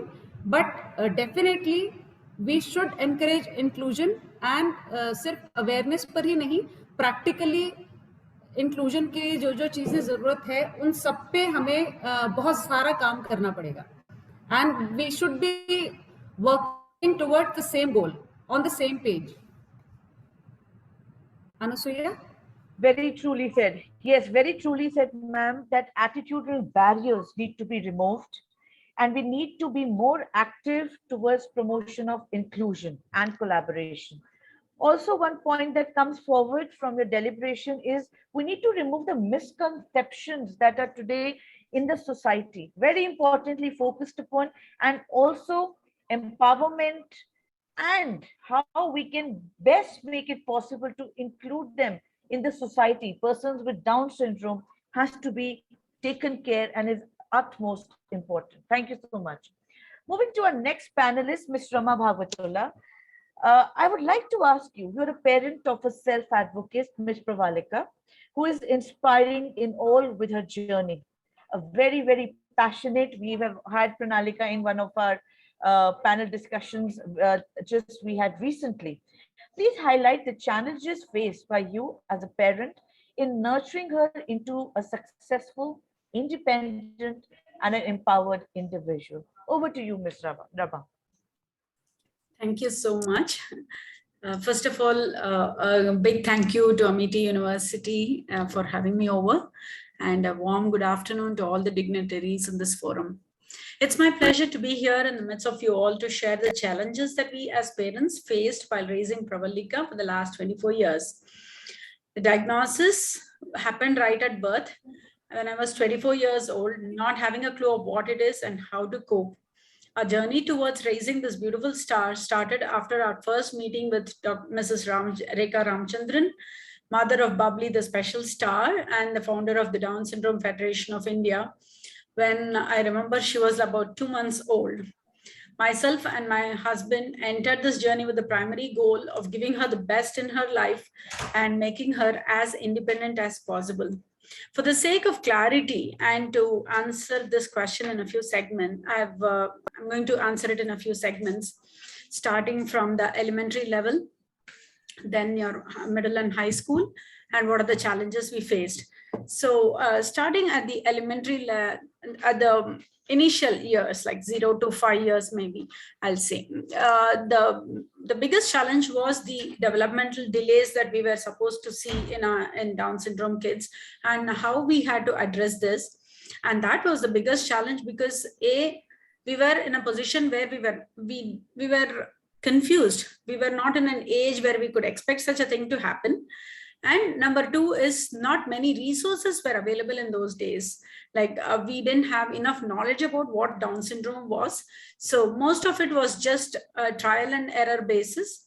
And we just try something, it doesn't work, then you do something else. But a lot of challenge that was faced during this years was mainly comparison of her development with the other children born in the family with the same, around the same age, and trying to compare. And that really put in a lot of stress on us, how much ever we were trying to work really hard on that, still it was hitting us quite a bit.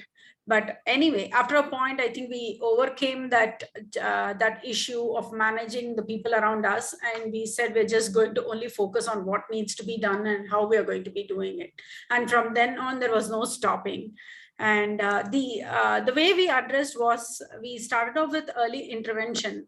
When she was about 2 months old, I very well remember, right after the first mentoring session from Mrs. Rekha Ramchandran, we just came home and we really started working towards, we charted out a plan for the next 1 year, what are all the things that we need to do. And the way we did was, we took out the regular milestone chart and we started noticing how much delay was happening. And we were trying to fill in those gaps. So by filling in those gaps was in the form of physical therapy, speech and occupational, whatever we could do. And most of it was in the form of play. And most of it was a lot of interaction, keep talking. The child wouldn't respond, but still the talking continued. A lot of music was played, and then we could see there was a lot of response happening from the child. So music was one clue that we took from her right from a very early age. And somehow at some point of time, we thought we should be introducing her to anything related to art and music.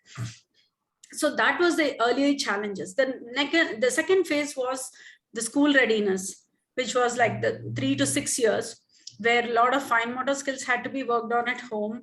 The speech and occupational therapies, everything continued. But in the meantime, we did try to explore putting her in some schools in Chennai. We were in Chennai at that time. And things didn't work out. Things didn't absolutely not work out. So thankfully, or by God's grace, my husband had a change of job in the US. So we had to move there. And we took that opportunity to start exploring more and more options for her over there. Then we put her in the regular mainstream schooling, where she was receiving all these therapies, but she was pulled out from the regular class sessions for some time during the weeks. And I was always a part of the session, and I used to request the teachers so that I would be there and come home. Though the sessions were only for about half an hour a week, that's all. They used to have those specified minutes that they had to spend on each child. So come home and then really work on it very hard until by the next session, the teacher would be surprised she's already ready to start with the new goals. So that's how it all happened. The school readiness and the reading, everything, just every day taking her to the library, exploring a lot of books. Even if she was not reading, I would just keep handing over a lot of books with her and allow her to keep turning the pages, just seeing the pictures, talking about it, and trying to get some response from her in the form of verbal clues, or trying to draw the pictures of trying to understand some story. And slowly the comprehension, everything was getting introduced parallelly with the speech therapy. But at home, we started playing a lot of music, a lot of shlokas, and I always believed that our Indian language, Sanskrit, had a lot more tongue-twisting syllables than any other language, and I was really keen on introducing that to her at a very early age. So that also helped like a speech therapy. Even today, she does keep chanting all her slokas on her own with the help of YouTube and all that. So what we started early on as a therapy, now it's all continuing as a habit, which she really, it keeps her busy during the day. She has her own schedule. Then coming to the middle school, we started feeling we found a lot of bullying issues happening because she was unable to keep up with the regular peers. A lot of teenage issues, hormonal changes, her her thyroid issues started popping up, and so she was on some medication. And we also realized that the main reason for her delay was her hearing issues. We got that evaluated, and now she does wear her hearing aids for certain frequencies. And after that, pretty much she started becoming on par with her regular peers as far as the academics was concerned. But academics was never a concern for me because I never insisted that she had to read history and geography.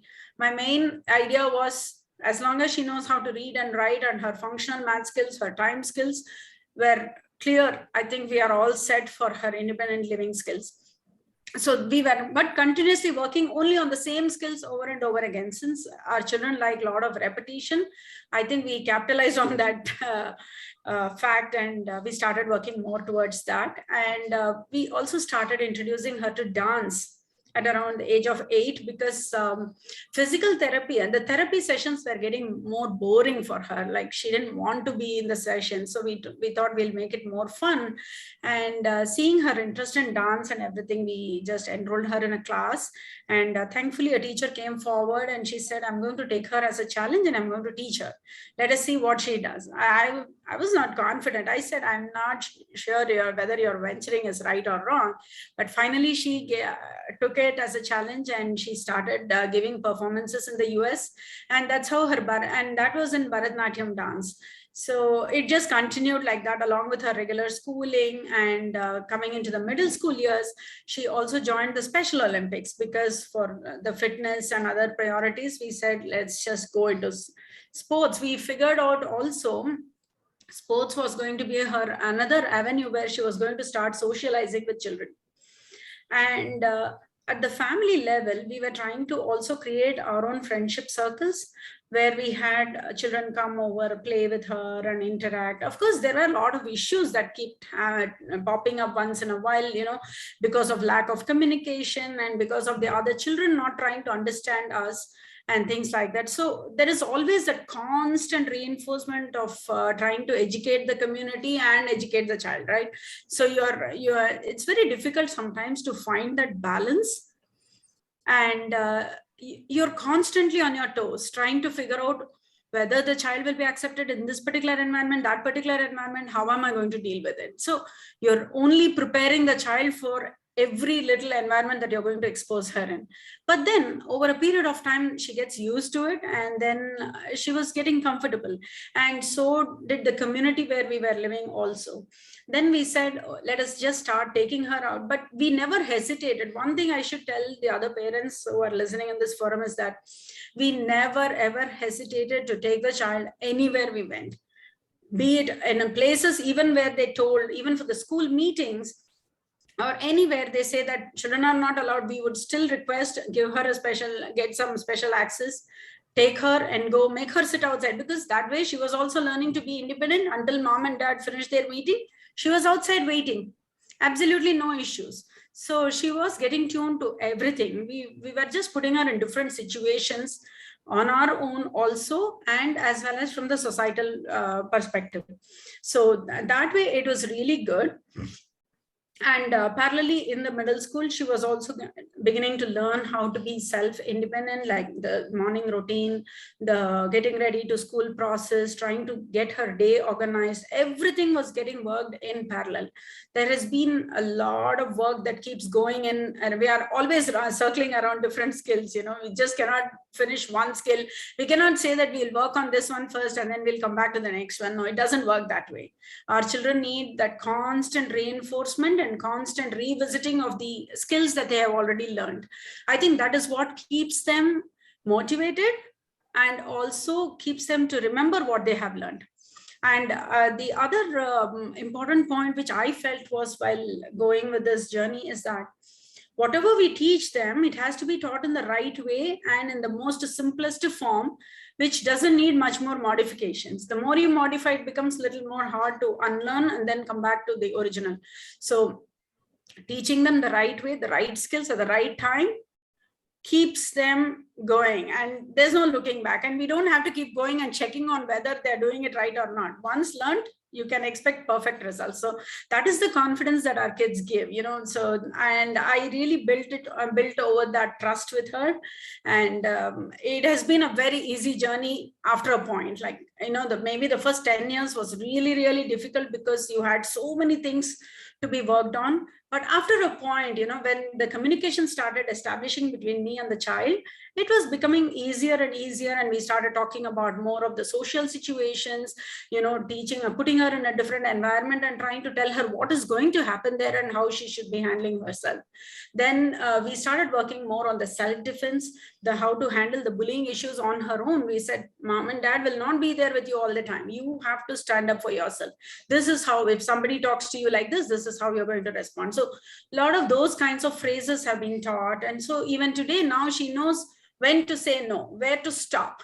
And if she doesn't, we said, if you don't like somebody, you don't like a particular situation, we learn to move away from that situation. So those are all the different kinds of skills that were taught, and she still continues, and we still continue to work on those. Nothing is left halfway through. So we are constantly revisiting, we are constantly going through those situations. So it is a continuous journey. There is never end to this learning. But at the same time, I think we need to start, as parents, start letting go and start making her be out in the community, not us.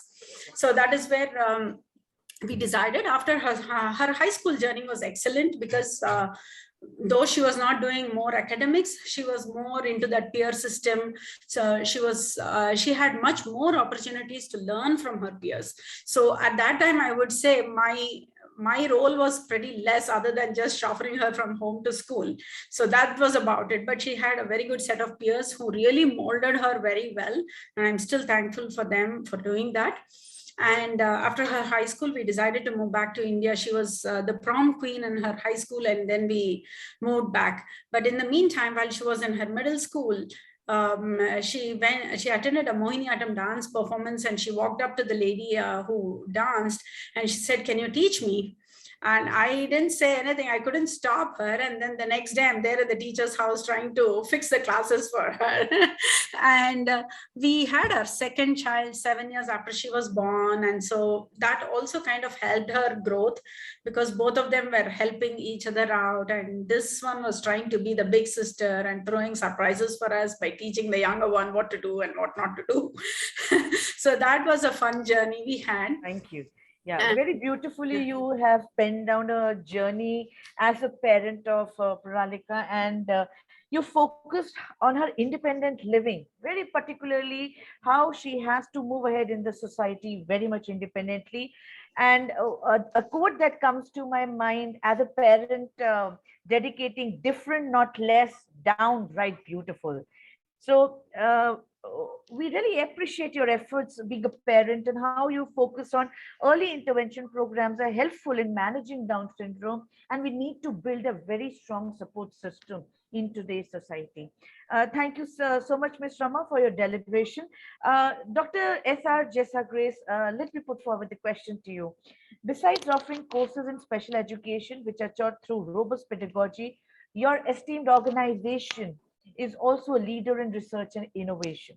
How does your organization support your pre-service teachers in executing quality education, vocational training towards meeting the aspirations of individuals with Down syndrome and their family? Let us hear to you, please. Thank you. Good afternoon to all the dignitaries, panelists, and participants. We are almost going to pull down the curtain of this international conference, I think. Yes. I would like to congratulate you all, and a special thanks to Dr. Jayanti Pujari and all the team of Amity University. As you all know that our organization, namely Sneha Sadan College of Special Education, supports pre-service teachers in executing quality education and vocational training towards meeting the aspirations of individuals with Down syndrome and to their families. I have done my MPhil and PhD research studies in this area, that the efficacy of multimedia in teaching learning on science concepts to the children with Down syndrome. So I have shared this study to Kerala government, and it is very much applicable to our school, and it is being taken as the project to the teacher trainees as part of their extra learning in my college. We support the 3 principles of inclusion set out in the National Curriculum Inclusion Statement: setting suitable learning challenges, responding to people's diverse needs, overcoming potential barriers to learning. We also provide services from trained professionals to put our students such that to get the opportunity to inquire about the application or implementation of the techniques in local environment. Students also get opportunities to compare the implementation process in different environments.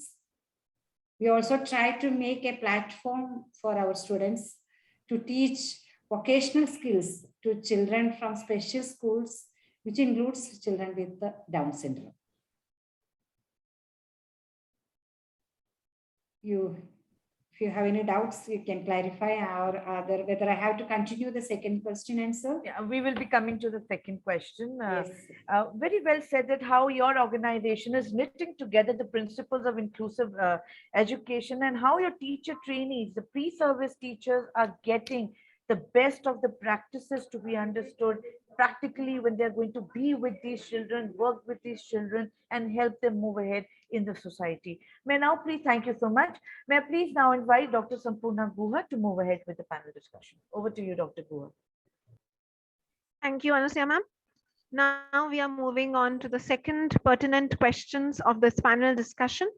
And the first question and the second question to Dr. Vandana Sharma is as follows. Madam, please kindly share your guidance for supporting and helping persons with Down syndrome to realize their aspirations towards becoming valued members in the society. We would like your views on that particular point, ma'am. Lifespan of a Down syndrome individual. Starting should be from accepting the child by family, by parents and the family, extended family too. Like Dr. Mrs. Rama Lalita was sharing, that was an excellent, inspiring story for any family, any parent of Down syndrome. Thank you for sharing, ma'am. And after accepting the child by family, then knowledge and understanding of the condition. What is Down syndrome? What are the characteristics? What is the prognosis of the condition? And then learning of parents about long-term and short-term goals for the child. It should be after the acceptance and knowledge and understanding of Down syndrome. Parents को ये समझना चाहिए कि बच्चे के साथ आप long term में क्या करना चाह रहे हैं, और अगर आप लॉन्ग टर्म गोल अपना सिलेक्ट कर लेते हैं, प्रोग्नोसिस का थोड़ा सा आप आइडिया ले लेते हैं रिहेबिलिटेशन प्रोफेशनल्स के साथ कंसल्ट करके, then you should be working towards achieving that long term goal.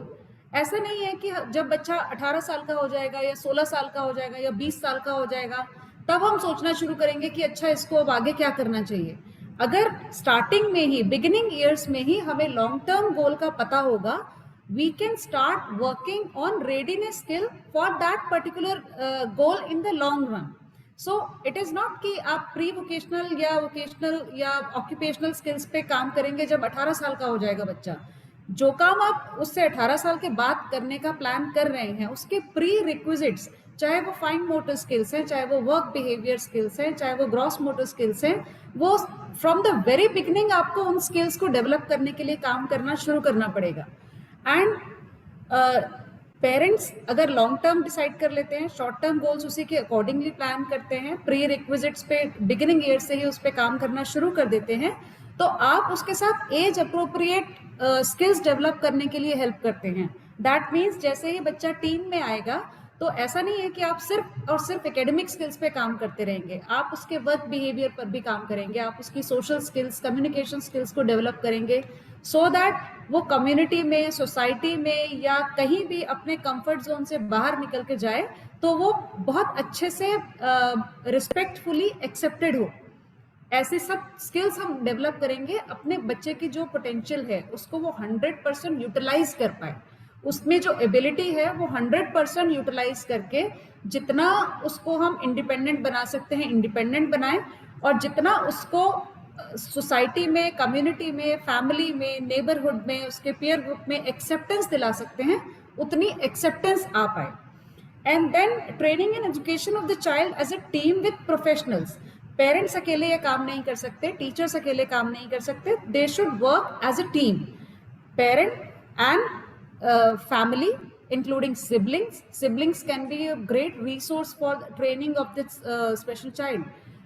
Siblings, family, rehabilitation professionals includes speech therapist, occupational therapist, physiotherapist, rehabilitation counselor, psychologist for that matter, even medical professionals, because बहुत सारी associated conditions हो सकती हैं जिसमें कि doctors आपको बहुत help कर सकते हैं. एंड इन सबकी सर्विसेज अगर एक टीम की तरह काम करती हैं, इंटरडिसिप्लिनरी टीम की तरह काम करती हैं, तो आप सब एक दूसरे के काम को, एक दूसरे के इनपुट को अप्रिशिएट कर सकते हैं, कॉम्प्लीमेंट कर सकते हैं. एंड इन टर्न बच्चे के लिए बहुत अच्छा एक ऐसा एनवायरनमेंट क्रिएट कर सकते हैं जिसमें अपना बच्चा जो है फुली फ्लोरिश कर पाएगा, अपनी सारी एबिलिटीज को बहुत अच्छे से यूटिलाइज कर पाएगा. एंड एज अप्रोप्रिएट ट्रांजिशंस भी पहले से प्लान कर लेने होंगे कि कब हमें एडीएल स्किल से लाइफ स्किल पे मूव करना है, लाइफ स्किल से वोकेशनल ट्रेनिंग पे मूव करना है, वोकेशनल ट्रेनिंग से कब वर्क बिहेवियर पे मूव करना है. तो अगर लॉन्ग टर्म का विजन पेरेंट्स का और रिहेबिलिटेशन प्रोफेशनल्स की टीम का क्लियर होगा तो आप टाइमली एज अप्रोप्रिएट बिहेवियर्स पर फोकस कर पाएंगे और टाइमली ये ट्रांजिशंस बहुत स्मूथली आप बच्चे को दे पाएंगे. Then preparing this person or individual with Down syndrome for the community in terms of social skills. Social skills ऐसी develop करें कि हर कोई उसको बहुत वेलकम करे उसकी अपना सोसाइटी में, अपनी कम्युनिटी में, ग्रुप में. And in turn long term में ये होगा कि अगर जॉब अपॉर्चुनिटी भी मिलती है उनको, फाइनेंशियली भी वो इंडिपेंडेंट हो पाते हैं, अगर सोसाइटी में कॉन्ट्रीब्यूटरी मेंबर बन पाते हैं, तो उनकी लाइफ जो हम चाहते हैं, अल्टीमेट गोल क्या है हमारा रिहेबिलिटेशन का, to be able to live life with dignity. So that ultimate goal we can achieve with this particular child. So we can't look at one stage और वन एज और one skill only. We have to take that vision to see at a glance the whole lifespan of this particular child and start working from the very beginning. As Mrs. Rama Lalita Bhagwatullah was sharing, that was an inspiring story. I'm still remembering all the things you were saying about your daughter. Thank you. So this is it. My point is, see life of that individual at a glance. The whole lifespan should be considered. That's very correctly said, Dr. Vandana, that taking a holistic view based on the lifespan of the individual is very crucial to future planning, to vocational skill training and other aspects, so that they achieve 100% of their true potential. Very rightly pointed out, ma'am, and thank you for the views. Next, moving on with the second question directed to Ms. Rama, ma'am. Ma'am, please share your guidance to professionals on how they can support adults with Down syndrome. Yeah, thank you.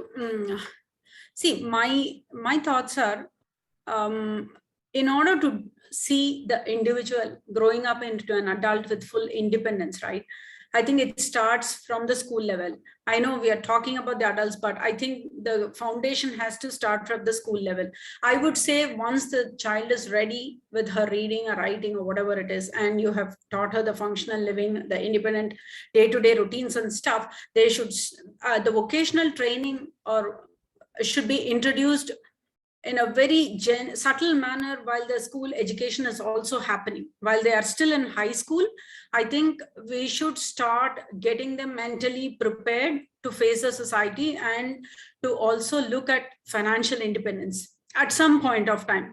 But I think our kids need a lot more training and a lot more coaching to reach that point, and exposing them to a lot of community related jobs during the school years also helps them, because you know they are attending academics as well as the vocational units, which is going hand in hand, and they will be able to connect much better, is what I feel.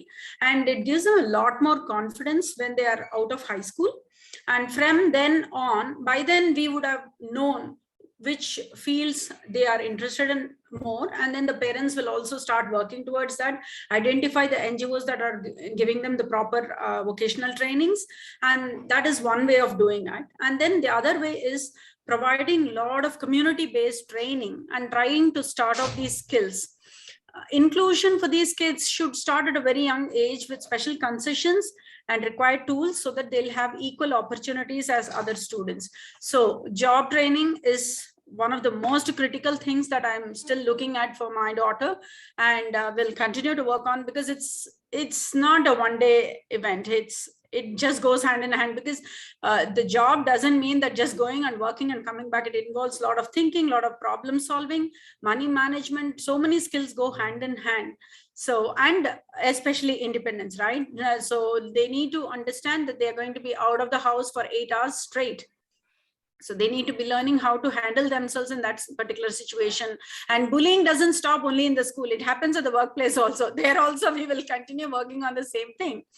So, and then the other way is training program for teachers in special education on the latest technologies, strategies, and materials should be made available up to date for them time to time to handle the changes that are happening in the society, as well as the children are also changing. You know, the same Down syndrome child who was born 40 years back is not the same today. They are also developing. So I think we need to start giving them more inputs to how to handle this current world scenarios. So that also will help them become more independent and handle themselves better in the society after the parents. So, and different types of mentorship programs, and then establishing of peer partner programs at the community level also will really help them be better individuals in the society. So that is something which really needs to be done with the help of several agencies and volunteers from colleges. At the college levels, we need to talk about all these programs more, so that we are creating that awareness. Creating awareness is one thing. Second thing is creating that opportunity to create that awareness. And the third thing is to involve those people to come in and be more dedicated towards this cause. Because a lot of times I do see that people just come and they sign up as volunteers, but then there is no continuity, there is no dedication, right? So having a dedicated set of people and dedicated set of organizations who will really work towards this cause of inclusion will really help. That is another thing. And then the schools, a lot of special schools need to be coming in place, because there are still quite a lot of children who, parents who really don't want to bring the children out of their homes yet. So I think, as I said earlier, awareness is the key, and community-based trainings, peer partners. These are the three key aspects that I am looking at to get them into independence. Because there's a lot of learning that that happens when they are out by themselves in the community. Very rightly pointed out, Rama ma'am, that community-based training and coupled with a dedicated approach is very important to have true inclusion of individuals with Down syndrome in the society, and moving to helping them move towards achieving true independence and true success. Very rightly pointed out, ma'am. Now we continue with the second question for Sister Jisa Grace. Ma'am, disability is a matter of perception. So in which way do organizations support the entrepreneurial journey and aspirations among individuals with Down syndrome? We would like your views on this, ma'am. Yes. Children with the Down syndrome can develop good skills in ICT, and these technologies can support individuals to overcome challenges faced when using other media. Throughout their education, people should take part in targeted learning activities, developing skills in using computers, associated programs, and digital technology, taking into account their individual learning needs and practical application of these skills in everyday life, currently and in adulthood. Schools will require appropriate software for the individual following individual assessment. Staff will require training in the use of relevant software to support learning, and pupils will need daily access to computers which are situated in the classroom and accessible with the seating and workstation appropriate for the individual allocation of a laptop to the individual may be necessary. We have always stood as a support to those children with disabilities who have taken interest in any entrepreneurial development. While selecting a skill to teach, our team always check for the quality of the skills that our pre-service teachers choose for their projects and make them to have an attitude to make a tough skills possible for them to teach by keenly analyzing and simplifying the tasks in it. Even the students are inspired by adding some objectives to their names, which make themselves feel like an entrepreneur. We also take supports from the local authorities to help these people to strive in the society with their own identity. We make sure that the students studying this course are growing up a smooth mindset towards the differently able children and hence respect each of them as individuals. That is the key point. Thank you. Very rightly pointed out, Dr. Sister Jesa Grace, that respect for them, respect for their needs, respect for their aspirations is very important to have an inclusive environment around us. So thank you once again, Dr. Sister Jesa Grace, Vandana ma'am and Rama ma'am for sharing your views with us. Before we close the panel discussion, we would like to take up a few audience questions which have come up. So the first question is for Dr. Vandana ma'am. How can we bring a change in the social attitude towards persons with Down syndrome? Your quick view on this, ma'am. Ma'am, you are muted.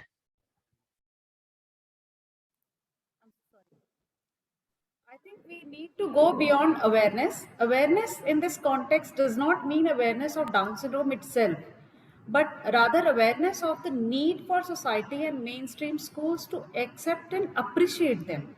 Inclusion does not always mean making major changes to an institution, organization, or physical environment. It can be a simple change to daily routine, a small thoughtful gesture, or taking time to see the world from someone else's point of view. Inclusion means being purposeful, considerate to the needs of others, and being an advocate for change at even the most micro level.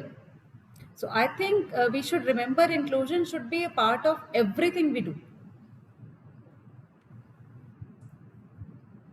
Right, ma'am. Inclusion should indeed be a part of all the activities and all the thoughts that we are, taking and bringing every day. Thank you, ma'am, for answering that audience question.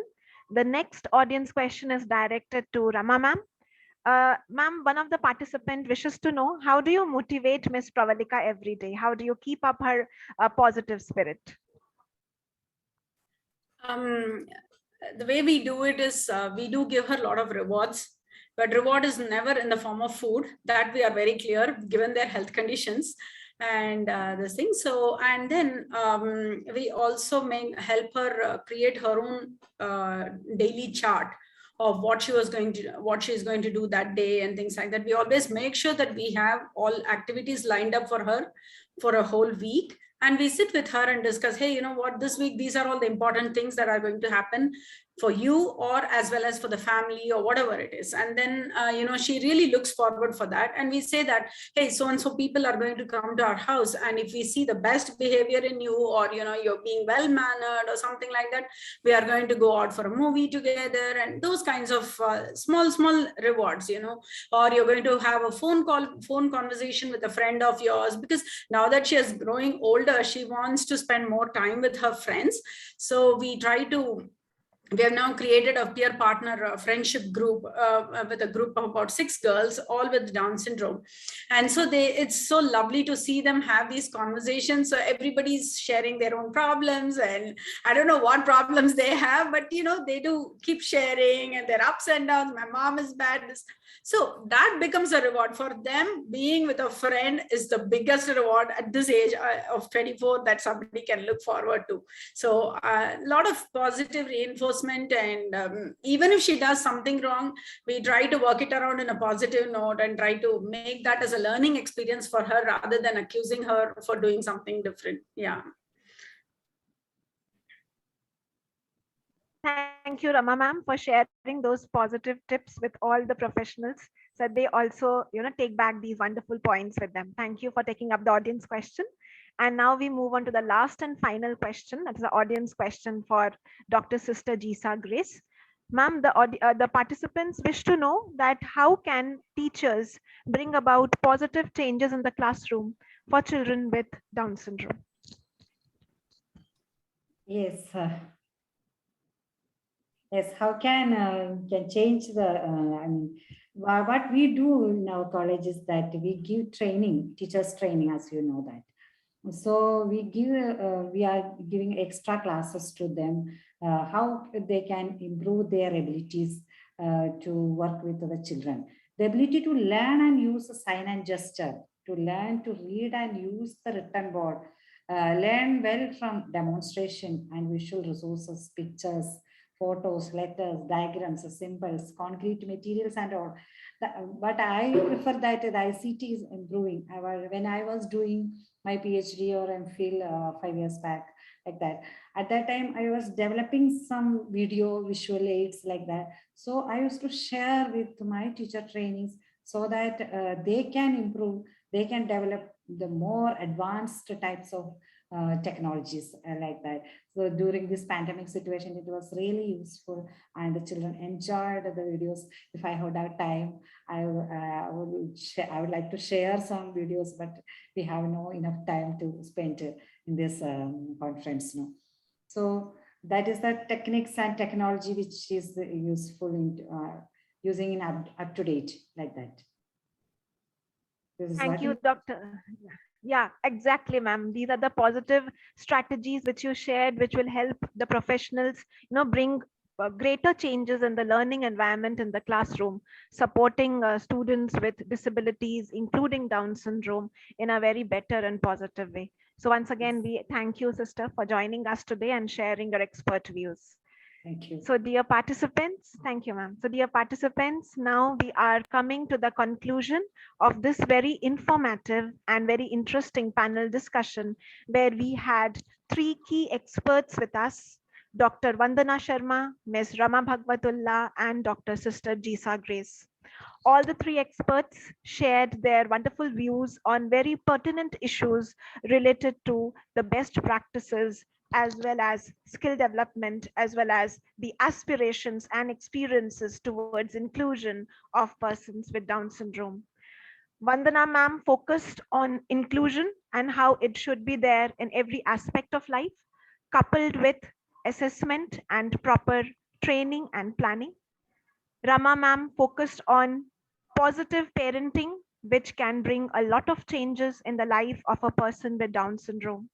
And Dr. Sister Jisa Grace shared very important strategies which institutions and organizations can implement to promote the aspirations and positive learning experiences for individuals with Down syndrome. We at AIRS are really thankful to all the panelists of this panel discussion for joining us today and sharing their expert views with all the audience. Our participants are very happy to hear you and your expert views, and they have a lot of learning to take back home and implement in their workplace. So thank you, esteemed panelists, for joining us today and being with us in this particular program. Thank you once again.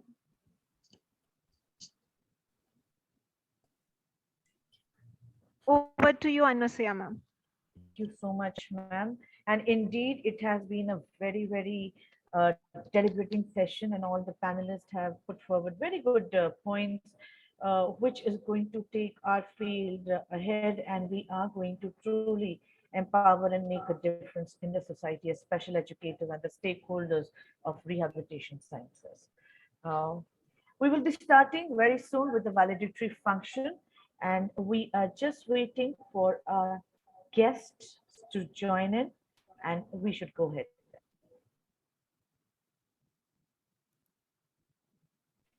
You can give the instruction to the CRE, Yes, but ma'am. there are Yes. 4 minutes are there for the Yes. valedictory function, and you can give the instruction to the CRE participants about their evaluation. Yes, ma'am. Before we move on to the valedictory session, dear participants, a gentle reminder on the instructions. The evaluation form, which is only for the CRE participants, the link to the form will be shared with you at the end of the valedictory session. So towards the end, the link will be pasted and shared on your respective WhatsApp group. You all are requested to fill the correct details so that the certification process becomes easier. And please fill the evaluation form by tonight. The link will be open tonight. A separate feedback form for day 2 will also be shared with all the participants. This is common to both the CRE and the non-CRE participants. It will be shared on the chat box of this Zoom platform, and it will be also shared on the respective WhatsApp group. Please fill the details carefully, again to facilitate the proper certification process. We are very happy that all the participants have been with us on this learning journey. And very soon we will be beginning with the valedictory session. Before we begin, I would also like to share about the Art Bazaar of APDSF, an initiative where the self-advocates are preparing handicrafts, paintings, and other vocational items. I'll be just, give me a minute. I'll be just sharing the screen with the details.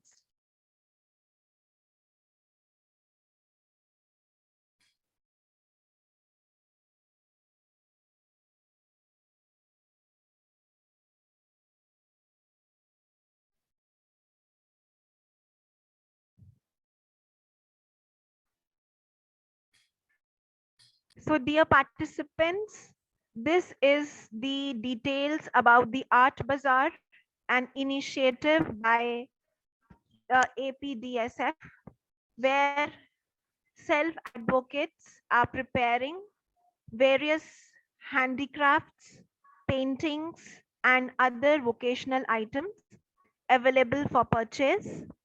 There are different handicraft items, as you can all see on screen, all prepared by the self-advocates with Down syndrome. The handicrafts range from potteries to paintings to even jewelry and other materials. The details are available on the website and can be accessed from the portal.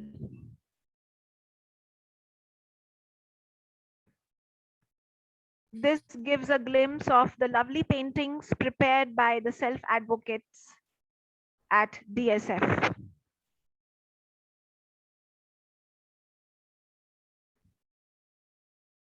Some accessories which are also prepared by the self-advocates.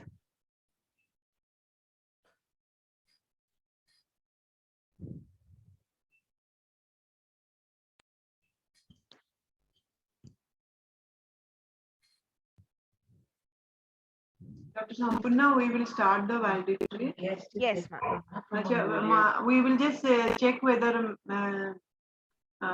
guest has joined or not. Sure, ma'am.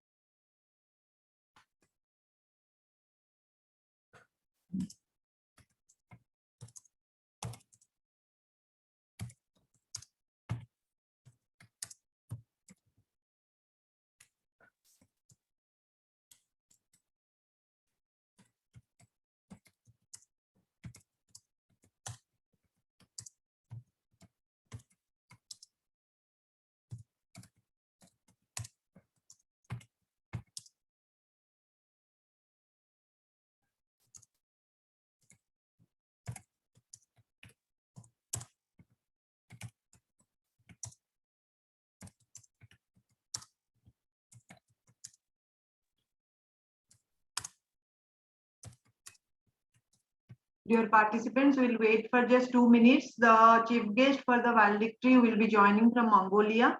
So we'll just wait for 2 minutes and then we'll start.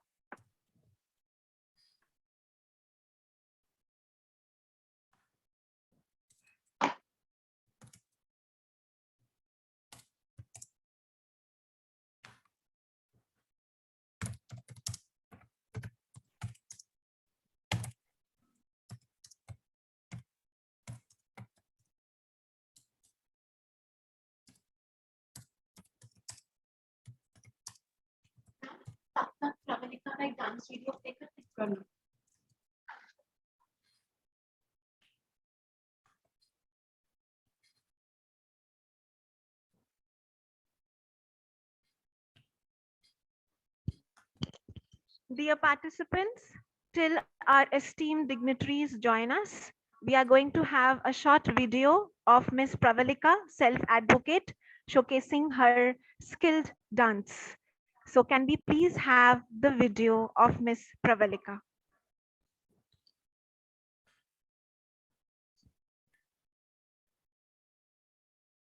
Mitra for Life, I would like to welcome all our dear parents today. It is my pleasure to welcome Mrs. Rama Bhagavatula and her daughter Pravalika. Welcome Mrs. Rama and Ms. Pravalika. Happy to have you both for today's Mitra for Life session. Pravalika, also known as Pravi, is an energetic 22-year-old with varied interests and passions, especially in Indian classical dance and music. She was born with Down syndrome. However, her patience, perseverance, and hard-working nature has helped her truly to develop her interests and abilities. A talented dancer, Ravi has learned Bharatanatyam for the past 15 years under the tutelage of her gurus, Miss Anupama Rajesh and Miss Snehashri Srinivas. She learned Mohiniyattam for the last 9 years under the guidance of gurus Miss Janaki Nair and Miss Vinaya Narayanan. She has performed at several platforms in the US and continues to dance today too.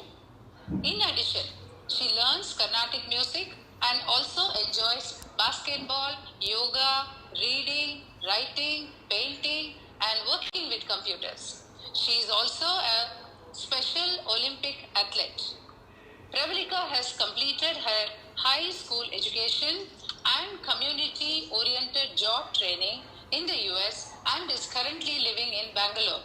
She also currently volunteers her time at Antarbhava Foundation and Animane Organics. Pravalika, your list of interests and accomplishments are truly inspiring, and now we are excited to see your dance performance.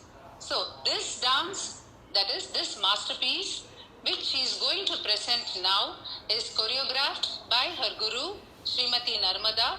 It is in Nata Raga and set to Aditala. Over to you, Pravalika. Yes, ma'am.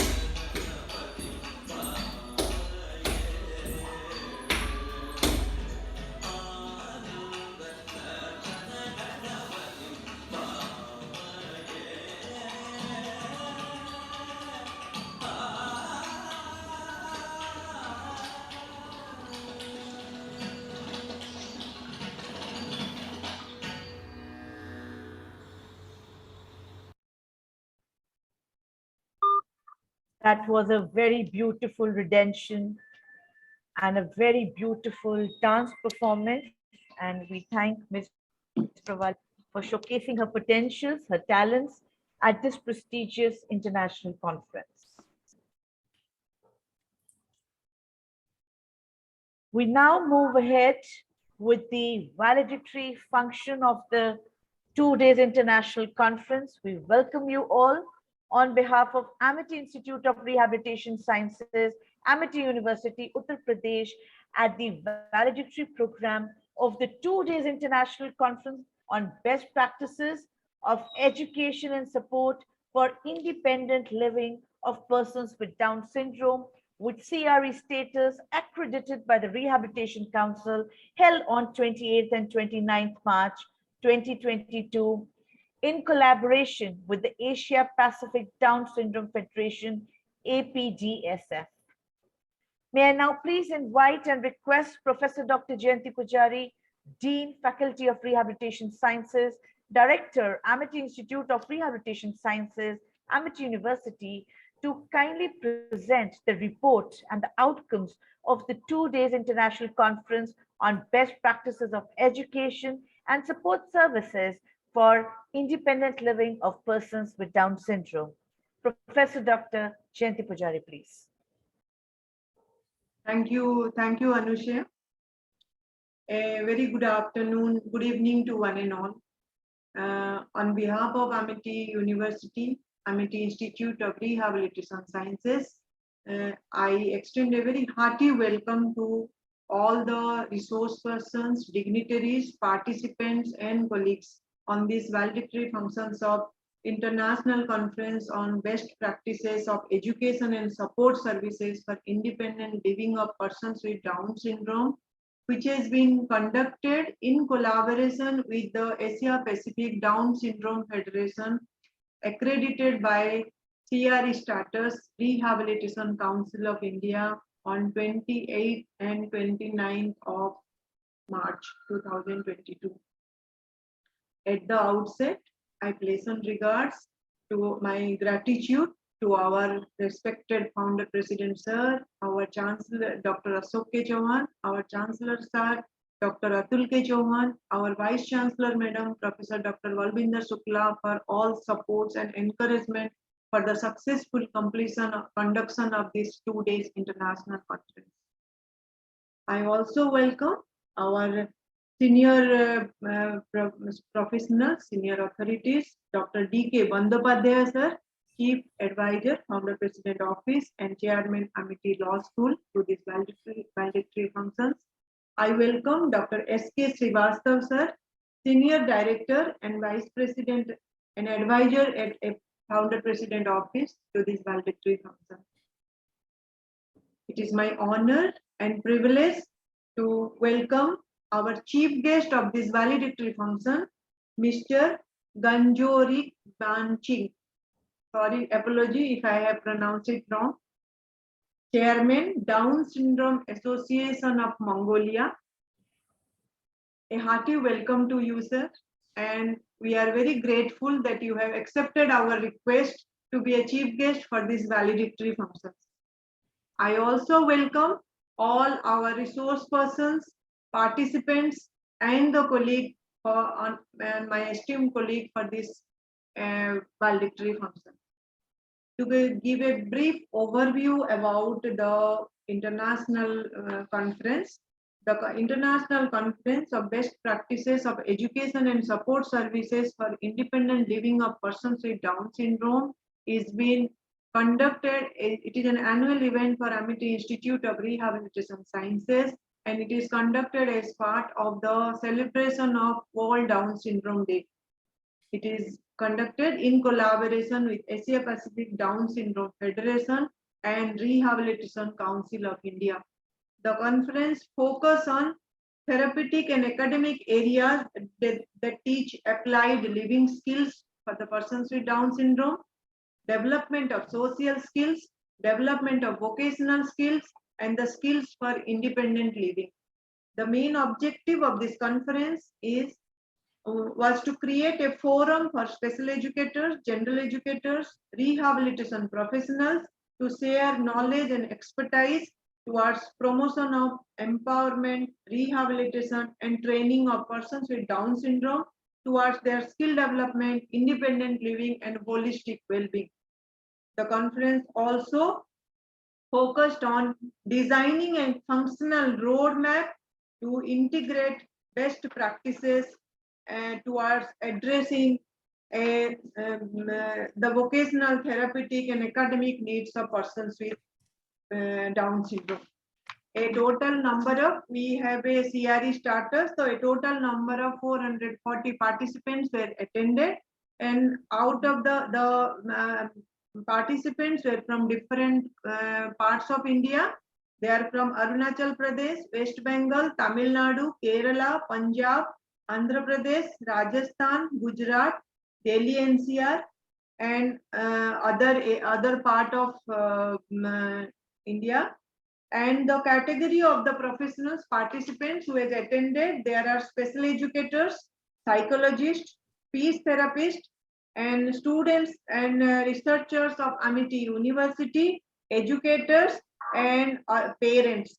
And there were a total of 15 resource persons spread over 6 sessions and 2 panel discussions where it has been conducted. The resource persons were very renowned and doyens in the special education disability rehabilitation field. They are academicians, parents, financial planner, self-advocate, and social entrepreneurs. And the program started with an inauguration. The program commenced with the inaugural function. The chief guest for the function was Dr. Saroj Sharma, Chairperson, National Institute of Open Schooling, and the guest of honor was Mr. N. Ramachandran from Asia Pacific Down Syndrome Federation. The program began with a welcome and overview of the conference by Director Dr. Jayanti Pujari, which was followed by address by Dr. S.K. Srivastava, and by the chief guest, Dr. N. Ramachandran, by a guest of honor, N. Ramachandran, and then the chief guest, Dr. Saroj Sharma. And we are very privileged to have our Vice Chancellor for our inaugural session. And after the inauguration, during the inauguration, our chief guest, Dr. Saroj Sharma, has emphasized on how there should be a way to measure the level of inclusion in academic of children with Down syndrome. And she mentioned how other disability are provided with accommodations and website and physical supports. Our guest of honor, Mr. N. Ramachandran, he spoke about what the Asia Pacific Federation is all about and what's its role. And also he has enlightened the purpose and aim of the support service of the Federation provided for the children. And also he called for the more collaborations in this area.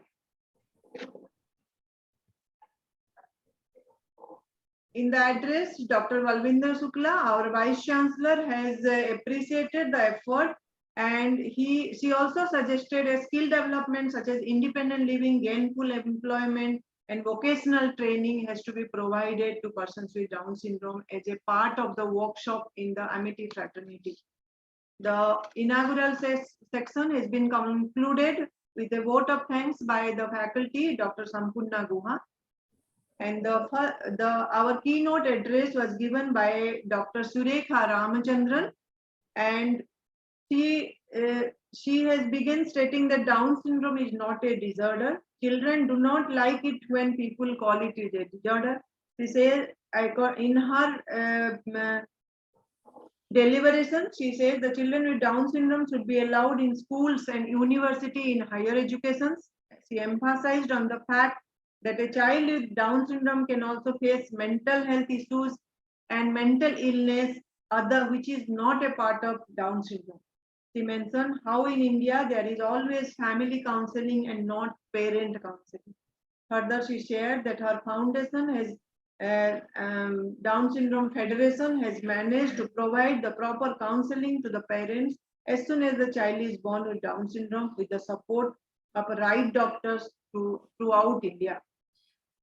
The next session was by Dr. Jayanti Pujari. She has given an overview of the social inclusion of students with Down syndrome, and she explained how children with Down syndrome learn about the teachings, and she has explained about the teaching strategy which can be used in the inclusive setup, focused on the curriculum adaptation, school choice for the students with Down syndrome, and she talked about the prerequisite for successful inclusion that should be considered.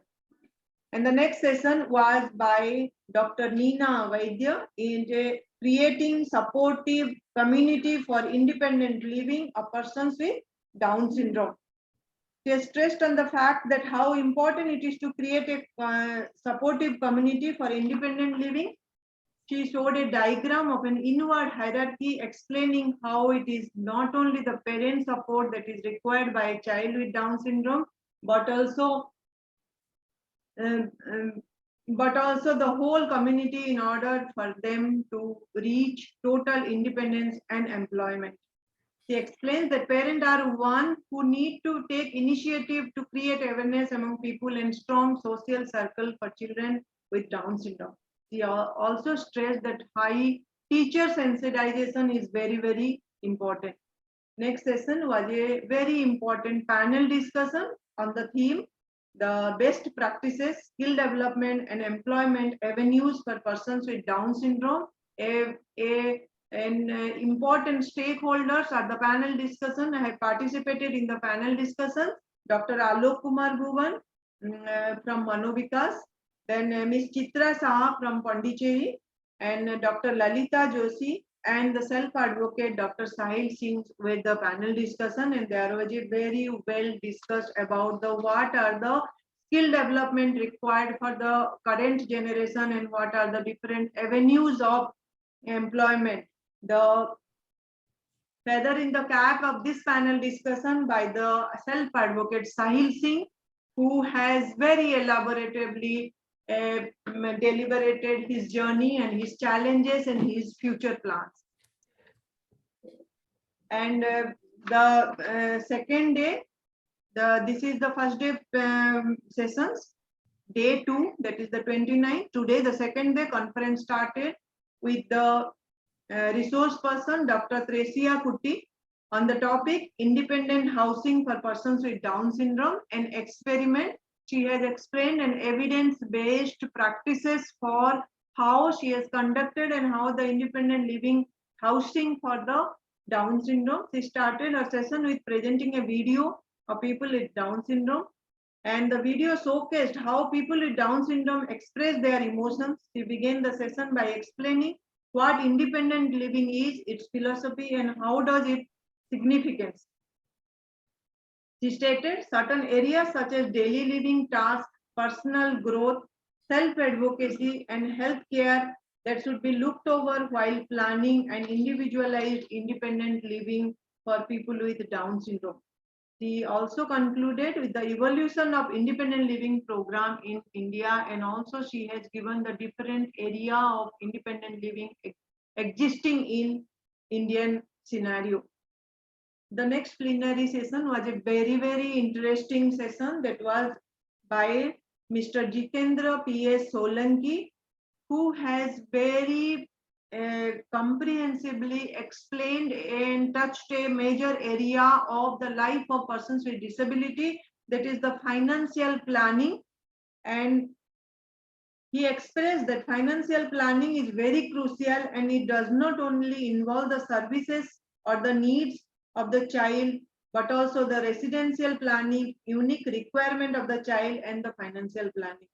He mentioned that it is the parent who should provide such planning to their children with Down syndrome. According to him, planning should start early, and it should basically a plan for the next 2 generations.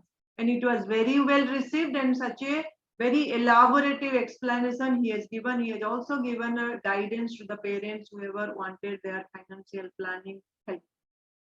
And along with him, we have a very important stakeholder of disability rehabilitation, Mr. Aditya Tiwari, a computer science engineer by profession, but as a adopted parent who who has spoken about, he has told about, he described his journey in adopting a child with Down syndrome, and high appreciation for Mr. Aditya Tiwari. Now there are parents in the Indian scenario who disown their child with Down syndrome, and here is a person with computer science engineering, young professionals who has come forward to adopt a child with Down syndrome, and he has explained how he has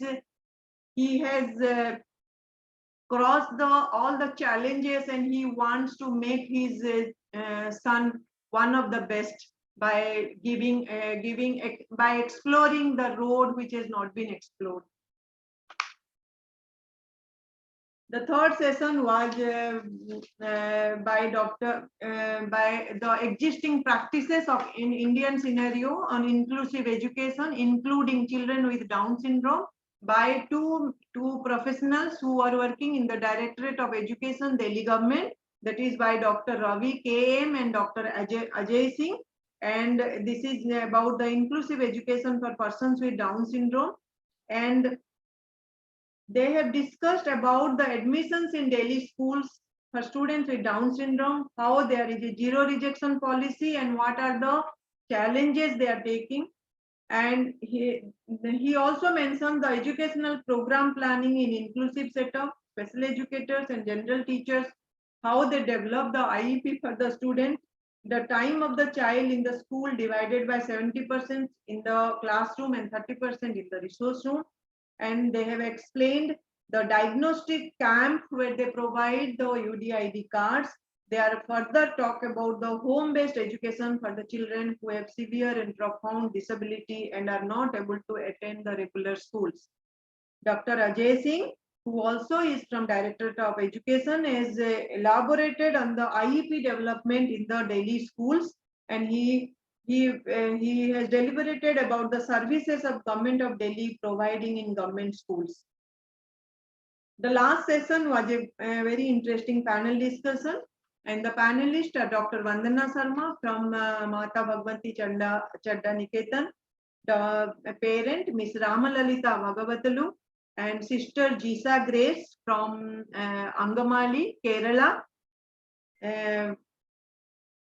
And they have emphasized on the need to removal of the attitudinal barrier. Dr. Vandana Sharma has emphasized the need of removal of the attitudinal barrier and the purpose of an all-round inclusion. She suggested that social media platforms can be used to showcase the performance and achievement of the persons with Down syndrome.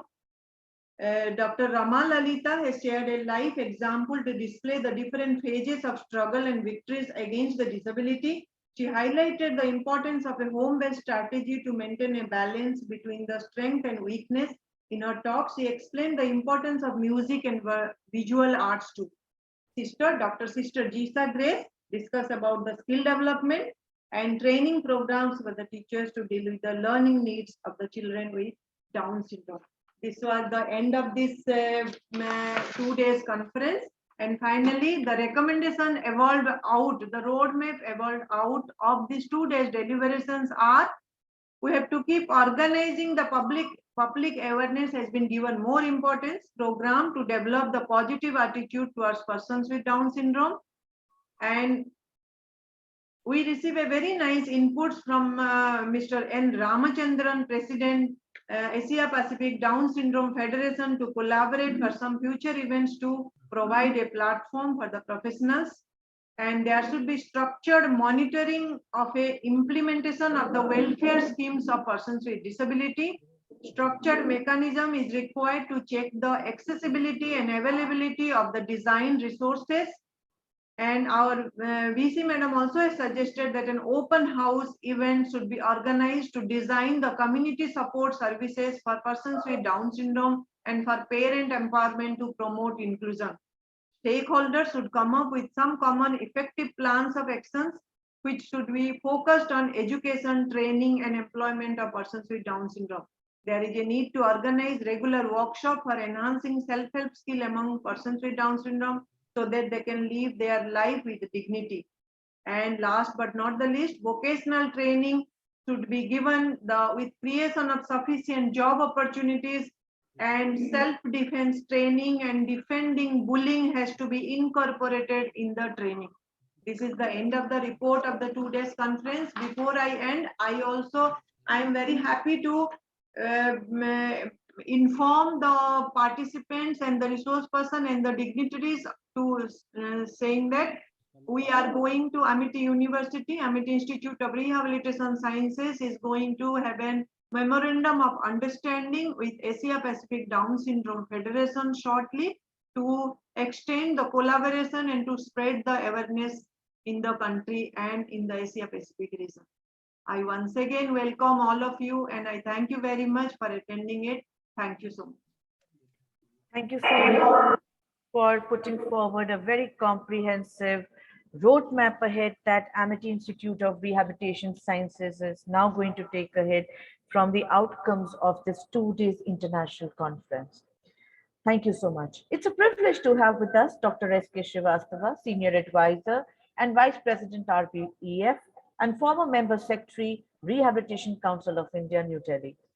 May I now please invite Dr. S.K. Srivastava to put forward the valedictory address. Dr. S.K. Srivastava, please. Hello, Suyaji. Am I audible? Yes, sir, very much. Okay, thank you very much. I first of all extend my very warm welcome, being this part of the family, to all those eminent speakers and the practical, the persons working practically in this field or facing this problem with their awards. And also, before sharing my views, I must not forget to extend my thanks and very heartfelt congratulations for the grand success of this seminar to Dr. Jayanti Pujari and her team, very dedicated team, including Ansuya ji, who is taking the main lead. But I understand that this type of conferences are so useful for all of us, and that not only it opens our eyes on a particular topic, but also it enhances our knowledge, and it awakens to all of us that how much can we contribute more and what has already been done. The sharing of knowledge, sharing of experience, and what else to be done, the commitment that comes out of such seminars and such workshops. So this is very important. And 2 days is, I felt initially that is too long to discuss on Down syndrome issues. But today I'm feeling that 1 day would have been more required for this very nice topic. I am of the firm opinion, while working in the field of disability for around 33 decades, more than that, I felt always that unless this sector is very closely associated with medical science, pure medical science, engineering, computer science, ICT, and mechanical engineering sometimes. So we cannot do what is basically required to eradicate some disability which can be thought of eradicating. In this case, I was got an opportunity to go through again, refresh myself, my knowledge about the Down syndrome. And then I found that this results in an embryo. Basically, Down syndrome largest population is of the trisomy, which is about 95%. So if we check the 95% population time of Down syndrome not to occur. So I found that this results in an embryo with 3 copies of chromosome of 21. Why it is not being separated at the time of either conception or during the conception? So can it be taken very seriously at very large scale in the medical science? How can it be prevented that this should not occur? And the cases of Down syndrome, can we think of eliminating the cases of Down syndrome? This is one for the pure medical sciences. Of course, I know the entire world, many of them must be doing on this. But we have also to explore the possibilities of eradicating many of the disabilities out of 21. It is limited to 21. If you go to US, you will find more number of disabilities, more types of disabilities. Now we have already defined 21 types of disabilities. Down syndrome is under mental disability, intellectual disability. So under RPDI 2016, we have given them many rights, including the right of equality, right of their independent living and all those. But I agree with one of the very nice word that speaker has given, that independent living, supported independent living. Yani independent living means somebody lives independent, but he cannot be left absolutely to live independently. In such cases, we have to support. The society has to take a lead, to take responsibility to support such persons to lead independent living. And I am of the firm opinion that society, including all of us, supports such persons when they can do something, basic things with their own efforts also. We avoid normally the full dependency of any of the ward, any of the child, any of the disabled person. So the discussions made by and deliberations given by eminent persons, including the academicians, including the social workers, including many of them I knew personally also. They are very knowledgeable person, dedicated person. They told all about the extensively on support for social inclusion. They have focused for social inclusion and how to create supportive community for their independent living, skill development and all those things. But again and again, I think that prevention is better than cure. If we can prevent this type of happening, this type of incidents, then it would be far better than think of in future, then think of rehabilitating them and planning for their.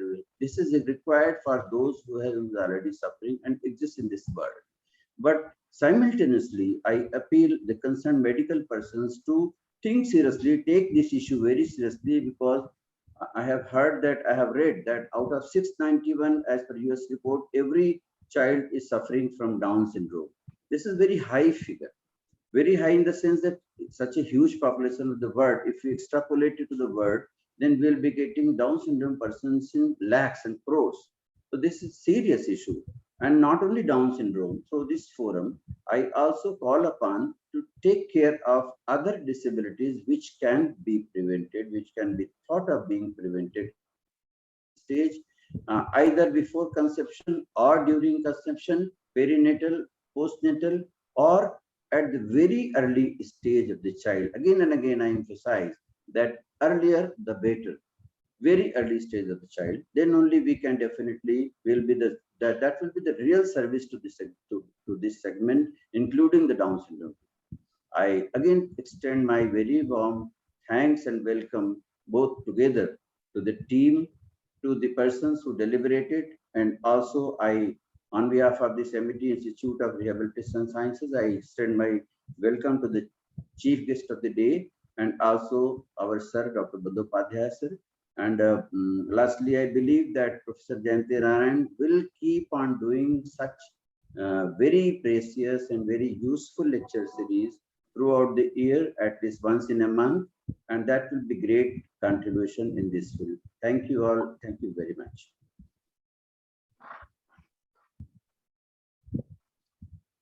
Thank you so much, sir, for your words. Moving ahead, we would now have sharing of experiences from the esteemed participants who've been listening to the best of the resource persons from around the world at this international conference.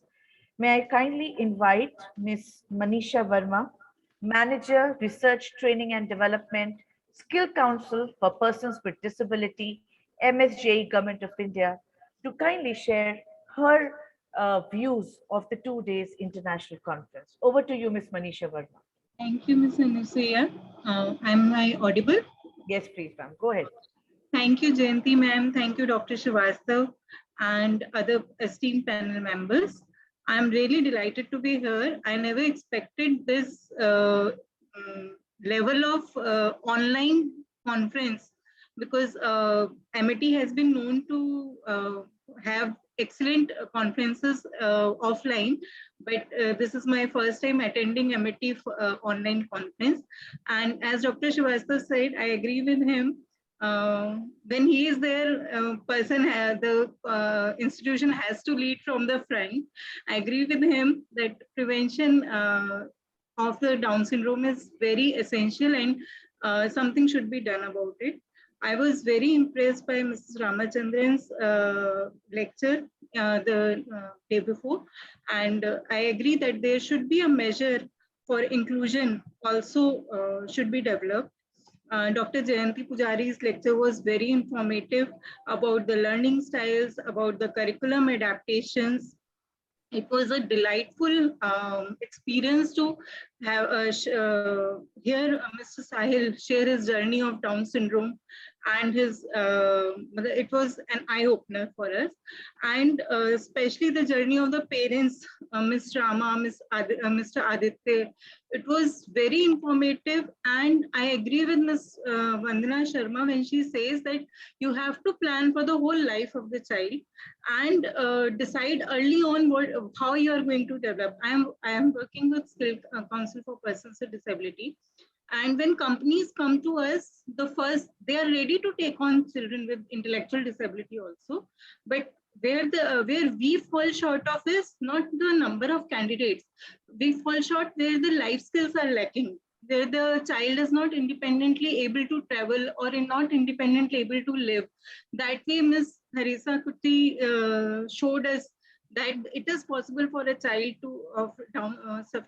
having a condition with Down syndrome to live independently. If that happens, I'm ready. Companies like Sodexo, like Amazon, Microsoft, when they ask for us the candidates, we can forward such names if they're skill trained, they're vocationally trained. So if NGOs can work on that skill training and life skills and pre-vocational skills for the children right from the beginning, I don't think so we won't be able to place them. Like Sodexo asked us for one name.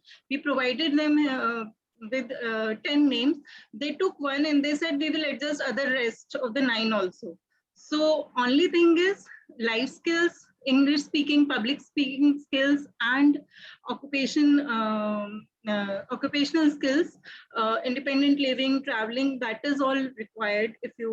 If the NGOs work towards that, we can certainly achieve that goal. Thank you so much. It was a delightful experience. I'm really grateful to attend this. Thank you so much, Ms. Manisha Verma, for sharing your 2 days experience at the international conference. We have another participant who's joined us, Ms. Rachita Gupta.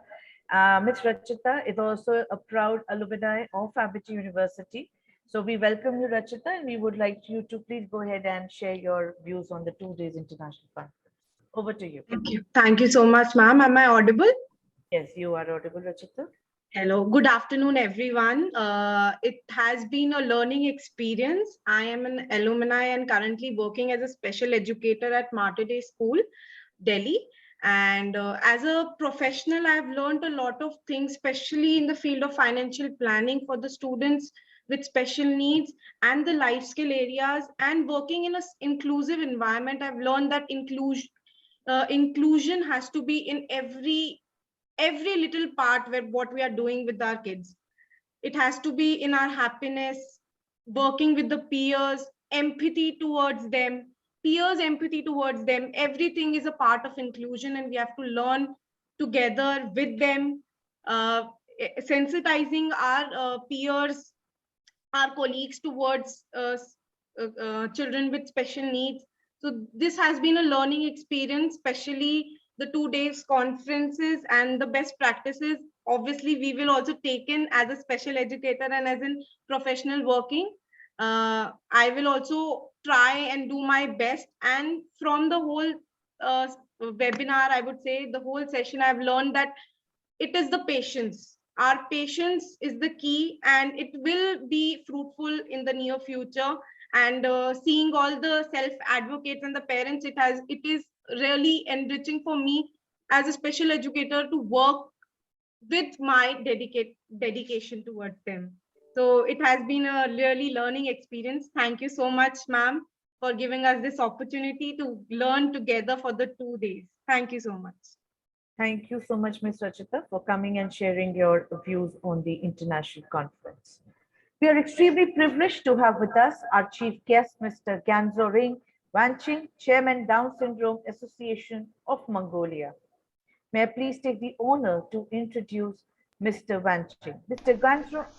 Ganzoring Wanching is the chairman of Down Syndrome Association Mongolia and the founder of the board at BAT Solution Partners, a business consulting firm specializing in strategy and communications. He has been awarded the title of Mongolian Certified Management Consultant from the Mongolian Management Consultants Institute.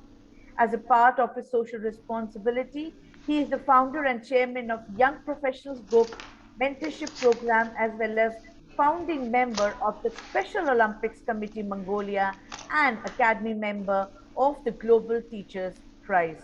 He's a columnist at the leading news portal sites, as well as a host of Syndicate Talk with Windsor. We welcome you, Mr. Wanching, at the International Conference, and thank you for joining us today at the valedictory function. You are cordially invited to kindly put forward your address to our esteemed participants. Thank you very much. Do you hear me? Yeah, yes. Please go ahead. Yeah. Thank you very much, and it's my great honor to be invited as a guest speaker for your wonderful event.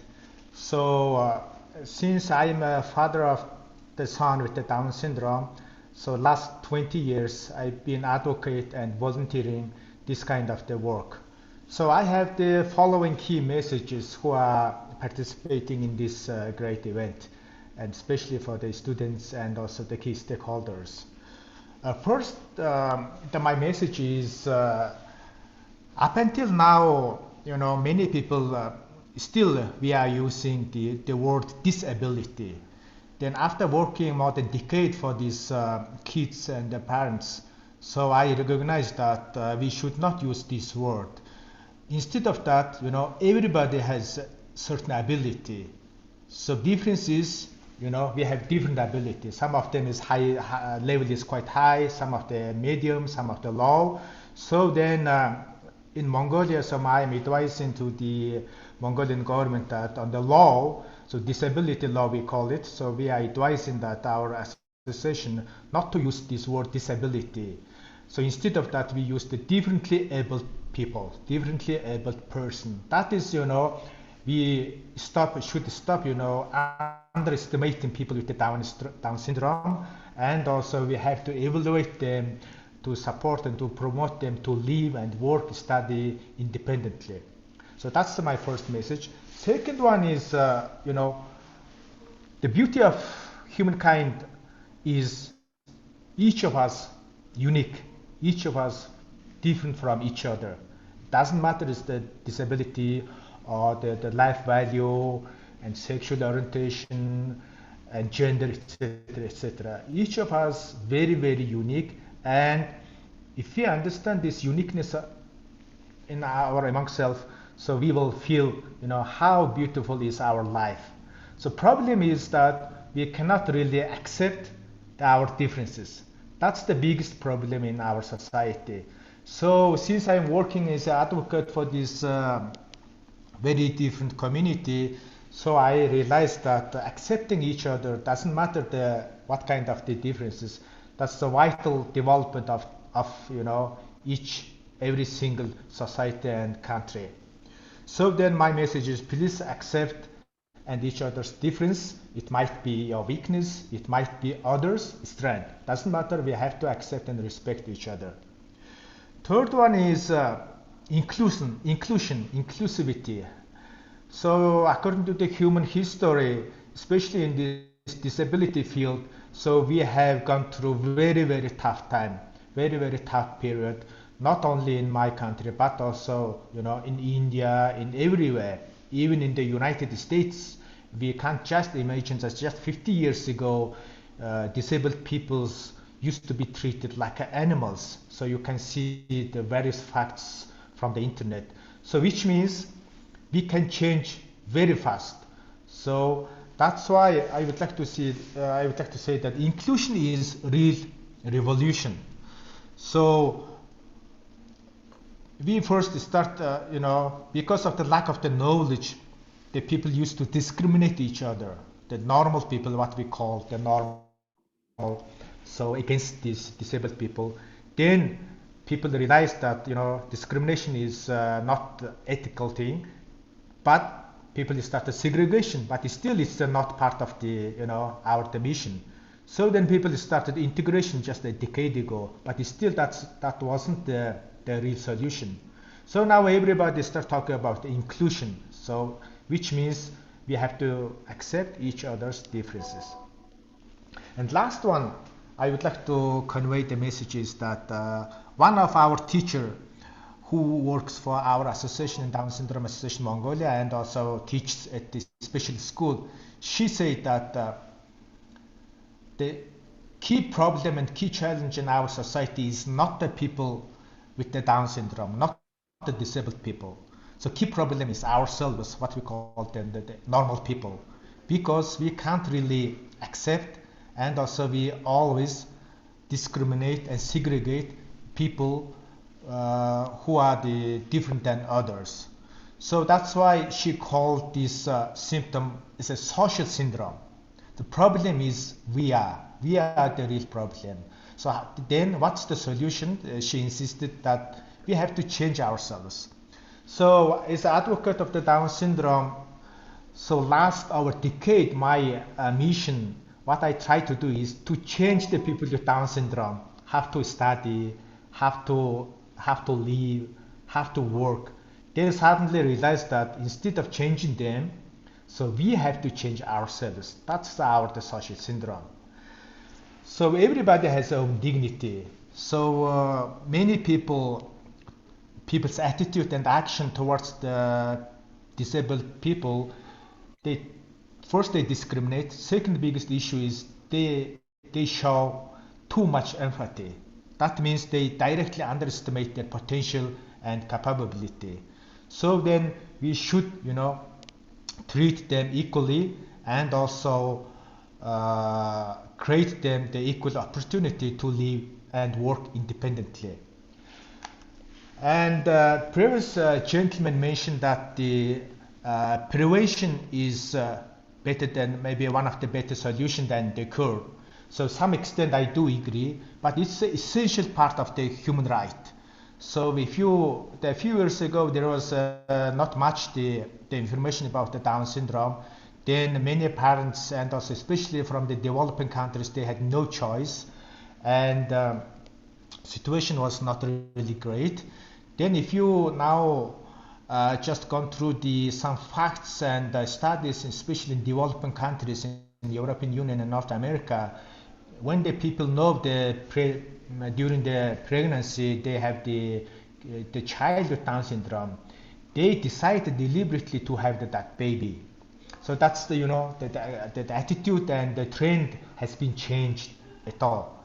So then that's why the people having this kind of attitude is that the one of the beauty of the Down syndrome. I remember that 2 or 3 years ago I was in Asia Pacific Down Syndrome Federation conference in India and New Delhi city. Then one of the researchers showed us the statistics that actually in terms of the happiness index of the individuals, the person with Down syndrome's happiness index is much better than ordinary people, because they don't know how to cheat others, how to behave badly, they don't have the masks. They are real authentic person. That's why they feel, the real happiness of the life. So therefore I would like to say that again, I have to stress that the main problem on this area is not the cure or not the prevention. The main problem is to change our attitude and to provide them equal opportunity to be part of our community, and more importantly, we have to accept other people who are different than others. It doesn't matter with Down syndrome or without Down syndrome. And thank you very much for inviting me. It was my great honor to be a part of this great event. Thank you. Thank you so much, sir, for coming and joining us all the way from Mongolia at Amity University, a research-driven university, benching the international standards.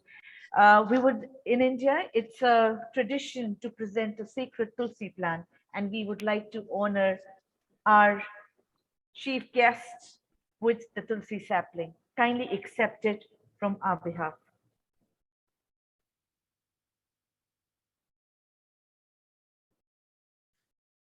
With a huge round of applause, thank you, sir, for joining us today at the 2 days prestigious international conference. Professor Dr. Jayanti Pujari presenting the Tulsi sapling virtually to Mr. Gyanzoring Wanching. Thank you.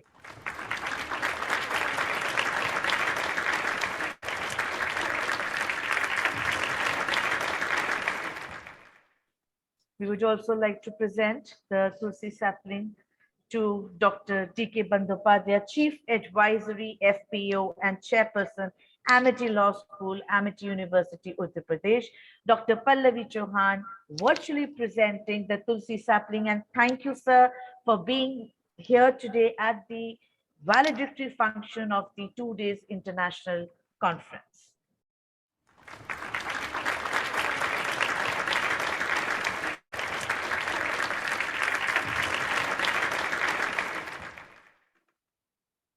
Thank you. It's a moment of great honor to have with us Dr. D.K. Bandyopadhyay, Chief Advisor, FPO, and Chairman, Amity Law School, Amity University, Uttar Pradesh. Dr. D.K. Bandyopadhyay is a multifaceted scholar, a true academician, and an administrator, and also a visionary leader in India's education community in the modern times. We welcome you, sir, and we would request you to kindly bless the gathering with your words of wisdom. Professor Dr. B.K. Bandyopadhyay, sir. Thank you, Anusha. Thank you very much.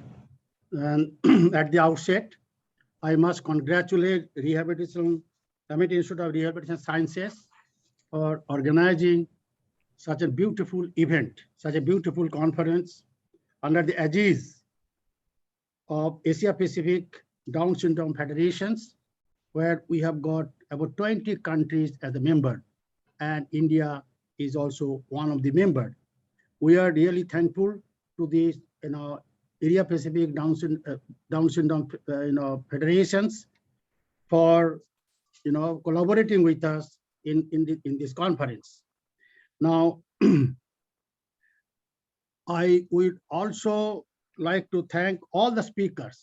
And as Jayanti ji was mentioning, there were about 15 speakers who spoke very elaborately on the different topics about this Down syndrome, on the basis of their own experiences, on the basis of their own research, and on the basis of their own practices. Now, having said so, all the time we know that Jayanti Pujari ji, when she is there, she's one of the finest, rehabilitation faculty, rehabilitation, teacher, rehabilitation researcher in this country. And wherever we go, we hear her name, and then, through her recognition, we also get the recognition. So thank you, Jayanti Pujari ji. Thank you very much. I also like to thank, our Srivastav ji, the man with a great grit, the man with a great understanding, a man who has contributed a lot in this field. So when he is associated, then everything falls in line. So thank you very much, Srivastav ji, and thanks all the faculty members, those are organizing this beautiful, event. Now, on behalf of the Amity Universe and on behalf of our Honorable Founder President, Honorable Chancellor, Honorable Vice Chancellor, on my personal behalf, I welcome you all in this today's valedictory function. And our chief guest, essentially, is a person, again, with lots of contributions in this field, lots of good thought processes in his mind, and lots of contribution in this field of Down syndrome, and who is chairing the Down Syndrome Association of Mongolia. And he also, as he mentioned, that he has spent time with the Asia Pacific Down Syndrome Federations. And so who else better than him can be the chief guest of this beautiful, valedictory program functions of this international conference. And as mentioned, there are 450 participants, which speaks volumes about the quest on this subject, quest on this subject about the Down syndrome. Now, as per my understanding goes, I also learned, and I must acknowledge it. I learned about this Down syndrome when Jayanti Pujari came and told me, sir, you have to speak something about this conference in the valedictory function.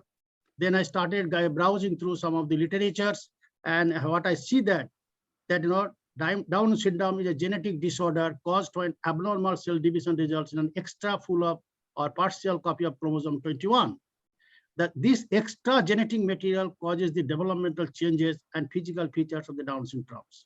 And it is also mentioned that there are certain syndromes which can be seen, or some symptoms can be seen, or some features can be seen in the Down syndrome persons.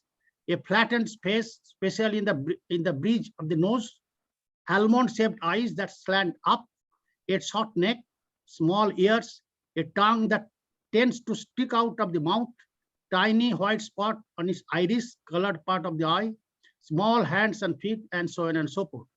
Now, services to help people with Down syndrome have changed dramatically in the past half century. As was mentioned by the chief guest, that people used to consider the Down syndrome persons with a different eyes. Now now the attitude of the people have changed, but we are a long walk. We have to go a long way to reach to our total inclusiveness along with this mankind, along with this society. So there is no way to cure Down syndrome because it's a genetic disorder. And there is also no way to prevent Down syndrome from occurring. But there are many ways to help people living with condition manage their disability and lead happy and productive lives. And that's our concern as an education institution, as a researcher, what we should be doing it so that we can help them for having a, living with good conditions, and they lead a happy and productive lives. It is important to note that there is no perfect way to treat Down syndrome. It really comes down to the individual, and treatment should be based on what each person needs. It is not as much about treating Down syndrome as it is finding it therapies and services that make a positive impact. It may differ from age group to age group. Now, I was just looking at the literature. They say that how you will handle the children with Down syndrome, how you will handle the persons, the young adults with the Down syndrome, how do you really handle older adults with Down syndrome. So there are a lot of work that needs to be done in this aspect. So early intervention should start as soon as possible for the children with Down syndrome. Continuing or adding a combination of some or all the following therapies can be helpful in early interventions program throughout an individual lifetime if or she has Down syndrome. Physical therapy, and which includes speech language therapy, occupational therapy, emotional or behavioral therapies. And there are lots of elaborations about these therapies, and which are generally talked about nowadays. Though schools are required to provide educational services that meet the needs of the children with disabilities, depending on what services are available and where you live, and the individual needs of the child with Down syndrome, more specialized therapies may not be available from the government. So there is the problem. Now, what do you do as an academic institution, as a research institution? What do you do to bring this type of facilities to the different, all of the schools, so that persons with such type of syndromes, they are not being, differentiated, and they are being taken into considerations as a normal consideration as one of our students. Now we come back to the young adults, and we see the young adults as recently as 15 or 20 years ago, there was a stigma surrounding how much learning a person with Down syndrome could accomplish. People said, you cannot teach somebody with Down syndrome. They are not able to learn the way everyone else learns. Now we know that that is not true at all, but it is up to the school to determine what environment is best for the children. Some school, for instance, may have a special classroom for the children with difficulties, while others may integrate them into the typical classroom. In recent years, integrating the children with Down syndrome into classroom has become more common, but there are still a lot of unknowns regarding the best educational setting for people with Down syndrome. So there comes the research area, that what are the different unknowns that are still available in terms of enhancing the learning ability to the children, and what sort of things that must be done in the education institutions where the children will be studying it, and how they'll be treated, what type of therapies will be best suited for them. Now I come back to the older adults with Down syndrome. Now the services starts to dwindle, but the challenges don't. Sadly, options for individuals with Down syndrome do decrease with age.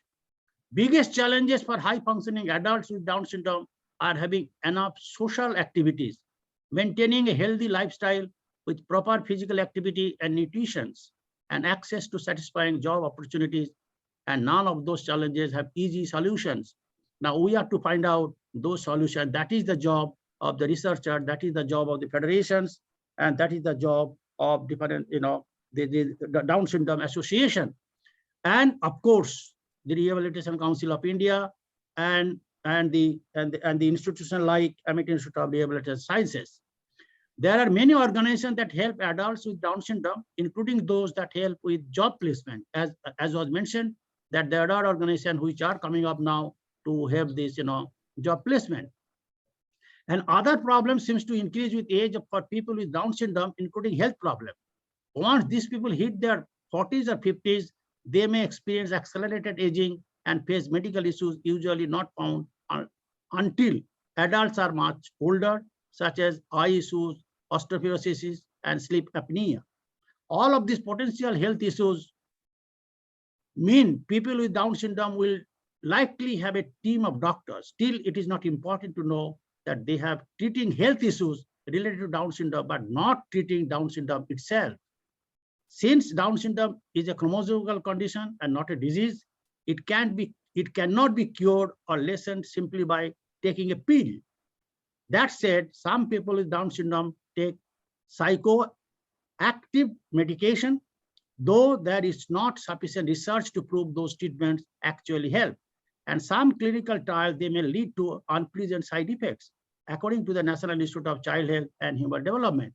So having said so, now these efforts made by our Amity Institute of Rehabilitation Sciences deserves lots of kudos, bringing people from all walks of life together and making a deliberations and maintaining a narrations, and bringing the persons like Ganjorik Bhanchik from Mongolia to the same platform is really, really commendable job.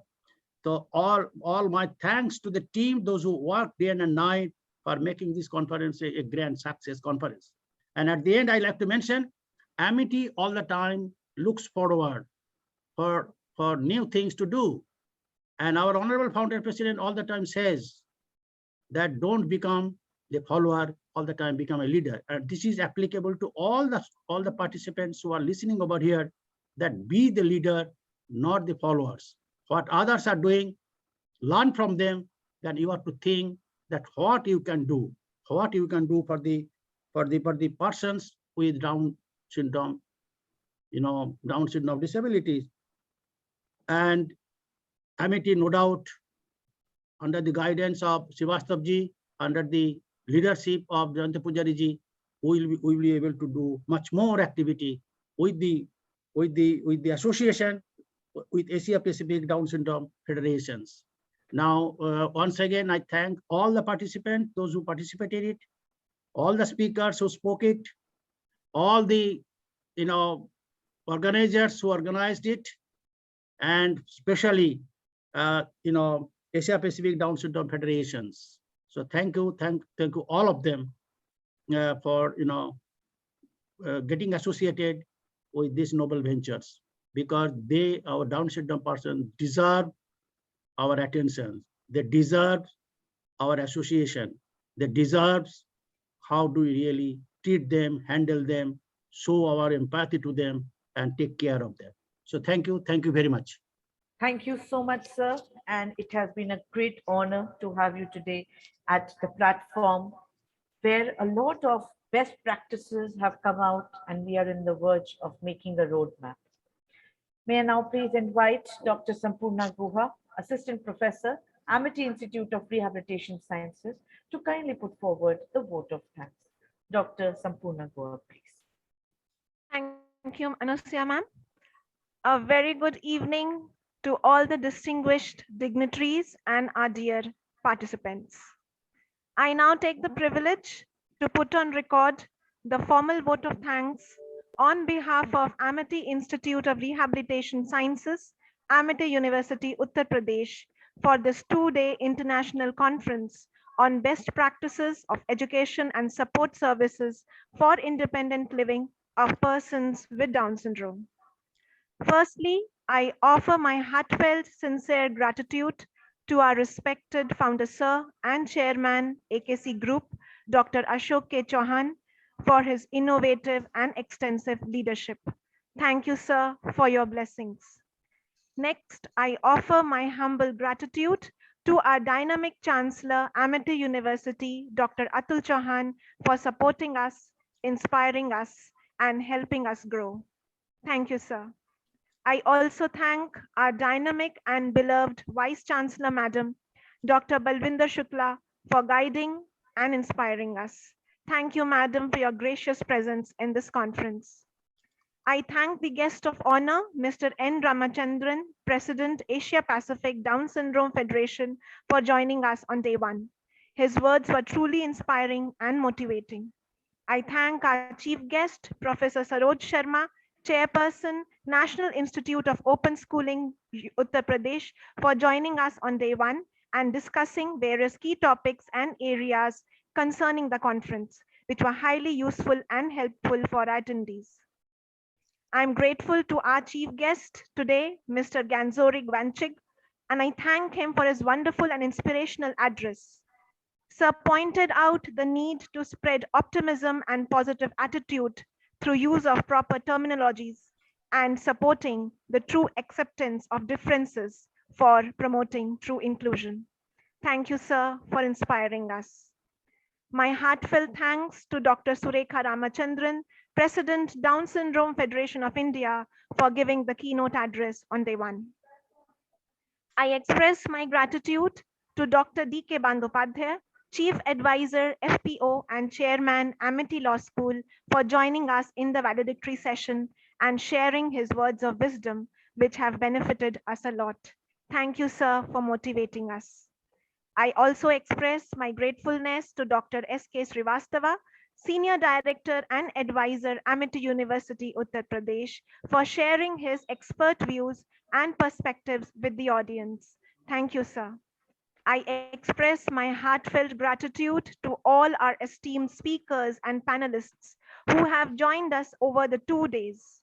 We are highly grateful to all the esteemed experts for accepting our invitation and deliberating on several key aspects related to the theme of the conference, such as creation of social support, promoting community and supported independent living, right to equality, facilitating life with dignity, financial planning, fulfillment of aspirations, provision of various best practices on training and education of persons with Down syndrome.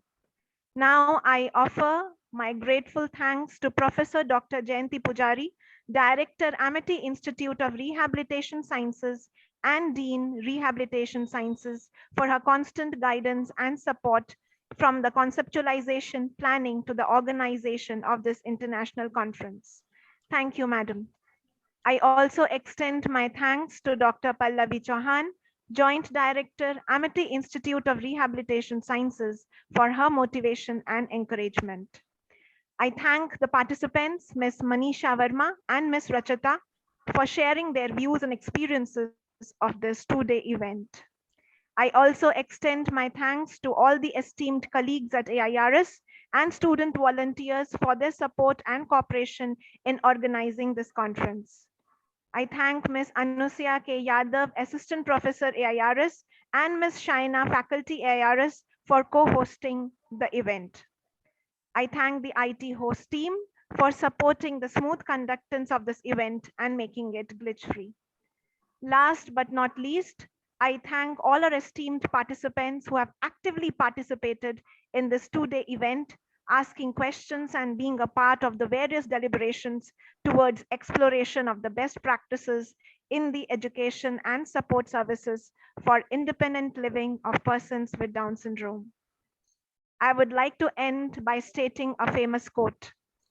It's not the extra chromosome that makes individuals with Down syndrome happy. It's because they are loved and respected. Thank you all once again, and a very good evening to one and all. Jai Hind. Thank you so much, Dr. Sampurna. And with this, we come to the end of the valedictory function of the 2 days international conference on best practices of education and support services for independent living of persons with Down syndrome. Thank you so much to all the dignitaries, our guests of honor, and our esteemed participants. And for all further communication, dear esteemed participants, we'll be communicating with you on the group we have formed, and timely all the details would be put forward. Once again, thank you to the IT host as well for making this conference a big success. Thank you so much. All the participants, please note that the feedback form link has been shared on the chat box, and the same will also be shared on the WhatsApp group. The CRE participants are also requested to fill the evaluation form, which has been shared on the WhatsApp group. Thank you.